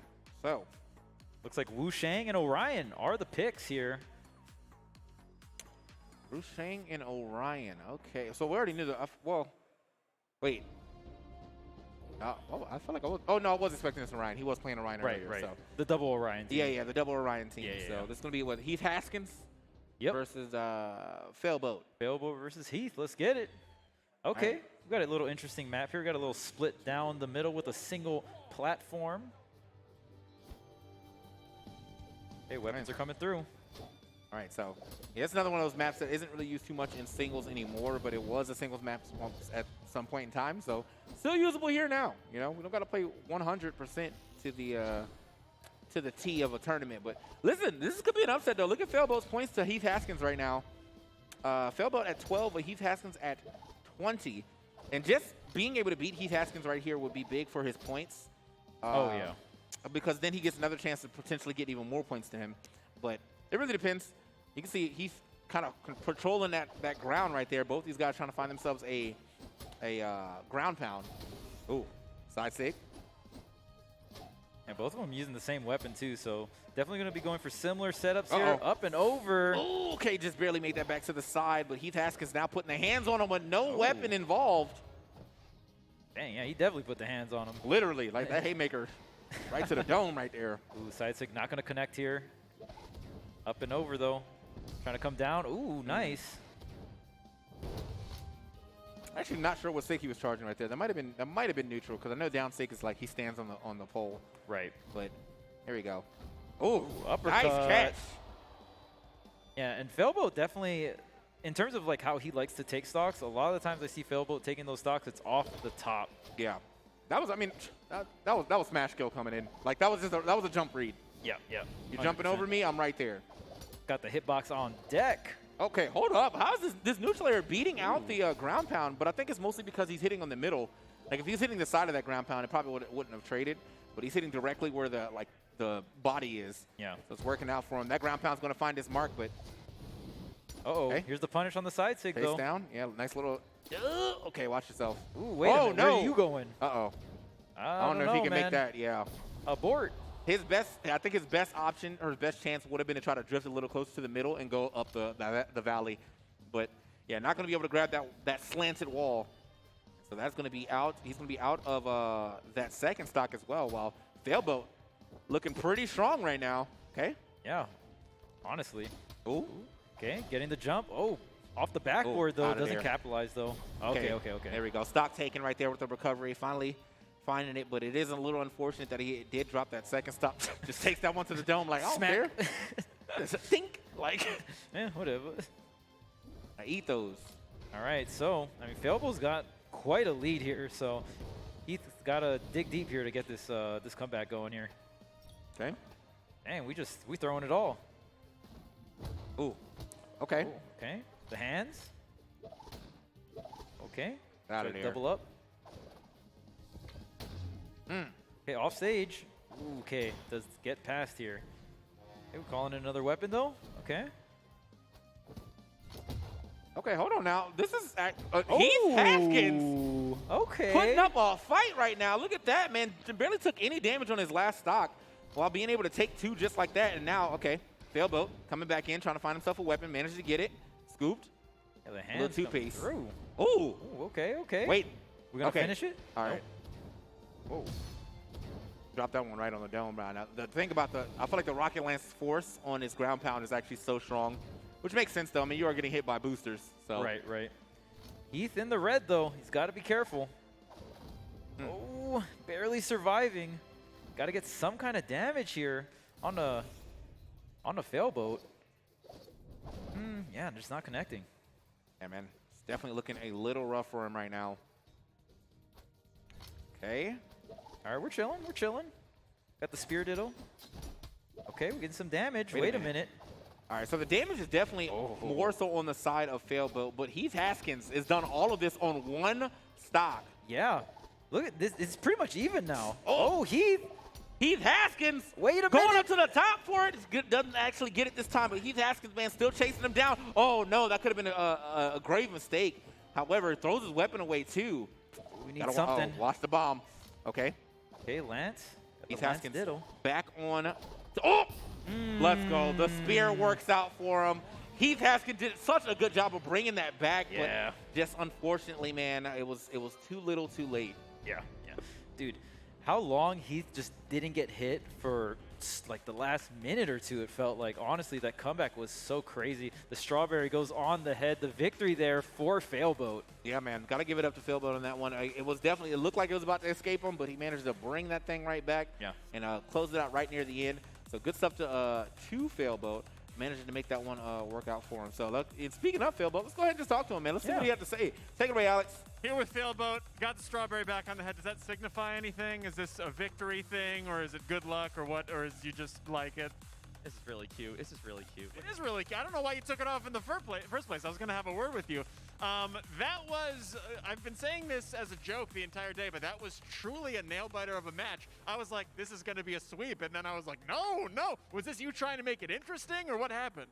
No, that was him absolutely outplaying me for like a solid stock and a half there. But shout out to Vermont Smash for teaching me how to still not completely stay calm under panic, but panic under panic. Yeah, it was, I mean, I gave you full, he told the truth. I gave you full ability to lie and say, like, I was establishing an underdog role or something. But truly, it was, you couldn't hit him for, like, what happened? You just started to flop and crack and you couldn't hit him? Or, like, did he pull some stops out and you couldn't deal with it?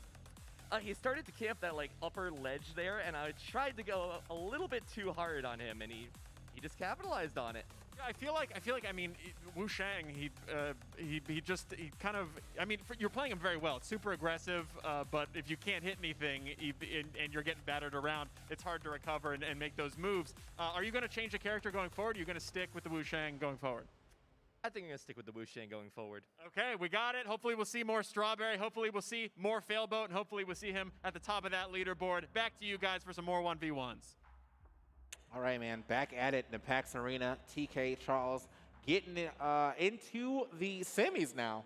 Yep. Yeah, it's semis time, man. So, like, we'll be getting in the semis after this break. But, hey, man, the action has been great. If you guys are enjoying the action, then stick around because we'll be right back with more of this Brawlhalla action.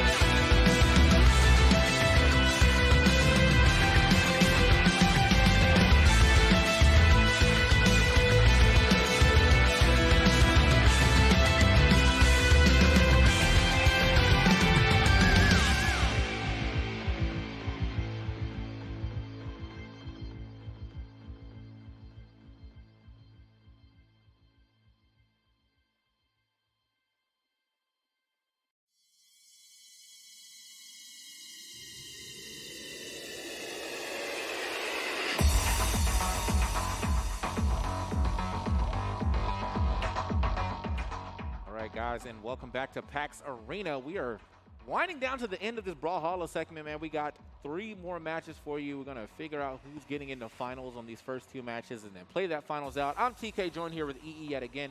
How you doing, brother? I'm doing fantastic. It can't be overstated enough how exciting this event has actually been. Like, I knew just coming into it when we opened up with the free-for-all action and then into doubles, it was going to be an exciting path to get to this 1v1 single elimination format to crown a champion. It just has not disappointed, you know what I'm saying? And honestly, we're kind of seeing those top contenders, well, unsurprisingly, have ended up in that Final Four area. As you said, TK, just 3 matches to go before we crown a champion. Yeah, man. So I'm still looking forward to the finals being Abdallah versus Bowser, but like it seems unavoidable. It seems almost unavoidable, but there could be an upset. A lot of things can happen in this match, but we are not sure who we got coming up next, man. I would love to see some Reno play, but that character that's a very, very new character. So my man Cole, yep. I don't see his probably opponent Abdallah. though. It's got to be Abdallah, right? I would assume so. He was on the first side of the bracket, so I'm gonna assume such. If that's the case, that's actually wild. Could we get a well, no, I was gonna say maybe an Orion Ditto. Oh well, no, that guy, no, he's gone. Right. That's what I was gonna say. Yeah, speaking incorrectly. Failboat was able to do that up. So I'm not sure how many points you got for winning that. I don't know if it's still 5 though, but if it is just 5, I think Heath, if Failboat doesn't win this next game, then Heath might still be above him in placements. So that could be something if it's 5 points per win. But we will see. We have both of our players up. We got the Zol and the Orion. Yes. There it is. Clean. So it's going to be Kugo. I'm a big, I was talking to you how it was, what was the character with the axe? Taros? Yeah, I was talking about him. I like Orion a lot too. Okay. Orion's clean. And then I became even more of a fan when I saw them just kind of rocking through in doubles very cleanly. That character's got a lot of clean execution. Probably takes a lot, maybe like pick up not relatively difficult mastery of the character though. Probably a lot of effort behind it. Yeah. So with that being said, man, we're just getting I think we're all set up. I got the screen on my side, so but we'll I be got seeing it on my side too.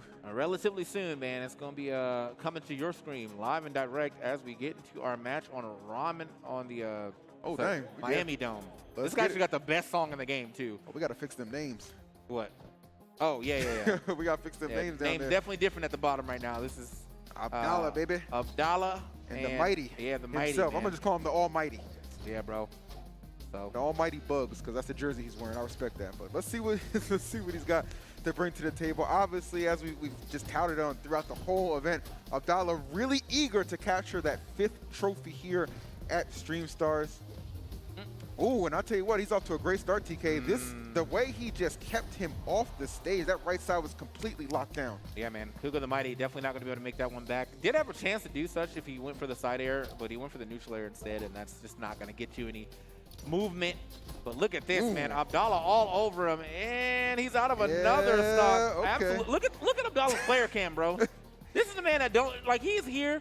He means business. The fact that he is yet to blink throughout this entire game tells me everything I need to know. Yep. But how could you blink when you're delivering these pinpoint precise combinations? I'm not even. Now just putting this man in the dirt. Literally not even watching the gameplay anymore. I was waiting for that man to blink. Woo! He still ain't blink. Oh, there it is. The eyes gotta hurt. Like, oh man. Get this man some clear eyes, bro. Yeah. He does not blink. Oh man. Wow. Well, and Kugo, he is good. Like he's good. He's proven to be an asset, especially in doubles. Like he had a great performance, but Abdallah just made him look like an amateur. Yeah, that was actually super easy for him. So I'm gonna have another word with Abdallah for the 417th time. Alex, take it away. All right, I am here with what was your name? Oh, Abdallah's here. He won again. Do you have any worries going into that match? Yes, actually, I was hard calculating every single option that could have happened in that round. No sleep. We saw. I mean, there was no rest of your eyeballs. You didn't blink. Do you often blink when you play games, or you normally just locked on like that? Yeah, locked on, laser focus, just had to perform. That's good. Hey, listen, if he even shuts down for a little bit, game over. He's not walking away from this one. Are you now envisioning that game against Bowser? It's pretty much set in stone. I mean, we'll see how he does in his game, but we're all pretty sure it's going to be you versus him in that final 1v1 matchup. Are you envisioning that round right now? We'll see. I don't want to count out the other competitors who are going against him, so I'll be rooting for the underdog. I mean, listen, you should see them backstage. We have a little green room for them. They've just been standing like this the entire time. There was a weigh-in that we didn't require. I don't know why you guys are doing that, but it's going to be a vicious setup. You guys are staring each other down backstage. It's going to be a great match. Is there anything you'd like to say to Bowser to try to strike some fear in his heart? Strike some fear. Oh, that's uncharacteristic of me. I thought that's right up your alley. You're scary to me. What is there anything you want to say to just instill that fear? How about good luck, have fun? That's it. He's shaking. I can feel it. There's a Bowser-shaped hole in the wall. He just ran through it.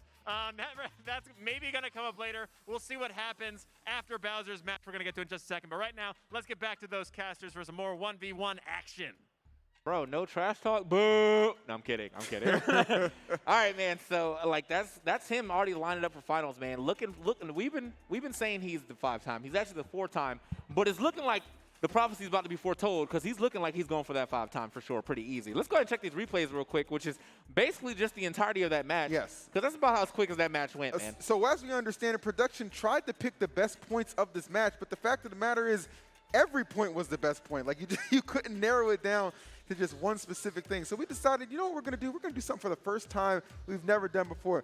The whole match is your highlight. Yeah, man. Okay? Like, the whole match is basically just big enough or just long enough to be put into a Twitch clip. So, just don't let it, like, when someone says get clipped, they don't mean the entire match. They just mean, like, one stop. Right. But he's like, I'll just get clipped. I'll get clipped. I mean, when you're a 4-time champion, you kind of do things a little bit different. I think that's kind of fair to say. But, this kind of goes maybe this is like actually works in Abdalla's favor. A little bit of intimidation tactics, if you will, for whomever he's going to meet in grand finals. This is what you have to go up against. This man was barely touched. We are in semis.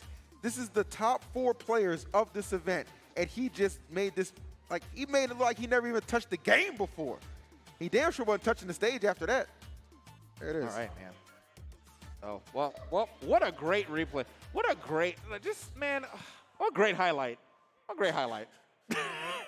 It's one long track. What a great highlight game. You know what I mean? That is crazy to me, but well done, Abdallah. We will see him again momentarily in grand finals, but his opponent, TK, we have to decide his opponent. Obviously, he has been on a collision course with Bowser all throughout this event. It seems unavoidable, inevitable, whatever big buzzword you want to put onto it, but perhaps the one cog in the wheel, Veilboat. Yeah.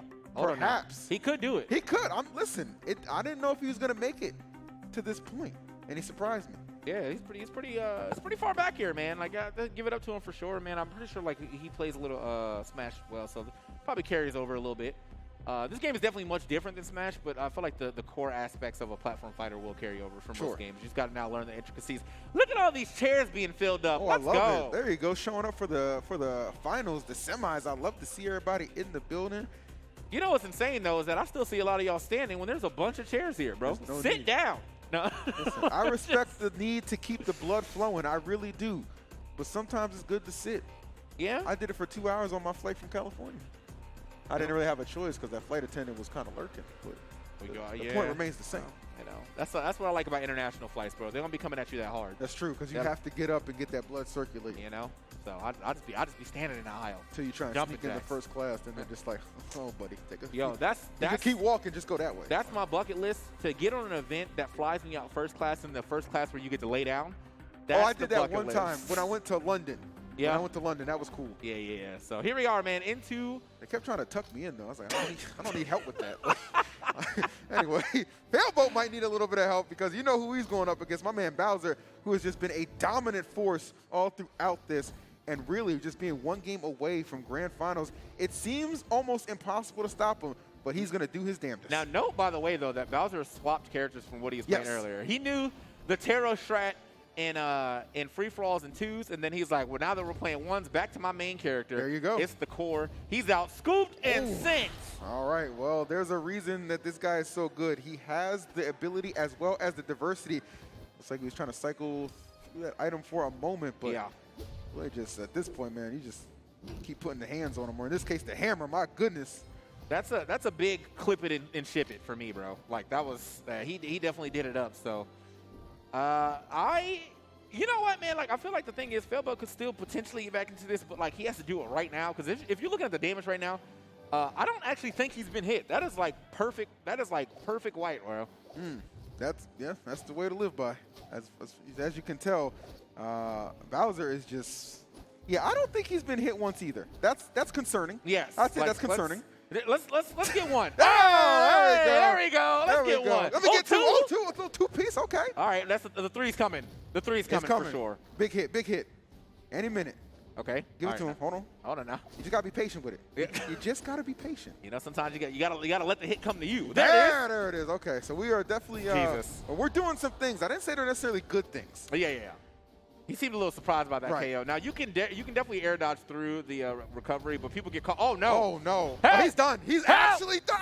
Are you kidding? Another 3-stock en route to the finals, guys. All right. This is the top 4. Yeah, well, and the gap. Nah, it was top 2+. That's what that was, bro. Because these two competitors that we're about to see coming up next, this is gonna be a good fight. It's gonna be a good fight. It really is. I mean, you got, you know. Can we get a best of 3 on this, bro? Like, I'm kind of like in the same boat. Like, we got some time. Hold on now. We got some time. We can run this best of 3 real quick. We don't have to wrap it up in just one. Yeah, man. Because I mean, look, this is gonna be the one to rule them all for sure. But oh my, they are definitely playing, man. Between Bowser and Abdallah, it's gonna be something. But let's go ahead and see what Bowser has to say about that last gameplay. Alex, take it away. Talk some trash.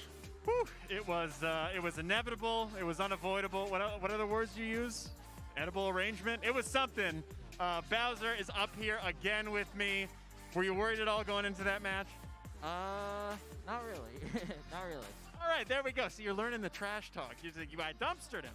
No, it was a great showing by you. The smile is now kind of leaving your face, though. I can even tell, mask included, because you know what's happening next. Are you a little bit worried about the next matchup? Definitely gonna be my toughest opponent yet. So in grand final, so some nerves behind it, but I'm gonna try my best and hopefully win it. Can I call you every morning? Because I wake up with just like a feeling of doom, but you make me feel, you're so positive about everything that I'm like, I just want to call Bowser right now. I think there's a lot of people here rooting for you. Do you feel like an underdog here? Do you feel like you're going to have to climb up a very tall mountain to knock Abdallah down, or is that not even getting to you? Someone that's an alternate now in grand finals, I guess I could say that in a way. Not really sure though, but. I mean, you said you're not even supposed to be here, and second place is not a bad place to be. You still get $1,000. I mean, pretty much guaranteed to get $1,000. Have you ever won that kind of money before? No, this is my first time. Well, there we go. Again, you got to work out with your mom. How much can he spend of it, Mom? Nothing. Okay, so in theory, you just get a nice shiny medal, worst case scenario, but you still fight for that first, and that's going to be coming up next in our best of 3 grand finals with you and the reigning champion, Abdallah, in just a second. But right now, let's kick back over to the casters one more time. Yes, All right, man. Now, I don't know if they did that because we said it or if it was going to happen, but I'm going to say that we had influence. It was influence. It was influence. You have been influenced by the influencers. What's up?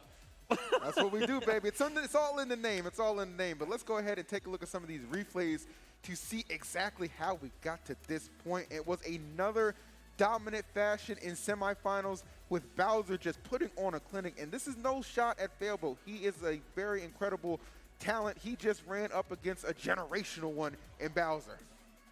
All right, man. So, look, yeah, I know he's feeling good about his play right now, but they are stacked up to the top right now. Abdallah at 65 points over Bowser right now because of the one win that they got in doubles. But, man, look at the disparity between 65, 60, and then the next person is 34, bro. Like, it is, yeah, y'all didn't have to put up that whole graphic. You could have left Drew.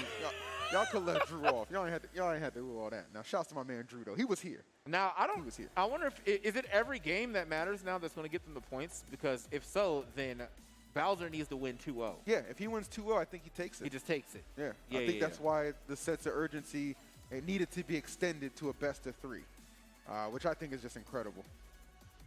All right, man. So Bowser, a lot of pressure right now. He even lets Abdallah get one, then just by the numbers alone, he should be able to take it. right? Yeah, I mean, well, see, the thing is, the only loss that's been given so far to Bowser has been in doubles, and he actually did a pretty decent job there. Now, it was to the hands of Abdallah, but now it is mano a mano, you know what I'm saying? Like, my hands versus your hands, my character versus your character was good. So, I think we're kind of setting up, but you know what I'm setting up to see? Some more people in those beautiful chairs. Thank y'all for taking a seat here after we've been shielded. They were free, too. These are free seats. I'm waving back at you. Here we go. If you turn around, I swear I'm waving at you. I won't make it. Don't make a liar out of it. Hey! I'll tell you, girl. All right, man. So yeah, it's you thank y'all for coming to sit in these like free. Now the thing is, I just use the best word for gamers. Okay. Okay. Free. Okay. That's true. You put the word free on anything, and they're ready. Like, oh, we got free air over here. Well, free air? Oh, I'm coming over there. I'm breathing this way. Yeah. Pulling up. That's what we do around here, having a good time. But yeah, really appreciate all you guys tuning in. I mean, you picked, even if you just showed up to this, whether it's in the Twitch chat or the audience, you picked a hell of a time to tune in, because on the other side of this break, the grand finals, Abdallah, Bowser, only one can win. Find out who after this break.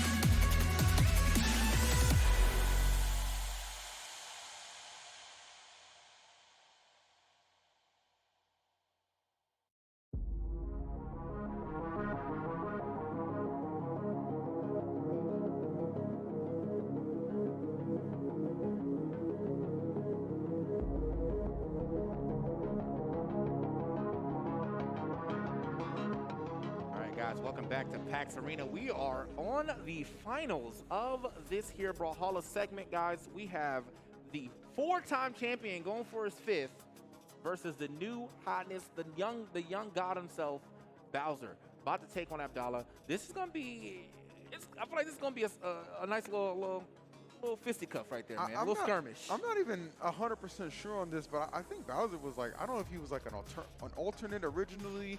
I know he had to have his mom come through to sign some papers just to make sure he could compete. So, I mean, regardless of his path to get here, he has certainly made the most out of it. He has been definitely a treat to watch all throughout. Dominant performances, back-to-back.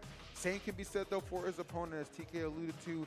A lot of motivation can go in when you're going for that, that 5th win on the same stage. But the crazy thing is for him that I think is going to aid him a lot is the fact that because he's already won it 4 times, nerves clearly don't affect him. They don't get to him. He's very, like, that kind of, tournament experience really kind of goes a long way. Bowser, amazing player. Not sure if those nerves will creep up, but I tell you what, this kid has been kind of stone cold all throughout. I can't imagine that's going to be a problem, which is exactly why I think this is going to be a grand finals to remember. All right, man. So they decided to go random too, man. It's a super nice start right here, respectful, and here actually random getting them directly to what is one of the most used stages in competitive. Small Mammoth Fortress. It ends up doing this little Smashville thing with the platform. This side platform does rise up and go above the stage a couple times, so that's pretty cool. But honestly, man, we're just going to have to see how this one starts out. A good start here for both sides. Nice air dodge to try to get through, but he was a little too late on it. Still got hit with the second part. You want to air dodge away from that. Definitely expecting a lot of exchanges when it comes to combinations. Both of these guys have been so fluid and just so thorough with their execution. It's kind of hard to think that they're just kind of single hits. Like, everything always seems to lead to more extensions. And I have no doubt that is going to continue to be a trend. Some nice hits developing right now from my man, Abdallah. Trying to keep that pressure and position on the ground, but oh my God, Bowser just bullied his way back, but maybe overzealous as he went off the stage, but still the offense continues, and that stock from Abdallah seems like it's in a little bit of danger. Oh, wait a minute, though. He actually stole a lot, and that was a great air dodge through, because if that would have hit, I'm pretty sure that was the stock. Now, they're jockeying for position right here, but I think, yeah, he's going to be looking for the stomp Sayer for sure. Okay, okay, never mind. Scoop that, my weapon. Oh, he just ran all the way to the right side, like, I'll take that. Okay, hold on now. Boxing him up, Sayers, and that's going to be a side stick, and the FGC head nod as well. I like it. That was a good catch, too, because he saw Abdallah trying to just land and just catch him off guard, but he just kept stepping back to just be right out of the range and not allow him to get the follow-up he might have been looking for, and now looking to go on a big run. Hey, hold on now. This is the collision course we have teased all throughout, and right now, Bowser is just running through this wall. Yeah, man, he's like, look, you might have got that win earlier, but now it's just me and you. No teammates needed. No, sir. And he's doing it quite well with this core. Oh, he scooped up again. Is that going to be a second stock? Not yet, but he's recovering relatively low. I like that recovery, though. Kind of step back real quick. He's got to find a stock sooner than later. Seriously. This is looking rough. Just the fact that Bowser's just so comfortable just going off the stage, applying all kinds of pressure. Good hit with the lance, not enough to seal the deal. Abdallah really needs to find a way to get this stock. His damage is just getting higher and higher. Spike ball? Maybe? No, I still live. That was a great recovery going that low. Yep. Oh, no. Oh, no, he bumped his head on the wall, too. It's all good, though. But, look how much damage he's already got onto Abdallah. Abdallah sitting in the deep red, which means he is super hurt right now.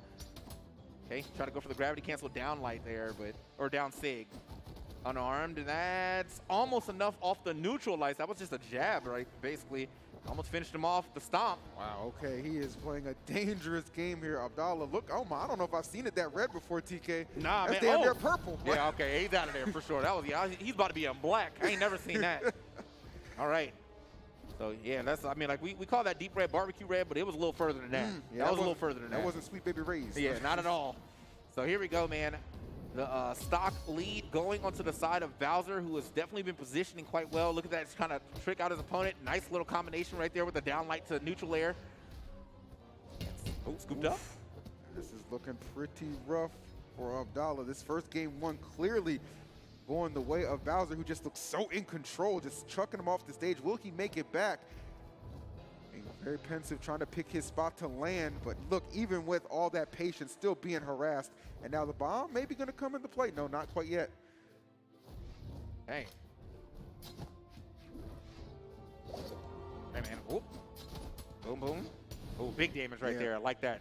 Get the nice little combination now. The thing is, though, he is still hurting, and he does have to get the stock off. Both of these stocks are in danger, but it's much more important for Abdallah to try to get it off right now. Oh, no, not that. The gravity canceled directly into the hands of Core. And that's the first game going to Bowser. Okay. And he stood just, let's notice his positioning, always just kind of right out of range from what Abdallah's trying to string together. And that right there is why you see the 2 stock. So, again, this is going to be contested under best of 3. The first one, Bowser, taking care of business. If he 2-0s Abdallah here, that's it. That's all she wrote. Abdallah needs to get on the board right now. No ifs, ands, or buts about it. Okay. Nice little combinations, just getting those pokes in. Hey. Ooh. Trying to get in there. Whoa, watch yourself. So look, it's just, look at the way that he's juking, man. Like, I got to give it up to the way that he's juking. Like, he is, oh, watch yourself. Nice.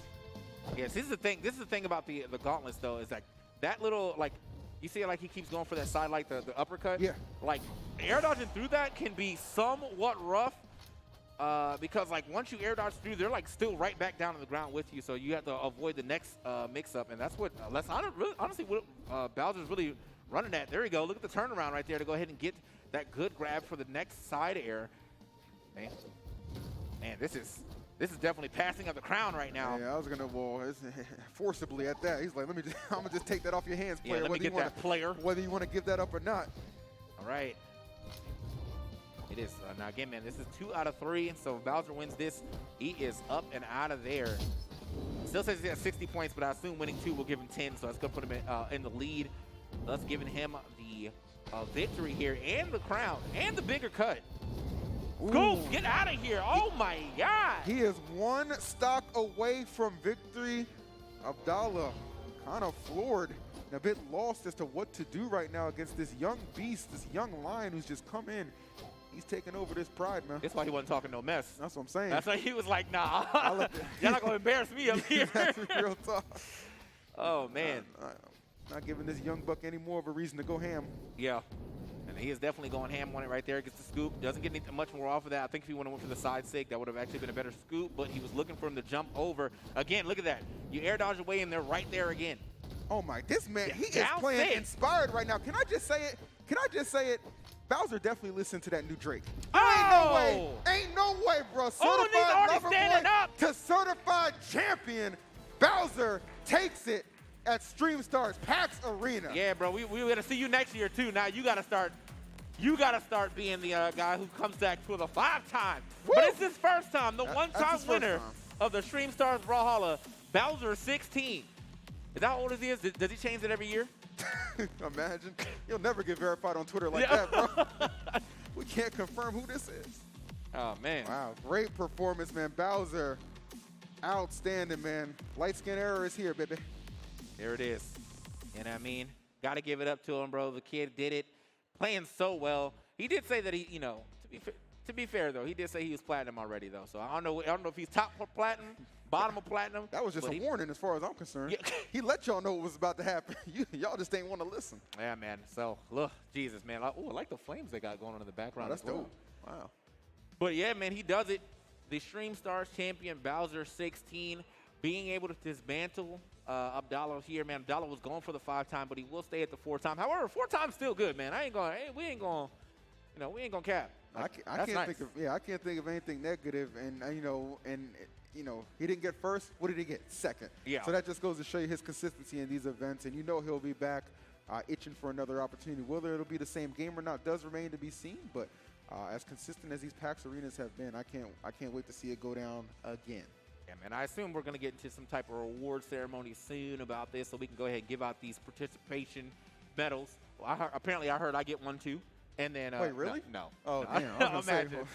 Yeah, just for existing. But let's go ahead and check these replays real quick, man. See how my boy actually went and dominated the end of this here. Okay. Okay. This is a very early replay. I'm very okay with being in the replay. Yeah. Wait, what happened? Oh, they had to. See, they had to queue up the for the throw because he threw it on beat. Oh, that's actually clever. Yeah, that's super nice. So, yeah, he definitely popped off on that one, man. Good stuff to Bowser, man. Like, just, I know he's feeling good about himself. Got to be. Gotta be feeling it. Young buck right here winning a PAX. This early in age, man, I won my first tournament at like 26, bro. So, like, hey, you know. He's just beat you by 10 years. Yeah, you know, it took a bit, but I did it, you know. But you did it way faster. Nicely done, man. Again, just congratulations to Bowser, taking care of business, holding it down. And once again, he is your PAX Arena Stream Stars Brawlhalla champion. Yeah, one time for the one time, man. Hopefully we get to see him some more, man. Like, and according to, you know, the way his family worked, you know, the mom definitely likes the fact that he's playing games, which is good because think about it, man. He could be out in these streets, but instead, he's at home playing these games. Think about it. Doing it the right way. You're doing it the right way, man. Gaming saves lives. Yeah, you know, that's what I'm saying. Look, that's what kept me in the house. There you go. Some Zelda. Like, that's what I'm talking about. So, man, we got all of our people up on the stage. I think we're going to be getting over to that relatively soon. But, hey, I think again, Alex is going to do a little award ceremony with the participants. Love to see it. Love to see it. This is definitely generally how we like to end a segment on the PAX Arena. So. Yeah.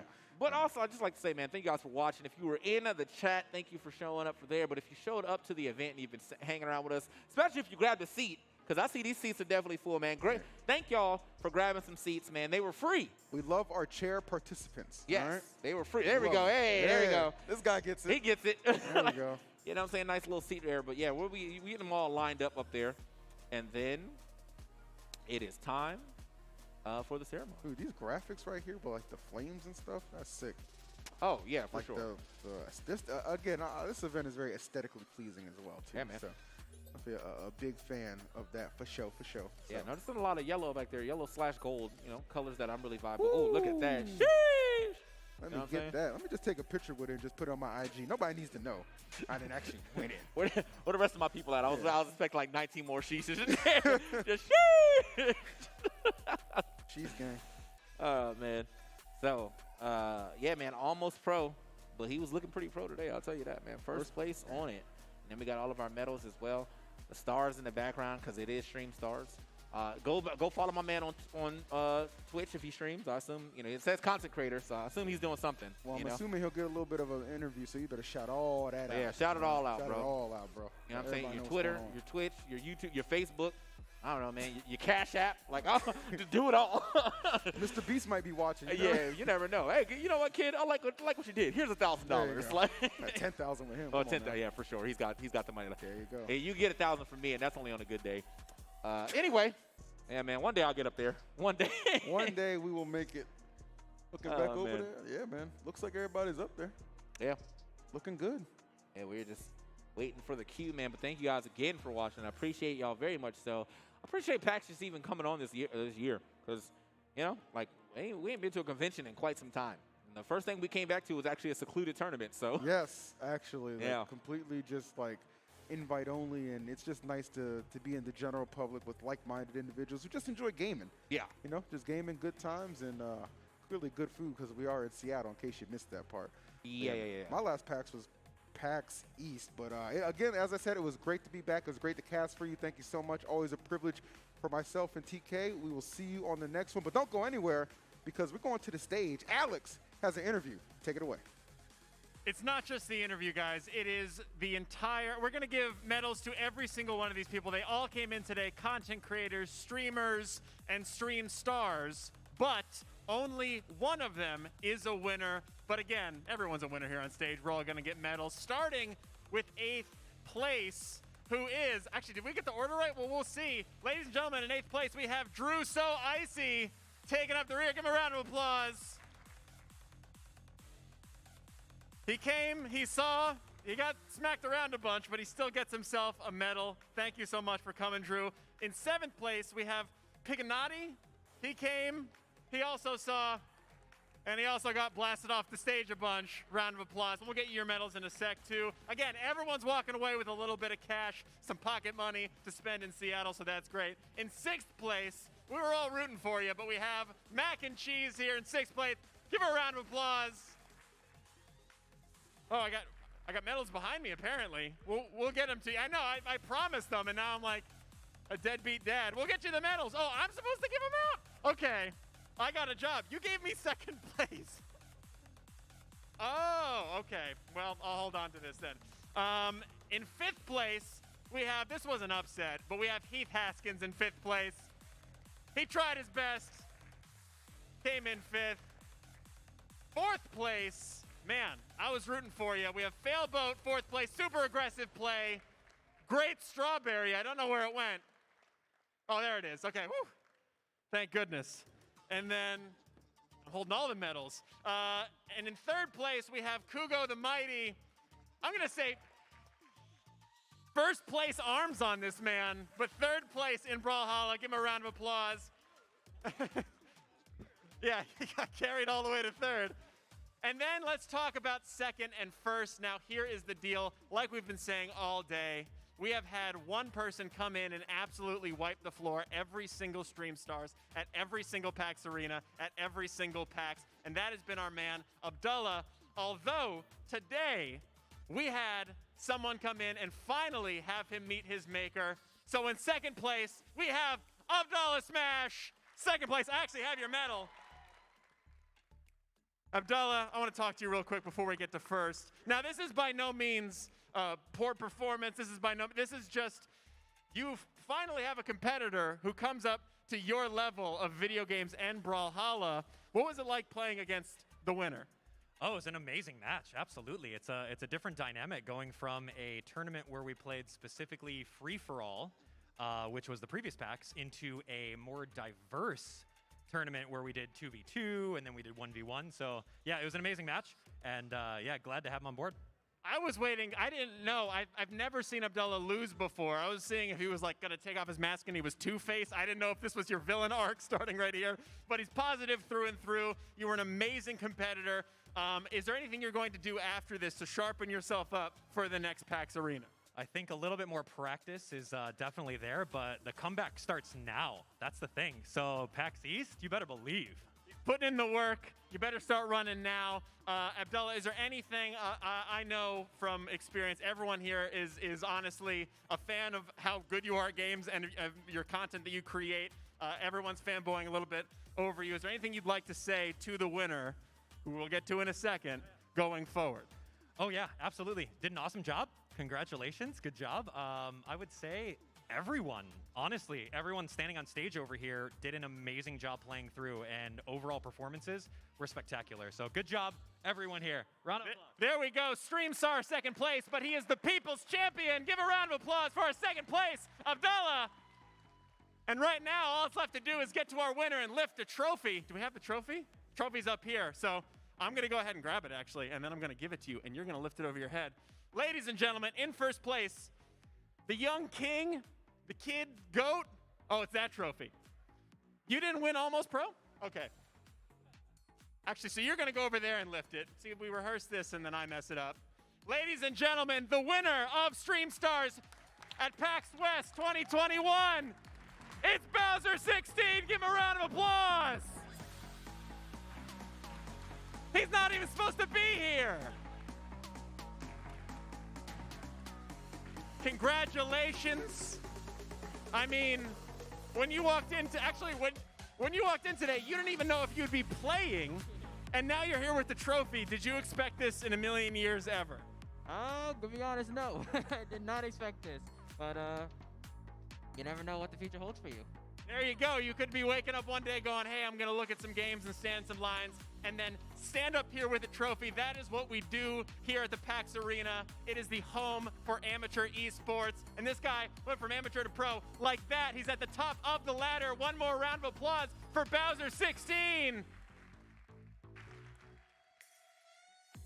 Now, while we all pop some champagne and sparkling apple juice for Bowser backstage, we're going to be switching over to some Guilty Gear coming up in just a second with our 10K Almost Pro tournament coming up in just a second. Do not go anywhere. You're not going to want to miss it.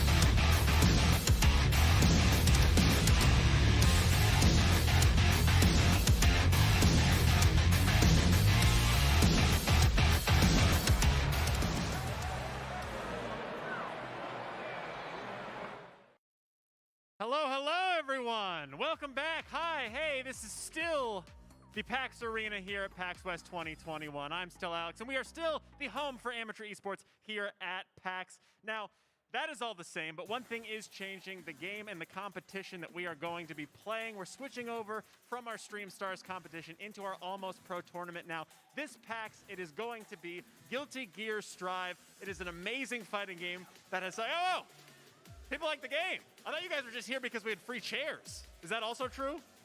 Yeah, round of applause for chairs. Love it. We have some amazing gameplay coming up. It's another great fighting game, one that I have been hooked on. $10,000 is on the line, and this is going to be a little bit longer than Stream Stars. This is going to take place over the next 2 days, trying to weed out people from all over PAX. Anyone can come up and qualify, which our competitors did. They're going to be playing for $10,000 starting right now, so do not go anywhere. Save your seat for tomorrow. I don't know if that's how that works, because again, this is going to be taking place over the next 2 days. But right now, we got to get to some games because, again, I've overstayed my welcome by about 5 minutes. Let's go ahead to our caster desk where we have TK and Fickle. Is that who that is? Hi. Hey. Hey, thanks so much, Alex, for bringing us in. We are here. My name is Fickle, resident microphone vulture, and I'm joined by TK. Yeah, man, I'm just actually kind of here to hang out. Actually, I mean, I've been playing this game, like when it first came out, I played like a decent amount of it, but then I got caught up with some other things. But I am seeing, I've kept up with most of the patches, so I know that some characters have gotten better, some characters got worse. I see a new character into the building, so 2 new characters actually. Super hyped to see that. But right now, what we have on the screen in front of us is a Faust and a Leo Whitefang. I know Leo Whitefang's been getting a lot of play, but Faust is kind of interesting to see like this far into the bracket. Yeah, good old Loust got some nice buffs in the last iteration of the patch. But let's take a look at the format because it's going to be important to go through this. So it's going to be 8 double elimination pools. All matches are best of 3. Top 2 players from each pool move on and advance to the top 16. 16-player double elim bracket once we decide that, and then all matches in there are best of 5s or first to 3, depending on how you say it or your format. Let's look at the prize pool up to date because we do have 10K total prize pool, which I believe is one of the largest Guilty Gear Strive prize pools to date. Plus, we are all on PC, high refresh rate monitors, and we have the whole 9 yards. $4,000 for first place, and even going down to 7th, 8th, we'll get $225. We got the LED screens. It's looking like an amazing production out there, TK. I'm actually really excited to do this. I'm not traditionally an FGC person, but this is a game I've been studying a lot, and I've been playing fighting games for many, many years. So I'm really excited for this. Hey, man, look, this is like, it's definitely like a step over from where I usually do commentate, but I've definitely done a couple of fighting games in my time. And like, yeah, man, this is just such a beautiful one to look at, to talk about, to watch. Even if you're like, even if you don't know what's going on, like it's still like, man, this game is just so fast-paced. It looks great, and we got all kind of colors too on our players. So we're gonna go ahead and get everything started and ready to go for our first match between Razo and Daeyeon. All right, like you mentioned, we have Faust and Leo. So Leo actually walking out scathingly free from the patch. Actually, not even getting nerfed, just getting some buffs. Cancelable crouching 2K. Now cancelable on back turn. Let's see how it goes. All right, man. So this is the thing, man. Faust is definitely, like, you're going to see Faust step back. Faust is that trickier character. He's going to need some space to get things started up. Tries to get a little pressure going here. But Leo, the issue with this matchup, in my opinion, is once Leo gets the pressure going, it's like, bro, if your defense isn't down pat, like, you're going to get mixed. Well, you can actually get lamed out. Ooh, nice counter hit there from the scalpel pool. Nice and okay there. Oh, yeah, just do it. Oh, the mini foul saved him, actually. Couldn't get much more than that, but yeah, sometimes you just gotta just do it. You gotta let the opponent know that you're down to just do it sometimes. You gotta check their reaction. The overhead, a nice break on that. Go ahead and burst out of that, not allowing that combo to go any further. Yeah, scalpel pull does a PRC to make it safe. Actually gets clipped there. Nice interaction between the mini fouls there. I think that was actually the Stampede. Okay, donuts out. Leo's trying to get the help back. PRC. That's a nice command throw there. I don't think he's dead just yet, but here's the Oki. Uh-oh. Not the Afro on. Watch yourself. Okay. Early burst. Ooh!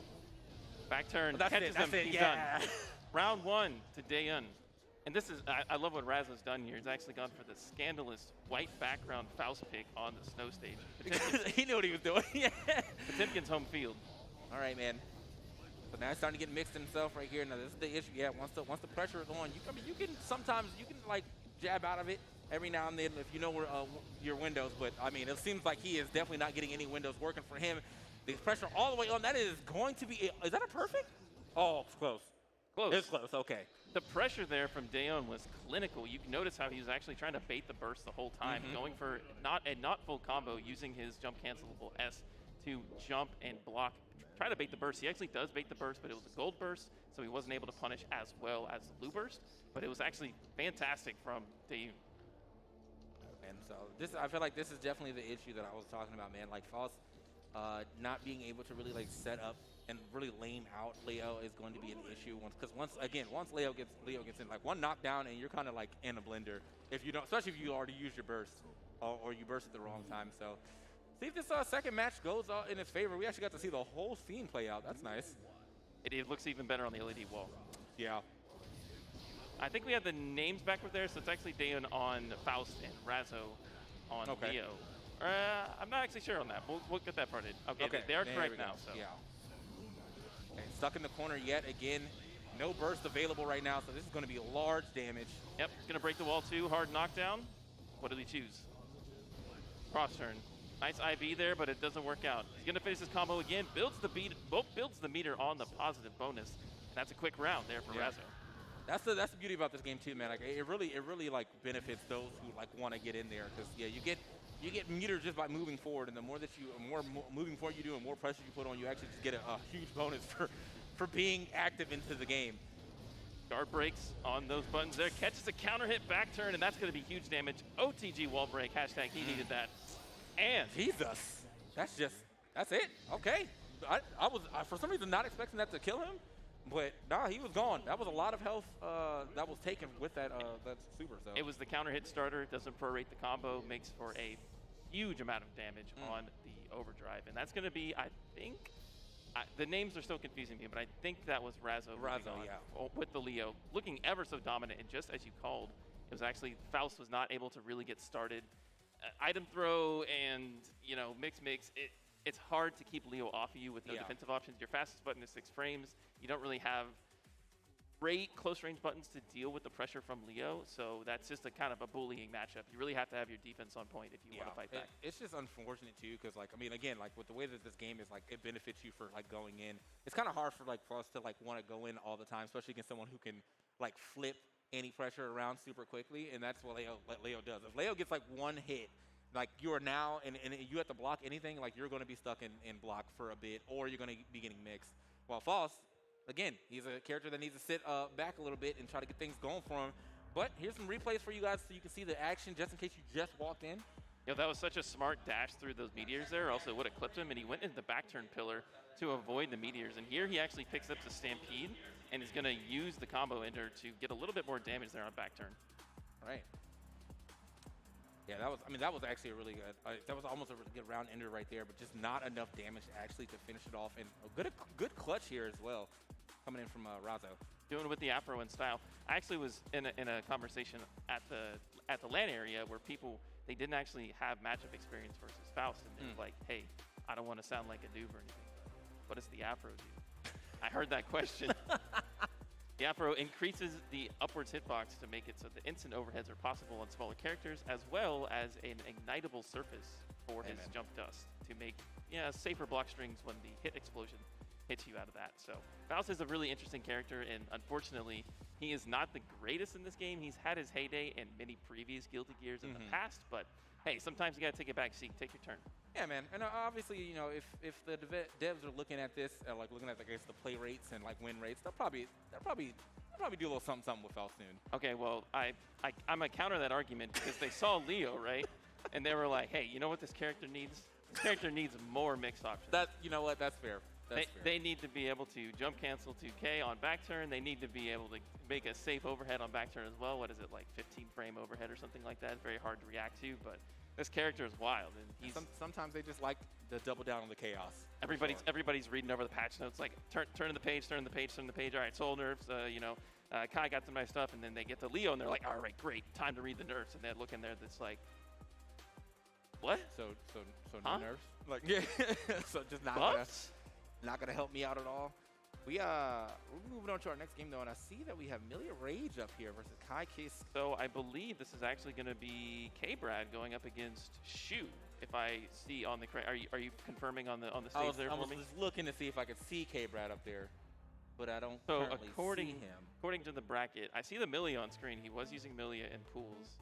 So Okay. I'm going with that.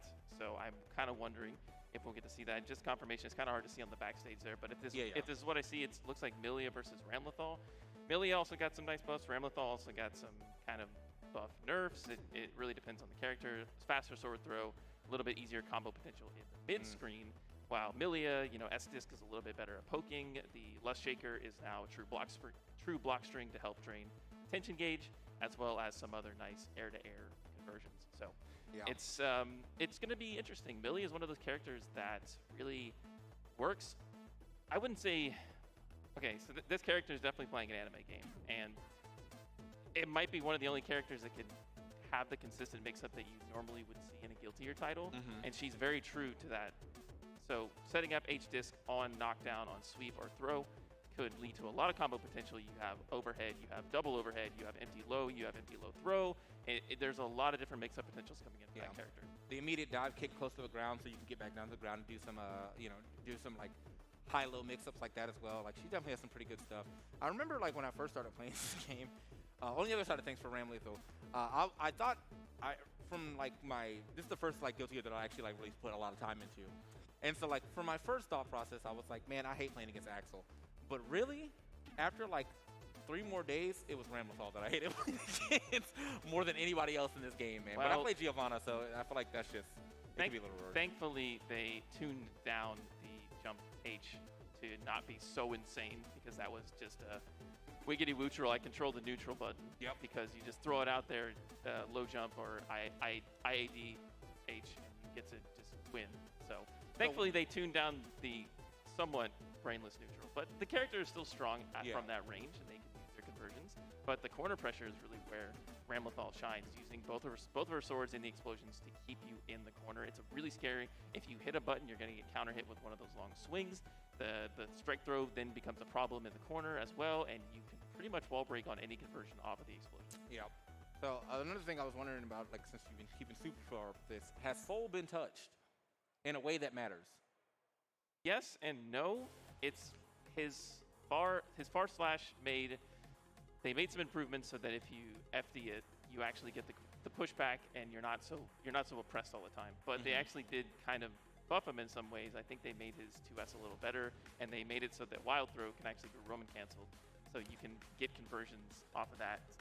I don't particularly know if he needed that, but hey, they're taking away power from some things and giving it to others. Also, Bandit Revolver is no longer like you're not really close to them after landing. It spaces you out just a little bit more to not make it so wild. So they tuned some stuff. I think they were going to mention doing another patch a couple of months from now, and they're working on it. But I really think Leo players are dancing a parade after this one. All right. So I think we're just getting everything set up again on the stage. We still see the Millie up there. We still see the Ramlethal, and still don't see our other competitor. So either maybe he forgot he had to play today. Who knows? But for almost 10K, for 10K, I wouldn't forget. Well, this should be the loser side of the bracket. So this is an elimination match. Winner actually is not qualified just yet. So this is supposed to be loser semis. So loser will go on to play the loser. Winner will go on to play the loser of the winter finals, which I think is going to be Daeun, and they will meet to determine the top 16. So we'll be pulling 2 players from each pool. So we have 8 pools, 2 players, 16. That math checks out. And then on the final day, which is Sunday, we'll be having all best of 5 for top 16, I believe. So we are waiting for the players just to get ready, guys. I know you want to get into this. I want to get into this. I'm seeing a little bit of movement over there from both sides, but I can talk more patch notes if you really want to go into the intricacies here. I'm actually seeing a lot of the land players. I've seen Potemkin. I've seen a lot of May. I've seen a lot of Leo. I was really surprised to see the Faust make it that far. I'm seeing currently a lot of Giovanna as well. I'm sure you know that character. I didn't see any gold Lewis. Actually, to mention, so Jacko was released about a week ago. Jacko is not legal for this tournament. So even it's not enough time. We decided that it would just be best to ban them. So unfortunately, we will not see Jacko. But we're going to throw it to a quick break while we resolve the audio issues. I think they're trying to get the headsets for the players on stage. It's quite loud up there, so they really need to get that locked in. Apologies for the delay, but we're going to be back after this break with the next match.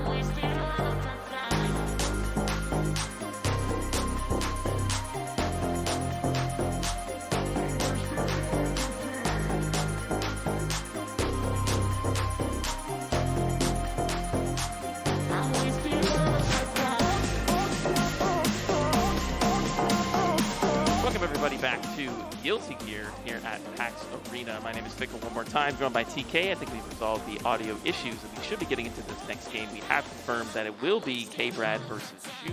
We can see them a little bit of their heads over from the distance here. Yeah. And if we are to believe what they are hovering on character select, I think it's going to be Milia and Ramlethal coming into our losers semi-finals. And there we have player cams as well as the character picks. They're for you on screen right now. I didn't even know my boy was here, man. Big shout to my man K-Brad.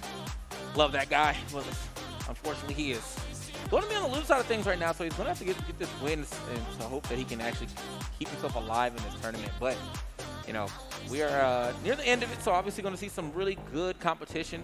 As far as pools played, we're going to see some really good competition here. I think we're all ready to go. There we go. Yep, just waiting on the character picks there. Got the colors hovered. And hopefully we'll be getting into it very, very shortly. There we go, readied up. See the eagle flying. Next match. So this is loser semifinals here in Pool B. And we will be seeing someone be going home on this best of 3. So Milia versus Ramlethal. Yeah, man. I feel like this is not a match that I've seen too often to be able to talk about it, because, like, obviously, like, you know, I'm sure that it's a positive, or like a matchup that gets played a lot. I think that both these are pretty popular characters that just I haven't been able to keep them up as much as I should have. So I'm gonna be learning some stuff too. But on paper, I do feel like, you know, Ramlethal is playing this pretty much like the same-ish game that False was gonna do last time, where you want to like keep the distance, but Ramlethal can actually scrap a little bit too. So. Really depends. It's all about the hard knockdown here for Milia. We'll see how they strike. I saw K-Brad practicing a little bit on the setup over there, so we'll see how he does. Okay, both of them actually immediately creating some space. Nice right there, and that's going to be a nice little combo coming off of that. Oh my God, almost half health. And now in the corner as well. This is where the pressure really starts to rack up. Oh, I like that. He just boldly challenges it. I like it. Well, he was able to actually command dash through the explosion to get out of the corner pressure. Very smart stuff from K-Brad. Counter hit conversion, 2 S's. Two S's on deck. Okay, YRC, get off me. Okay. Back to neutral. Counter hit 2S one more time. Hair car to push to the corner. Heavy disc, air throw. I like that. Baited him with the jump out. Gets the air throw in the corner. 2 H's whiffed, and that's a counter hit S. Potentially a kill here for K-Brad, and that's a clean pickup in round number 1. From knowing K-Brad for as long, like, this is definitely a K-Brad character too. Like, he works with characters like this very well. So. Or it could just be the blondes, you know. Him had the Cammy, he had the Trish. Trish. He could just be keeping up with the blonde. Here we go. All right, Burst, get off me. Ramlethal in the corner now. Both swords are out. Something about Milia, though, is that she might not care much about the sword explosion. She can actually use her multiple jumps to get out of the corner if they're not respected. This is a wall break. Not sure if it kills. Oh, it does kill. That must have been a pixel there for the end. That's actually going to be game number 1 over to K-Brad. Quick one. Yeah, that was super quick, man. So we're probably just jumping straight into the second one relatively quick. But Shu, just like, it was a pretty good start for sure in that first game. But just unfortunately, it was only in the first round. And so now he's back to keeping that distance. That's the good part about Ramlethal, having such big swords to attack with. But unfortunately, though, he keeps getting caught on his jumps. And K-Brad just freely running in there and getting some pressure started. All right, chat, every time you get mixed on the S-Disc mix, or the H-Disc mix-up, make sure to hit a 1 in chat. Yep. Because I know I get hit by it. Okay. Which side? Oh, it would jump low. Nice block there. PRC, keep the pressure going. H-Disc. High again. Set up one more time. Does. Fully charged. We don't block those offline? Come on. Yeah, that's unfortunate. I was wondering, like, now, the thing I was going to ask about is how good is Ramlethal 6P, and if it's good at all. Because, like, that's the few times that I've had to play against Milia. It's been online, so I'm sure it's a little more lenient, but I've definitely 6P'd out of a lot of that pressure every now and then. And it seems like that is just not something that she was able to do right now. Okay, nice little burst bait. It's not going to connect there for K-Brad, but he's out. Using the double jump and the dash to get over, not getting checked on those jumps. Here comes the pressure. S-Disc, a little bit of a forfeiture of pressure there from K-Brad. Oh. Okay. Oh. Interesting. Using blue Roman cancel in that situation. I think he wanted a YRC there, but he actually got caught out of the hit stun. Okay, that's one of those buffs coming in there, the low to the ground. I'm not actually sure the name of that special move. It was kind of useless before the buff, but fair. All right, man. So definitely dancing around for this neutral right now. Neither one of them wanting to commit too hard. I mean, the health pools for both of these are relatively low. Definitely a lot lower on K-Brad's side, but managed to find that. Oh, another burst to get out of there. All right, honest game here. Well, Ramlethal's got 1 meter here. Oh, okay. Yeah, I was like, it's going to be hard for him to be able to live all this. I mean, it was one more hit, one more sliver. So first round actually going to Shu here. Nice little adjustment from Shu. The mix continues. 2020 PAX Arena, the mix-a-thon. Yeah. Oh, wow, that's great grab right there to push him in, put him into the corner, but he's going to be able to, like, okay, trying to jump out of there, couldn't do it. I like that adjustment on the Ramlethal side, using the high sword first to bait the jump, and that is a rip of damage. Wall break and a hard knockdown. K-Brad using FD to avoid chip damage here. Okay, he's going to get another chance here. He's only need one. Baits the super, and he's going to get a full punish on that as well. Another mix? No, actually, opts not to use the disc. Does he get the conversion? Wait a minute. Okay, there's still no burst on his side. K-Brad with the comeback of Kings right there. Excellent stuff. Kenneth Bradley, gentlemen. Yes. So, yeah, now I was looking, the whole time I was looking at the top, I was like, I wonder if he's going to get his burst in time, but no, K-Brad efficiently taking that. No time left and no burst being completed there on the side of Shu for him to be able to try to burst out any of his combos. So, K-Brad going to be moving on into losers finals here against Daeun. I like the adaptation from Shu using a little bit of adjusted corner pressure, throwing the high sword first to get Milia's jump a little bit caught there, because K-Brad was using the double jump dash out to get out of the corner from Ramlethal's typical pressure. So I like the adjustment, just wasn't enough. K-Brad with the clutch factor at the end to get the final game. He was on a pixel of health. He was actually blocking the chip damage from the sword throw, from the explosion with his meter, just to get that one more chance. And that's really all that Milia needs. You get the one knockdown, you get the one disc out there, and you're rolling. You can just keep chaining those together for infinite pressure. Yeah, true mixologist he is. So off of a hard knockdown, of course. And so that's going to be, I think K-Brad's going to step back up there so we can get Daeun. So we should be seeing the Milia versus False. This is another matchup that I feel like could be a little hard for False, though, because, like, yeah, again, like, you need space, and Milia does not do that. Like, once you're going to get, she can knock you down from, like, full screen if you're not paying attention, and then on top of that, can just use that to get even closer, and then after that, it's just like, all right, man, if I get one knockdown, you're still going to have a hard time. Looks like that's not what we're doing here. Oh, that is what we're doing. Okay. Yeah. So we are looking at a potential Faust versus Milia here. So this is losers finals. Winner goes on to be in top 16 on Sunday. So this is vying for a spot in our top 16 for the finals. We already saw both these competitors up there. K-Brad up one more time, going up against, I believe, Daeun. Yeah, it should be Daeun, because I'm pretty sure Raza won. Oh, wait a minute. Yep, there's the Faust. Okay. Yeah. We're seeing it hovered on the screen there, just waiting for the admin call to join in. And I'm already loving the action we got so far. I like the character for K-Brad. It seems like a very K-Brad character. Fast, lots of mix potential, using a lot of air mobility, plus they're blonde. It checks all the boxes. Yeah. I feel like I'm looking into the list of characters we have, and that's pretty much it. I mean, unless he decides to play Ramlethal too. She's like kind of blonde. Kind of. Here we go. Go ahead and get into it, though, as we get the buttons configured real quick. Get to our next match, or our last match of this pool at the very least. But talking about a little bit of the Faust changes, you know, he was a notoriously bad character in the first build of the game. He got some buffs, like his drill was changed a little bit, but I don't think it was quite enough. The drill in previous games was a very good instant overhead option, plus it was safe. And in this game, it's not. It's really easy to punish as well as interrupt, and you typically use I think it's called love, the bag throw, colloquially, and counter that to be able to continue your pressure. But it's a really hard day for Faust in the world of Field Gear. All right, man. See what he can do now. All right, losers finals. Another best of 3 between K-Brad as well as Daeun. Faust versus Milia. Let's get it. All right.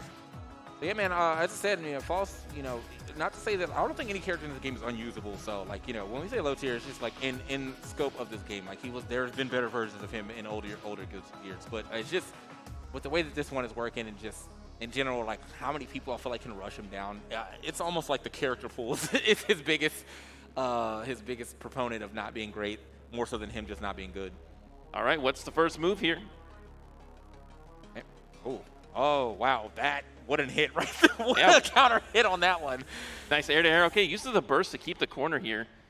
Okay, jumping scalpel. Nice, keep the pressure. FD from K-Brad. K-Brad's out, using actually the capel to get out. And slips on a banana, unfortunately, but that's not really going to mean much for K-Brad. This should be, mixed potential. Uses the IB. I like the idea for the mix that he's going for. He's definitely going for a lot of, that was a left-right one. Went for another left-right. Both of those getting blocked. 100-pound weight saves the day for Faust. A minute. Nice interrupt. Standing jab just to get off me. Okay. Oh, yeah. He's going to want to collect that. Here comes the pressure. Yep. Free pressure from the Stampede. Nice. Using Amelia's many jumps and dashes just to stay off the ground and stay out of block stun.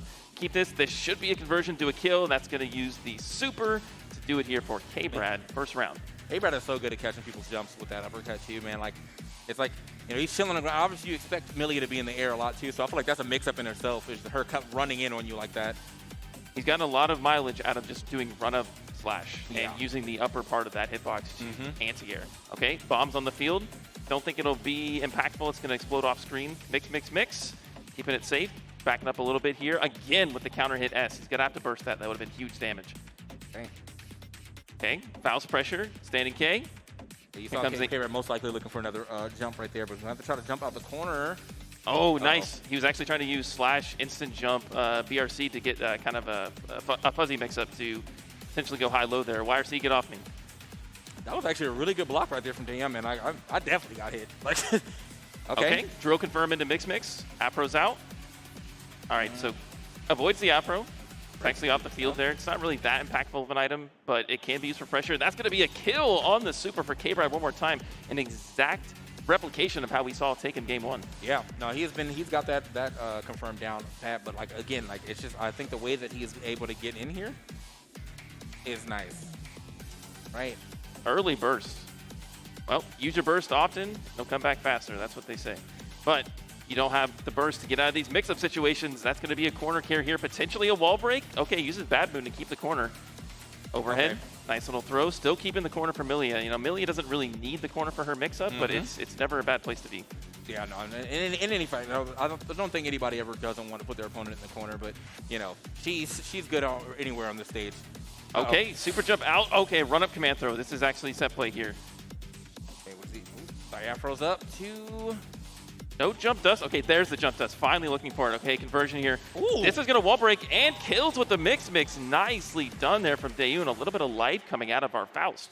Gotta give it up to that. That was like one turnaround that he actually maximized profit for, you know? Like, there's one mistake right there from K-Brad, and he actually got the full game off, or the full round off of it.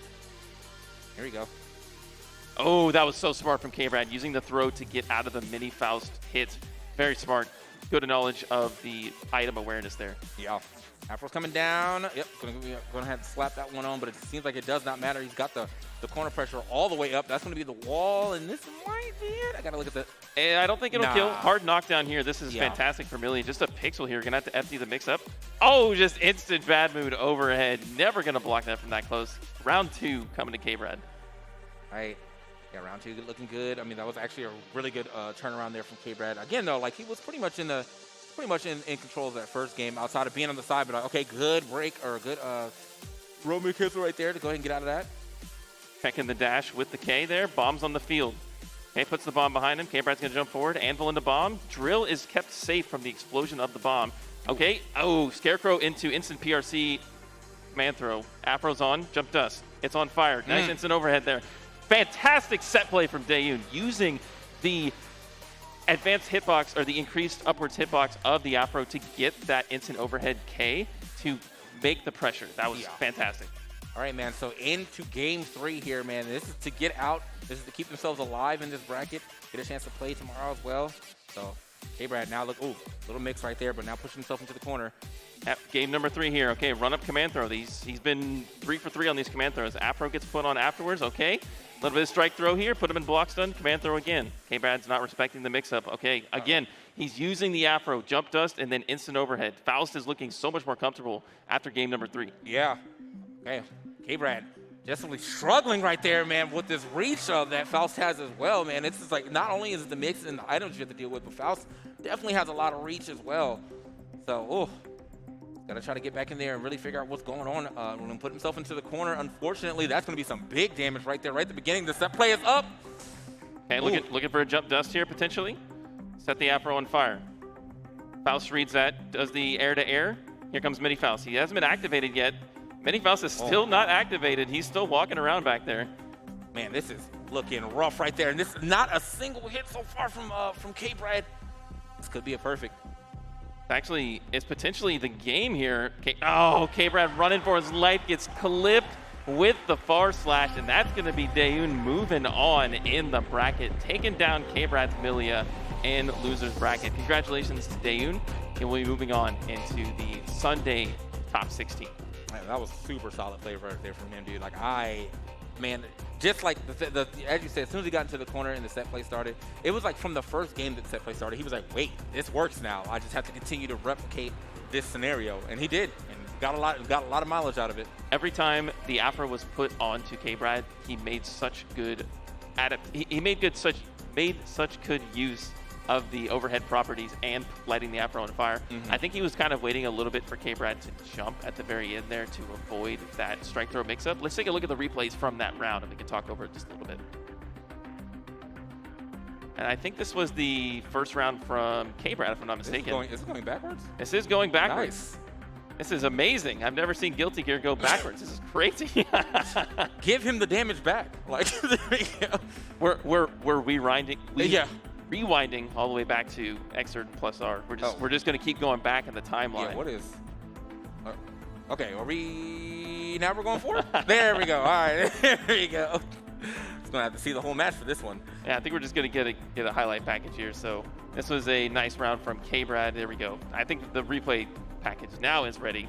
Conversions here from K-Brad. This was round number 1. Left-right mix-up. Yep, goes low. Uses the S-disc actually. Kind of surprising there. Okay. Right. Yeah, step back real quick. Step back as well. But yeah, no, K-Brad, I mean, like from the beginning, he was looking super solid, man. I just think that like once Dayon figured out how well he can play by pushing Millie in the corner, like he just really ran with that. It wasn't until round number 2 where we really saw Dayoon make the adjustment. It was all K-Brad in the first set. He was doing run-up S as an anti-air. He had every H-disc mix-up on point, and so here we see actually the overhead mix. So this is going to be a potential, like a jump dust here from Faust to light it on fire, and so when the Afro does light on fire, it's a delayed explosion until it triggers, kind of like how Ramlethal throws a sword and then it explodes just a little bit later. Of course, Faust has to work much harder to get that into play, but it is one of his strong points to have the Afro. Yeah, and so I mean, like, again, you saw that in with the instant overhead right there from K-Brad, but yeah, it was down to this last game on the second game, or this last round of the second game, where it's just like, man, this is where Faust really started to take off. And so yeah, by the time we got to the third game, man, it was all Faust. It was all Dayon. So you saw this a lot in the set where he does run up command throw, and when you have the Afro on, right, you're thinking the overhead's coming, and then you layer that on top with a block string and then run up command throw again, because you're just waiting for the jump dust. But that was just a really good set play there from Dayoon. Corner pressure aplenty here. Yep, run up command throw one more time. He's actually going to wait for K-Brad to jump and anti-air him. Well, we didn't actually get to see it there, but I have to say though, also, like, I feel like he stopped jumping nearly as much.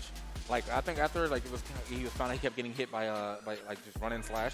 He was like, all right, or running close slash. He was like, all right, let me stop jumping as much. And any time that he actually did jump, he did like the immediate dive kick as well. So he was like, he wasn't ever in the air for too long, not allowing K-Brad to go for the run up close slash. And also, like, I think he was catching his dashes in anyway. Like the end of the last game, or the second to last game, K-Brad was running in and he just chopped the legs. Got him out of there. Well, we have qualified a Leo and a Faust into top 16. We're going to move on into the next pool, which will be Pool C, but we will be doing that right after this break. Don't go anywhere.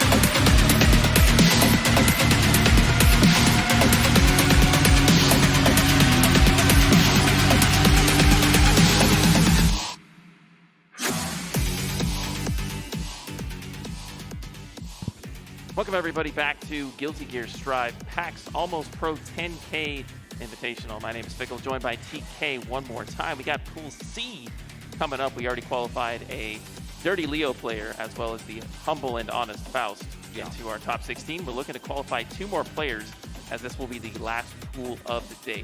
The majority of the action will be going on tomorrow as well as Sunday, so if you are wanting more Guilty Gear action, make sure to tune into this channel tomorrow or at this stage and come back because we're going to be running way more matches to come.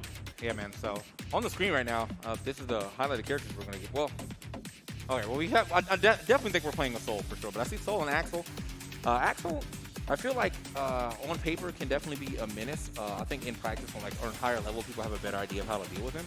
But I still think that he can still be a menace for sure. Like that, just range gameplay and the way that he does it can be quite annoying to deal with if you're starting to get frustrated by the things that he can do from that distance. Axel got a lot of nice changes in the most recent patch. I think the One Vision confirms off of Rensen full screen is a very welcomed use of meter for an otherwise didn't really use meter all that well. You had wake up super, which could be a true reversal, or you could use PRC into maybe TK bomber loops, etc., etc. So I think we are going to see Axel versus Soul here. So it is the protagonist versus the antagonist. Can you figure out which one is which, TK? Well, honestly, it really depends on which character you main. Yeah, I was like, you know. So I mean, I guess I always feel like Soul Bad Guy is like, I almost feel like he's supposed to be like an anti-hero, if anything, but like a Meta Knight type deal. But you know what, man? I'm gonna go ahead and get to this match, man. Lower side. Let's see what happens as we get to Soul Bad Guy versus Axel Low. I'm gonna make a prediction here, TK. I think our first move from Axel is gonna be jump back S. I feel like $10. $10. I feel like I have to agree with you. Like that's just a really good first move to do. Start creating some space as early as possible. All right. Axel's got one of the sickest intros, by the way. He just pops right in, touches the butterfly. I like the fact that people are like actually letting these rock too, like so we get to see the whole thing. And no S, no S. No buttons hit. Like so close. All right, well we're already in from Soul. Okay, sweeping to Snail. Now Snail actually did get another buff that made it cancelable from some buttons and a little bit faster on the startup. That was a really good backdash on the Mantis as well from Soul, just to keep it honest. Okay, walk up. What a burst bait. Like that. He walked up and was like, I'm actually not hitting anything. Unfortunately, wasn't able to do much off of that burst bait, though. And that is still right back into the realm of having to chase down Axel. But Axel in the corner, though, not where you want to be, especially not against Soul Bad Guy. Ooh, wait a minute. All right, good burst through there. That's some good damage, at least to get back into the lead. But, oh, no, the immediate backing up right there. Going to allow that damage to come through, or that space to come through. Yeah, keep that slide off me. Okay, PRC. Oh, catches it with the Bandit. That was a nice play there. A lot of meter on the side of Axel. Yep, that's going to be a YRC. That's plus 10 in there. Ooh, S uppercut. Nothing doing there, and that's going to be Revolver to finish it from the top ropes. Nice play there from Soul. Yeah, Revolver using it from the top ropes there. I don't recall if it's Revolver or Bringer, but the one in the air, it's a little bit angled to get over some of Axel's more annoying buttons. So it's a good approach tool for Soul in this matchup. Yeah, I think anything like that, like when you're playing against a ranged character, anything that's going to be a moving forward hitbox as fast as that one is going to be great. Back into the corner for Axel Low. Mira doing such a great job right here, putting the pressure on. Oh, that's going to be the burst. Get out of here. Interesting use for the fully charged Dust in the corner there. Potentially had a combo route to make it burst safe, but he did not let him get that off. Okay. Whirly twirly ender from the Rinsen. Jump back S. Axel's playing a nice game here, okay? Use that meter, get Toll off me. You do want to FD those bar slashes now to make it a little less. Okay, that's going to be a kill. Oh, no, he drops it. The closeness confirm into 2H drops. PRC, uppercut trades. Okay, I was like, I wonder what they're gonna do here to go ahead and keep this going. But Mira tries to go for the uppercut, and it just unfortunately trades. But still, though, so surprised that she even got a chance to live that longer, like with the bait of that burst. That should have been an instant game right there, but well, sometimes in the live environment you drop those which you normally wouldn't. But yeah. Here comes the Soul Show in the corner. Okay. I think it's like, sometimes when something is too free, you're like, there's no way it's that free, So end up messing up yourself there, but using a little bit of 2P to body out Soul. Interesting. Okay, fast Fast RC to get the non-prorated damage there. No wall break. That's actually probably better, to be completely honest, to go ahead and keep the corner pressure going. I like that. I like that extension. So Mira really popping off on that one. Okay. Yeah, fantastic showing there from the Soul. That was the same combo they hit in the previous match, and they didn't break the wall there. I wonder if it was intentional to keep the corner, although I think the wall break probably could have killed if they built the meter to do the super. But we'll never know. Game number 2 in this best of 3. Fafnir, plus frames, hold twice. these, counter hit. Okay, you got to burst that. You might have been dead. I've seen a lot of combo videos. Over there, yeah, that could have been imminent doom. Good throw right here to try to get a little more space, and now moving out the corner. Not the second one, though, unfortunately. Oh, we wilding out here with the combo rounds. Okay, counter hit, bar slash. Yep, gonna bait the throw, nice. Just a little bit of walk that there. Don't jump on me in the corner. Bar slash again. Bar slash, hold this. It's too good. Hold the gut. It's just too good. Even with the FD, you can still do it again if you don't challenge. You really have to FD and then potentially 6P or jump out of it to get out of the pressure. Fafnir one more time. Plus frames and guard break. Gunflame. Bar slash. It's the pressure that, like the way that Mira is putting on this pressure. This is a showcase of why Axel is not, like you need to keep this space, because when you don't have it, you're stuck in the corner like this. Look at Soul just straight, oh, this could be good though. This could be good. Full screen for Axel there. Not running away, just keeping the space. Okay, wait a minute. Okay, Rinsen, finish. Trying to keep Soul out. It's like an approaching wall to try to keep it away. Okay, jump, throw, that's gonna do it. Using... All right. That was so clean, though. That was so clean. The Roman cancel out of that for the air grab. Let's go. It's a very common thing to do, using the full screen and then using Roman cancel to either bait a button or potentially get the air throw. And it's kind of an untechable air throw because the block for jump frames are preventing you from teching the throw. Yeah. So lots of people will match tech on that, and then the layer comes in that, oh, you can jump and hit a button on the counter hit conversion. So there's lots of tech coming in with that Roman cancel from the side. Soul is particularly gifted because he has that full screen advancement to be able to utilize that. Him, Potemkin, Nagoriyuki can do similar things. It's just, if you see they have a meter, you better bet they're going to go full screen and try to PRC. Yeah. It's very, very common. Let's take a look at those replays from the last round. Definitely got to give it up to Mira, though, for sure. Going to be qualified and getting out of there, but yeah, these replays, man, definitely. I mean, like, it felt like at the start that Axel, or aka Goon, was doing a really good job of, like, actually keeping the space that Axel needs. But once Mira, like, really, like, figured out, all right, this is my time to get in, anytime she got in, she never left. I actually saw an IB on the up-ender of Rinsen. That was really cool to keep Soul not close to Axel, because if you get hit with the up-ender, you actually are an advantage for Axel. Really, really close. Yep. Yeah, so that was a good bait right there, and it almost actually cost the game to the fact that he did not, finish it. But luckily, the trade was going to get him the round. But Mira, right back on the offense for the rest of this. For the rest of this is pretty much what it looks like. Almost all the highlights will probably look like corner play. Oh man. It's really, really good pressure from Soul all around, even with the quote-unquote nerfs to bar slash. Just making the best of what this character can do, and this character has a lot of options. Invincible reversal, as well as a rip of damage. Just amazing performance. Oh, he's hype. He's wild out here. He's hype. Okay, that's the Mira fan club right there. Yeah, man. All right. Oh, with that being said, that means that that Goon will be moving down, and we'll see what happens between trying to keep Soul Ray like and an approaching Okay. wall to try to keep it away. Okay, jump, throw, that's going to do it. Next matchup we have is going to be, as TK mentioned, it's going to be Ray and Hippo Password. We currently don't have a hover yet. I think they're going back to character select. There's the Mira Hype Squad celebrating the win into top 16, so we will be seeing... Oh, is that Obsidian? The stick of choice. Love it.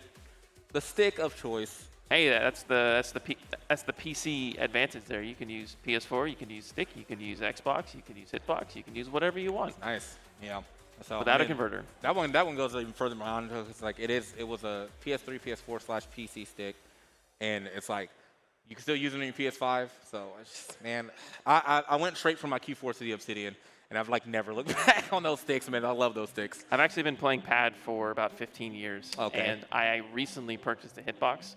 And going from using only your thumbs to using your fingers like that, I know this is very like This is a very, I guess, first world problem, but I have stupid fingers when it comes to doing that because I just do not have I don't have the motion control using my hands like that. I really have to adapt to using it. And some characters, because I play a lot of Gold Lewis as well, and that character is really complicated on hitbox. My tiny brain cannot comprehend it, some of the motions, but it's much easier to play on pad. But if I ever want to play Potemkin, switch over to my hitbox because it makes Kara inputs a little bit easier. I would say much easier. Kara Garuda, Kara Podbuster. You can even get Kara Flick, Kara Slidehead. That character is just Kara the character. So it looks like we're going to potentially see, if we are looking at the hovers, it's going to be May and Ramlethal. So another Ramlethal on stage. First May showing up. And it will be, it's going to be Ray versus Pippo Password. I think that was another character that people were definitely like, man, she's so, ugh. But that's just because she can go a little ungood sometimes. A lot of people complained about Dolphin being oppressive, but to me, what really made the character anti-fun or somewhat annoying to fight was disjointed hitboxes and massive buttons. Using 2S, jump H, jump D, just swinging the anchor around and you're not able to really hit her out of it. She actually got a little bit of adjustments to those hitboxes on those particular moves, but she did get some buffs. You can actually convert off of your command throw mid-screen now, which is, I don't know why she needed that, but I guess they decided she needed that. So you can actually, I think it's command throw 2S Dolphin, and it's a true combo. Get a little bit of corner carry. Somebody correct me on that. I think that's the button, but. Yeah, I feel like any of y'all, if y'all heard this, man, y'all know, just put the thumbs up, the thumbs down. One of y'all know what's going on. Yeah, May players in the crowd, let me know which button it is to convert off of command throw, because, or maybe you don't want to expose yourself as a May player. I know that some people are like, yeah, I play May, it's okay, I know. Yeah, that always kills me, like when you have like a character that like people just don't like to play, so you're like shy to tell them your main. You're like in Smash, you're like, oh, who do you main? Sonic. Just like, sorry, man. I'm sorry. Or you're just a humble Potemkin sitting at the station and you got Axel coming up just like, I'm about to clap this boy right here. Yeah, but weirdly enough, dude, like that's actually one of my favorite matchups. To play a character that does not have projectile or anything like that, like just playing Giovanna. Like, I actually really like the Potemkin matchup because you can rush him down for a long time. But it's like, once I finally make a mistake and I pay for it, I'm like, okay, that's a gap. I need to, let's work on that. Let's work on that. All right, loser semifinals here between Ray and Pippo Password. It's going to be May, the Dolphin Queen, going up against Ramlethal. All right. So let's see how this one plays out, man. Our first May on the stream today, but our second Ramlethal. Right. Anime intros, you love to see it. Love it. I've actually probably not seen a lot of the character intros because I'm just passionate. To be fair, I feel like online people are just ready to grind. So like, yeah, I never get to see any character intros either. But oh, okay. Yo, run up, back throw. Okay, here's the corner pressure starting off. No sword. Interesting. Oh, we're playing Disaster or Passion on screen. I love it. Oh, okay, that kills me every time I see someone just float into the air with a bunch of punches. Yeah, using the jump jabs to check an air-to-air. It's a good button, nice fast button to win that conversion there. Yep. Uh-oh. Okay, counter hit. This is big damage. Yeah, you better burst that. That's potentially death there from the non-proration. Sword into PRC. Interesting use of meter there, but May sitting with a nice little chunk of tension gauge there. Gets the conversion. Yep, RC into this. Ooh. Oh, going out of the corner. I'm not sure what they're thinking there. Okay, overhead. That's probably for the damage. But like, then I think about like the fact that you were going to the corner, it probably would have been even more damage. But regardless, still got the win there. Pippo Password. Seemed like a pretty interesting combo to go for. I don't even know, maybe he didn't actually want that combo to go like that, but if he did, it's probably some type of mix. All right. Yep, hold that sword. Classic Ramlethal pressure, using the sword explosion to cover the gap, and it's kind of an auto option select. If the sword hits, you just continue the combo. If they block it, you just get a free mix. And that's the character you play when you play Ramlethal. Yeah, that's the May check. When you get hit with a soft dolphin, and then you try to press something after that, no. Now, okay, nice. Using the buffs there to Ramlethal's, I don't even know the name of that move. I think it's like quarter circle back, S in the air or something like that, 2-1-4, but not sure. All right. Even a piece here between Ray and Pippo. Okay. Cool. Okay, yeah, using your far buttons there. Wait for the sword to come back, actually. He's going to get clipped with that. Look at that 2S. How do you contest that button right there? That's and like you can see the mix too. It's like, all right, we're gonna keep doing this until I think you're gonna jump, and then I'm going for the uppercut dolphin to catch your jump as well. So, okay, out the corner though. Oh, I just let that rock. Probably try to 6B it, to be honest, just a little late on it. Not sure what the intention there was with the PRC. Okay, sword pressure. Nice, interrupting the high sword throw with 2S to get off me. May's one of those privileged characters to be able to reach all the way to Ramlethal, even though when she's full screen with the buttons. Hey, nice little anti-air right there. Air-to-air, anti-air. Does it again. Not allowing this May to jump, but unfortunately, yeah, it didn't even matter. Like, there was so much damage left. It didn't matter what hit. Oh, the Jigglypuff hat, too. I see you. Yep, counter hit 2S into 2S again. True combo off of the increased frames from the counter hit. Kind of very easy to react to that big counter happens on the screen there. Okay, out of the air. Okay, air to air, back to neutral. Sword throw, missed it. Up dolphin into forward dolphin. Nice counter hit air conversion. Okay, wait for the burst. Late burst. Smart there. Smart there. That's instant too, because he did wait for the burst, and then it's still like, I mean, that was just smart awareness from Ray to know that he's waiting for the burst, but still didn't really net him much more of an advantage there. So, woo, Pippo Password looking real good on the later half of this set. Also one round away from actually just taking the set altogether. Ooh, just a little bit too far away with the sword throw. Okay, a late air dash to catch potentially a check there from the side of Ray. Nicely done. This is game point here for Pippo, but it seems like Ray has all the pressure here. OTG, keep the pressure going. Sword, yes. Oh, we're going to use the beam. I don't think this is going to kill, but we're going to get a wall break. Oh my gosh, just barely. Literal pixel. All right, if you make a comeback off this, bro, you just win the tournament. Oh, okay, all right. It was his grab, okay. Air to air, air throw, get out of here. That's actually one of the best anti-air options in Guilty Gear. Air throwing? You can throw 2 frames in the air, and you can actually be quite low to the ground to be able to do it. It's one of those options that a lot of veteran players know of, but it's hard to do. Hey, just the run-up grab, man, it's just so good for. I feel like that's it's a Kai thing for sure, but it looks like it might be a Ramlethal thing as well. Well, they're respecting the pressure of the far button. They don't want to get counter hit by throwing out one of theirs, so they're just blocking it mid-screen. Getting hit by the run-up throw. Okay, RC, continue the pressure. No burst here, so this is going to be full corner carry.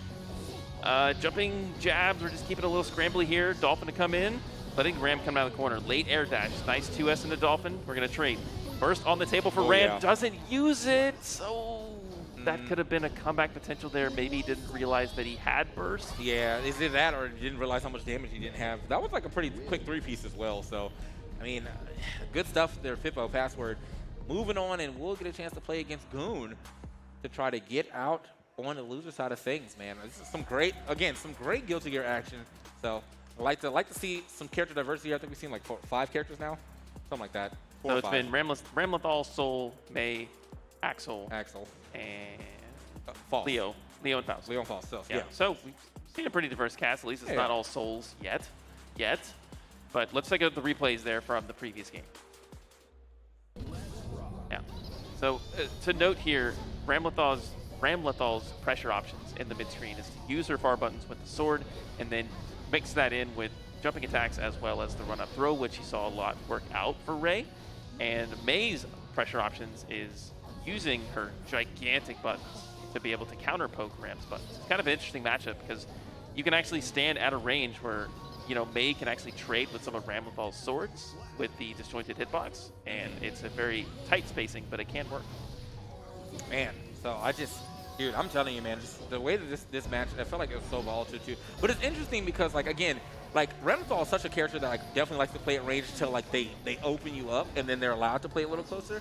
But, like, May can also play at, like, range because she can close gaps so quickly. So it's just like, hey, man, if you don't have anything on the field, look at that. Did you see that hitbox? Look at that. Boom, boom. Gone. Just get him out of here. So that is going to lead us to, I think, a May Axel game as our last game of the stream. Yep, that will be our last match of the stream, so it's going to be May and Axel going at it. Honestly, I don't even know which one's more annoying. Yeah, like actually, though, this is one of those things that, like, because I don't ever, like, go around and find people. I'll just, like, I'll sit into the training mode, and when it finds, I'll just, like, smash an A. I don't care I'm going to play. But, like, when I see the screen come up and it shows me I'm playing them, I'm like, time to learn the matchup. a little bit different now coming in with some of the nerfs that each of these characters have received. Yeah. But I actually like the use of the. I have to go look up the name of this button, but it's 2 slashes in the air. It's a command move from Ramlethal in the air. Nice to be able to get conversions off of a jumping attack, which he otherwise couldn't do.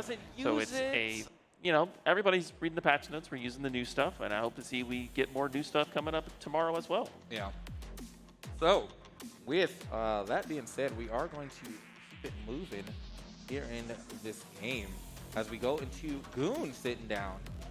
Play up against Pippo Password. So yeah, the Axel versus the Mei, most likely, if we're just going off what they were playing earlier.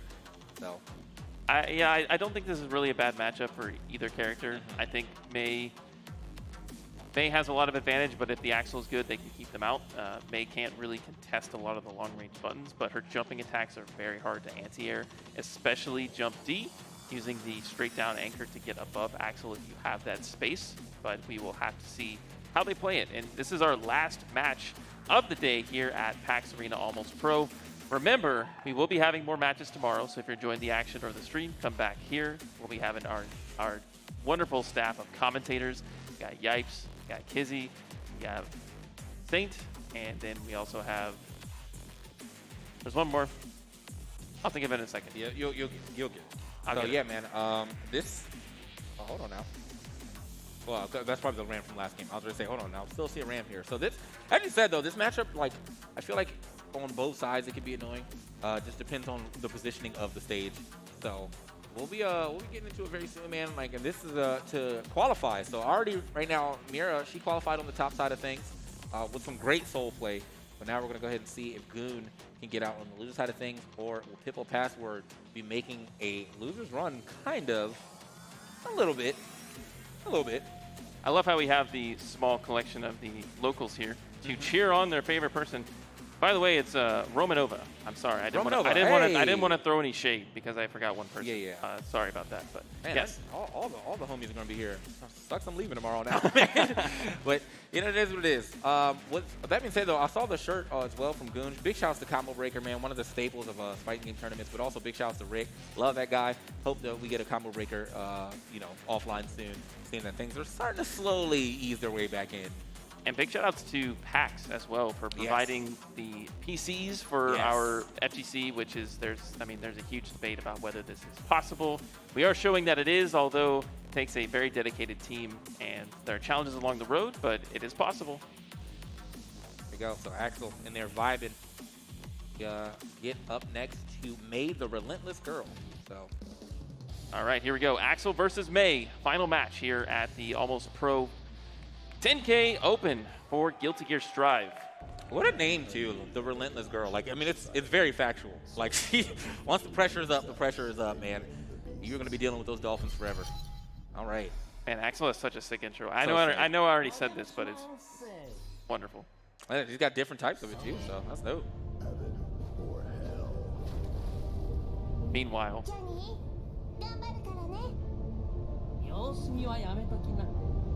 all right. I have a weird looking smile on him right there, but it's all good. Let's go ahead and get into it. Pippo Password versus Goon. It's going to be the range game, obviously, coming in from Goon, and it's going to be Pippo Password trying to figure out when exactly he can actually get in there. And it is looking quite rough for him right at the beginning. So from full screen, the Rinsen is king. Yeah. Mei's going to have a hard time. Yep, that's going to be command throw. RC tries to bait the burst, but is this going to go with the less damaging combo there? Saving the burst for the next round, which not a bad idea. I don't think that round was winnable for the Mei there, and that's going to be a perfect on the side of Axel. But here comes Mei roaring back. Yeah, man. I mean, this is just a rough start right here for sure. Oh, I see one of my boys in here too. First was here. Nice. All right. But yeah, no, this is definitely a rough start here for Pippo, as he's definitely going to be trying to find his way back in. But like, look at Goon is playing such a good range game. Like a full screen range game against Axel that's when you know you're on point. It's gonna be super jump air dash for Mei to be able to get in, but it's the check instantly there with 6K. Get out of my airspace. Axel's controlling a lot of the screen right now. Has a meter to boot, completely safe. Burst up close. This could be a chance here for Pippo Password. Use the RC.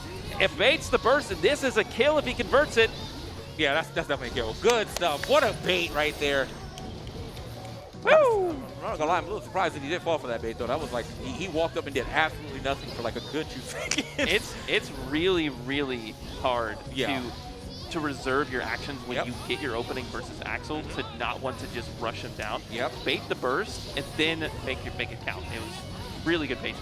Ooh, okay. So he got pulled in on that, but unfortunately getting thrown to the corner. That was a great bait right there. Running up, it looked like he was probably going to go for a grab. Instead, it was an instant overhead. So that move, Rainwater, right there, that's actually a jumping back low. Oh, it's a low? Yeah. Oh, okay. Nice. Well, I don't... That's even better. I'm unconfirmed whether it's a low, but it's a grounded normal that puts him in the air and jumps back, and it's very safe on block. It's like +4 or something like that. So you have to kind of jump preemptively and know what's happening, or else it's just safe pressure for Axel. All right.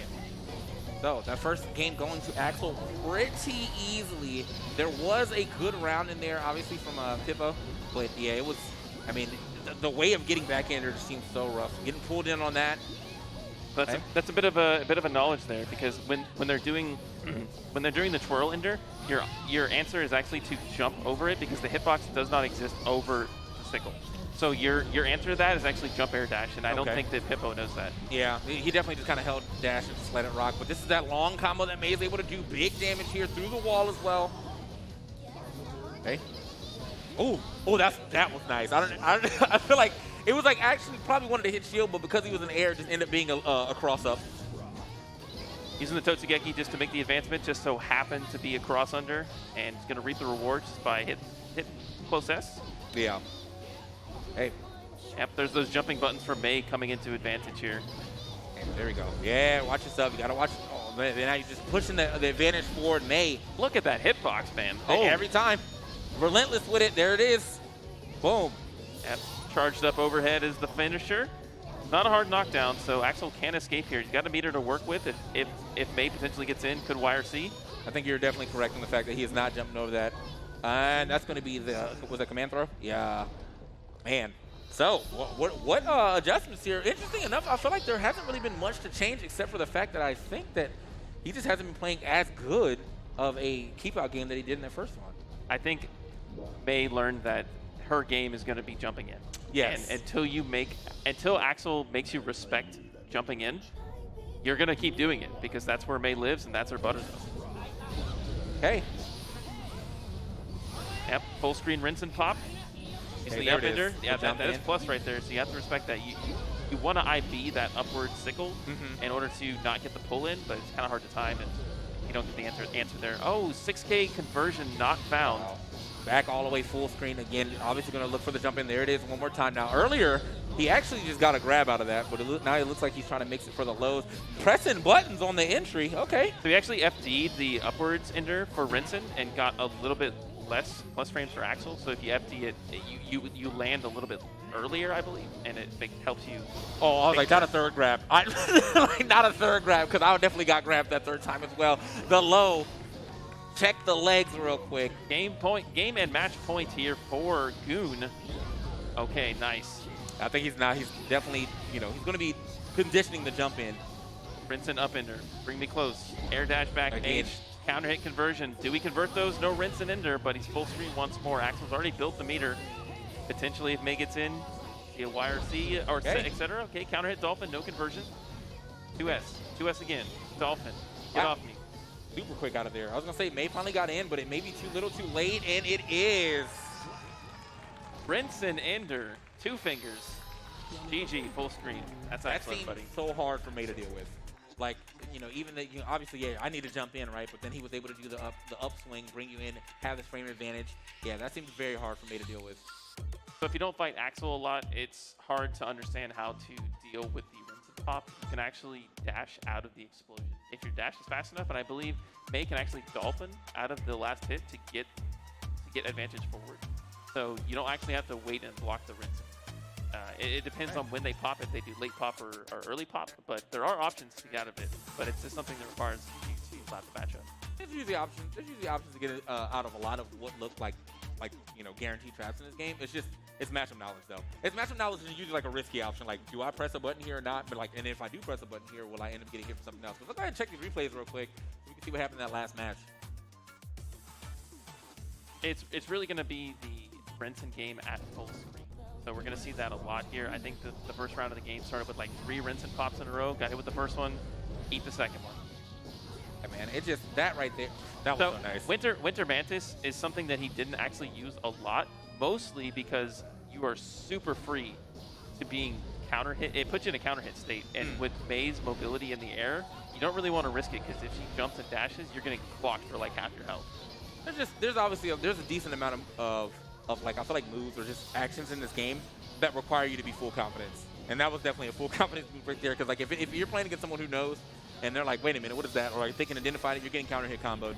So either way though, yeah, this is the burst bait right here. This is a good round for Pippo for sure. Really sick burst bait there from the May. There was a Totsugeki behind. Get a cross under possess to finish the round. May does so much damage. I think every character does so much damage. Yeah. Oh well, yeah. This is definitely damaged the game for sure. But yeah, that was a good, definite round ender for him right there. Unfortunately, was able to pull himself a game, but just not the set, as he was walled out again in that third game. And that was just, yeah, as I said, this was was looking very rough. And that's the mix too. It's either that low or most likely. And he went for earlier. He went for a grab himself, but no, he started just going for lows the entire time. Yep, there's the rinse and ender, and that will end the life of Pippo Password, and that will be Goon moving on into our top 16. Yeah, so good stuff to him, man. Like, I mean, obviously, the thing about that, being on the winner's final side of things, and then, you know, dropping, but still making him make it out, that's resilience for sure. So we are going to see Mira and Goon, and then on the other side of things, Brazo and Daeyun. Already qualified a Leo, qualified a Soul, qualified a Faust, and qualified an Axel. All right. So already 4 different characters in top 16. Not bad diversity there. I really want to see somebody bring Gold Lewis to the table. We haven't really seen a lot of Gold Lewis, but potentially we'll see it tomorrow. But that's going to be it for us here on the desk. We know Alex has something to say on the stage. We're going to send it over to him. My name's Fickle. This is TK. We'll see you guys. All right, ladies and gentlemen, that is the first day of PAX Arena here at PAX West 2021. We've had, thank you. I'm sure that's not for me. That's for the idea that I'm going to stop talking soon. But that is, we've had some upsets today, some great games. We've given away some money. We had one particularly bad handshake, and that's just 1/4 of the action. We'll be back tomorrow, same time, same place, for more of our Almost Pro 10K Open for Guilty Gear Strive. I also want to thank all of you out there who came here, enjoyed our chairs, watched our game. Everyone at home watching, thank you for sticking with us. I want to thank all of our sponsors like SteelSeries, ViewSonic, Fluid Gaming, and Razer. Thank our casters. Thank you, Fickle and TK. I want to thank EE. He also got out of here. Thank you. And thank you guys all again for being here. We'll see you tomorrow again at the same time, same place for more. Goodbye.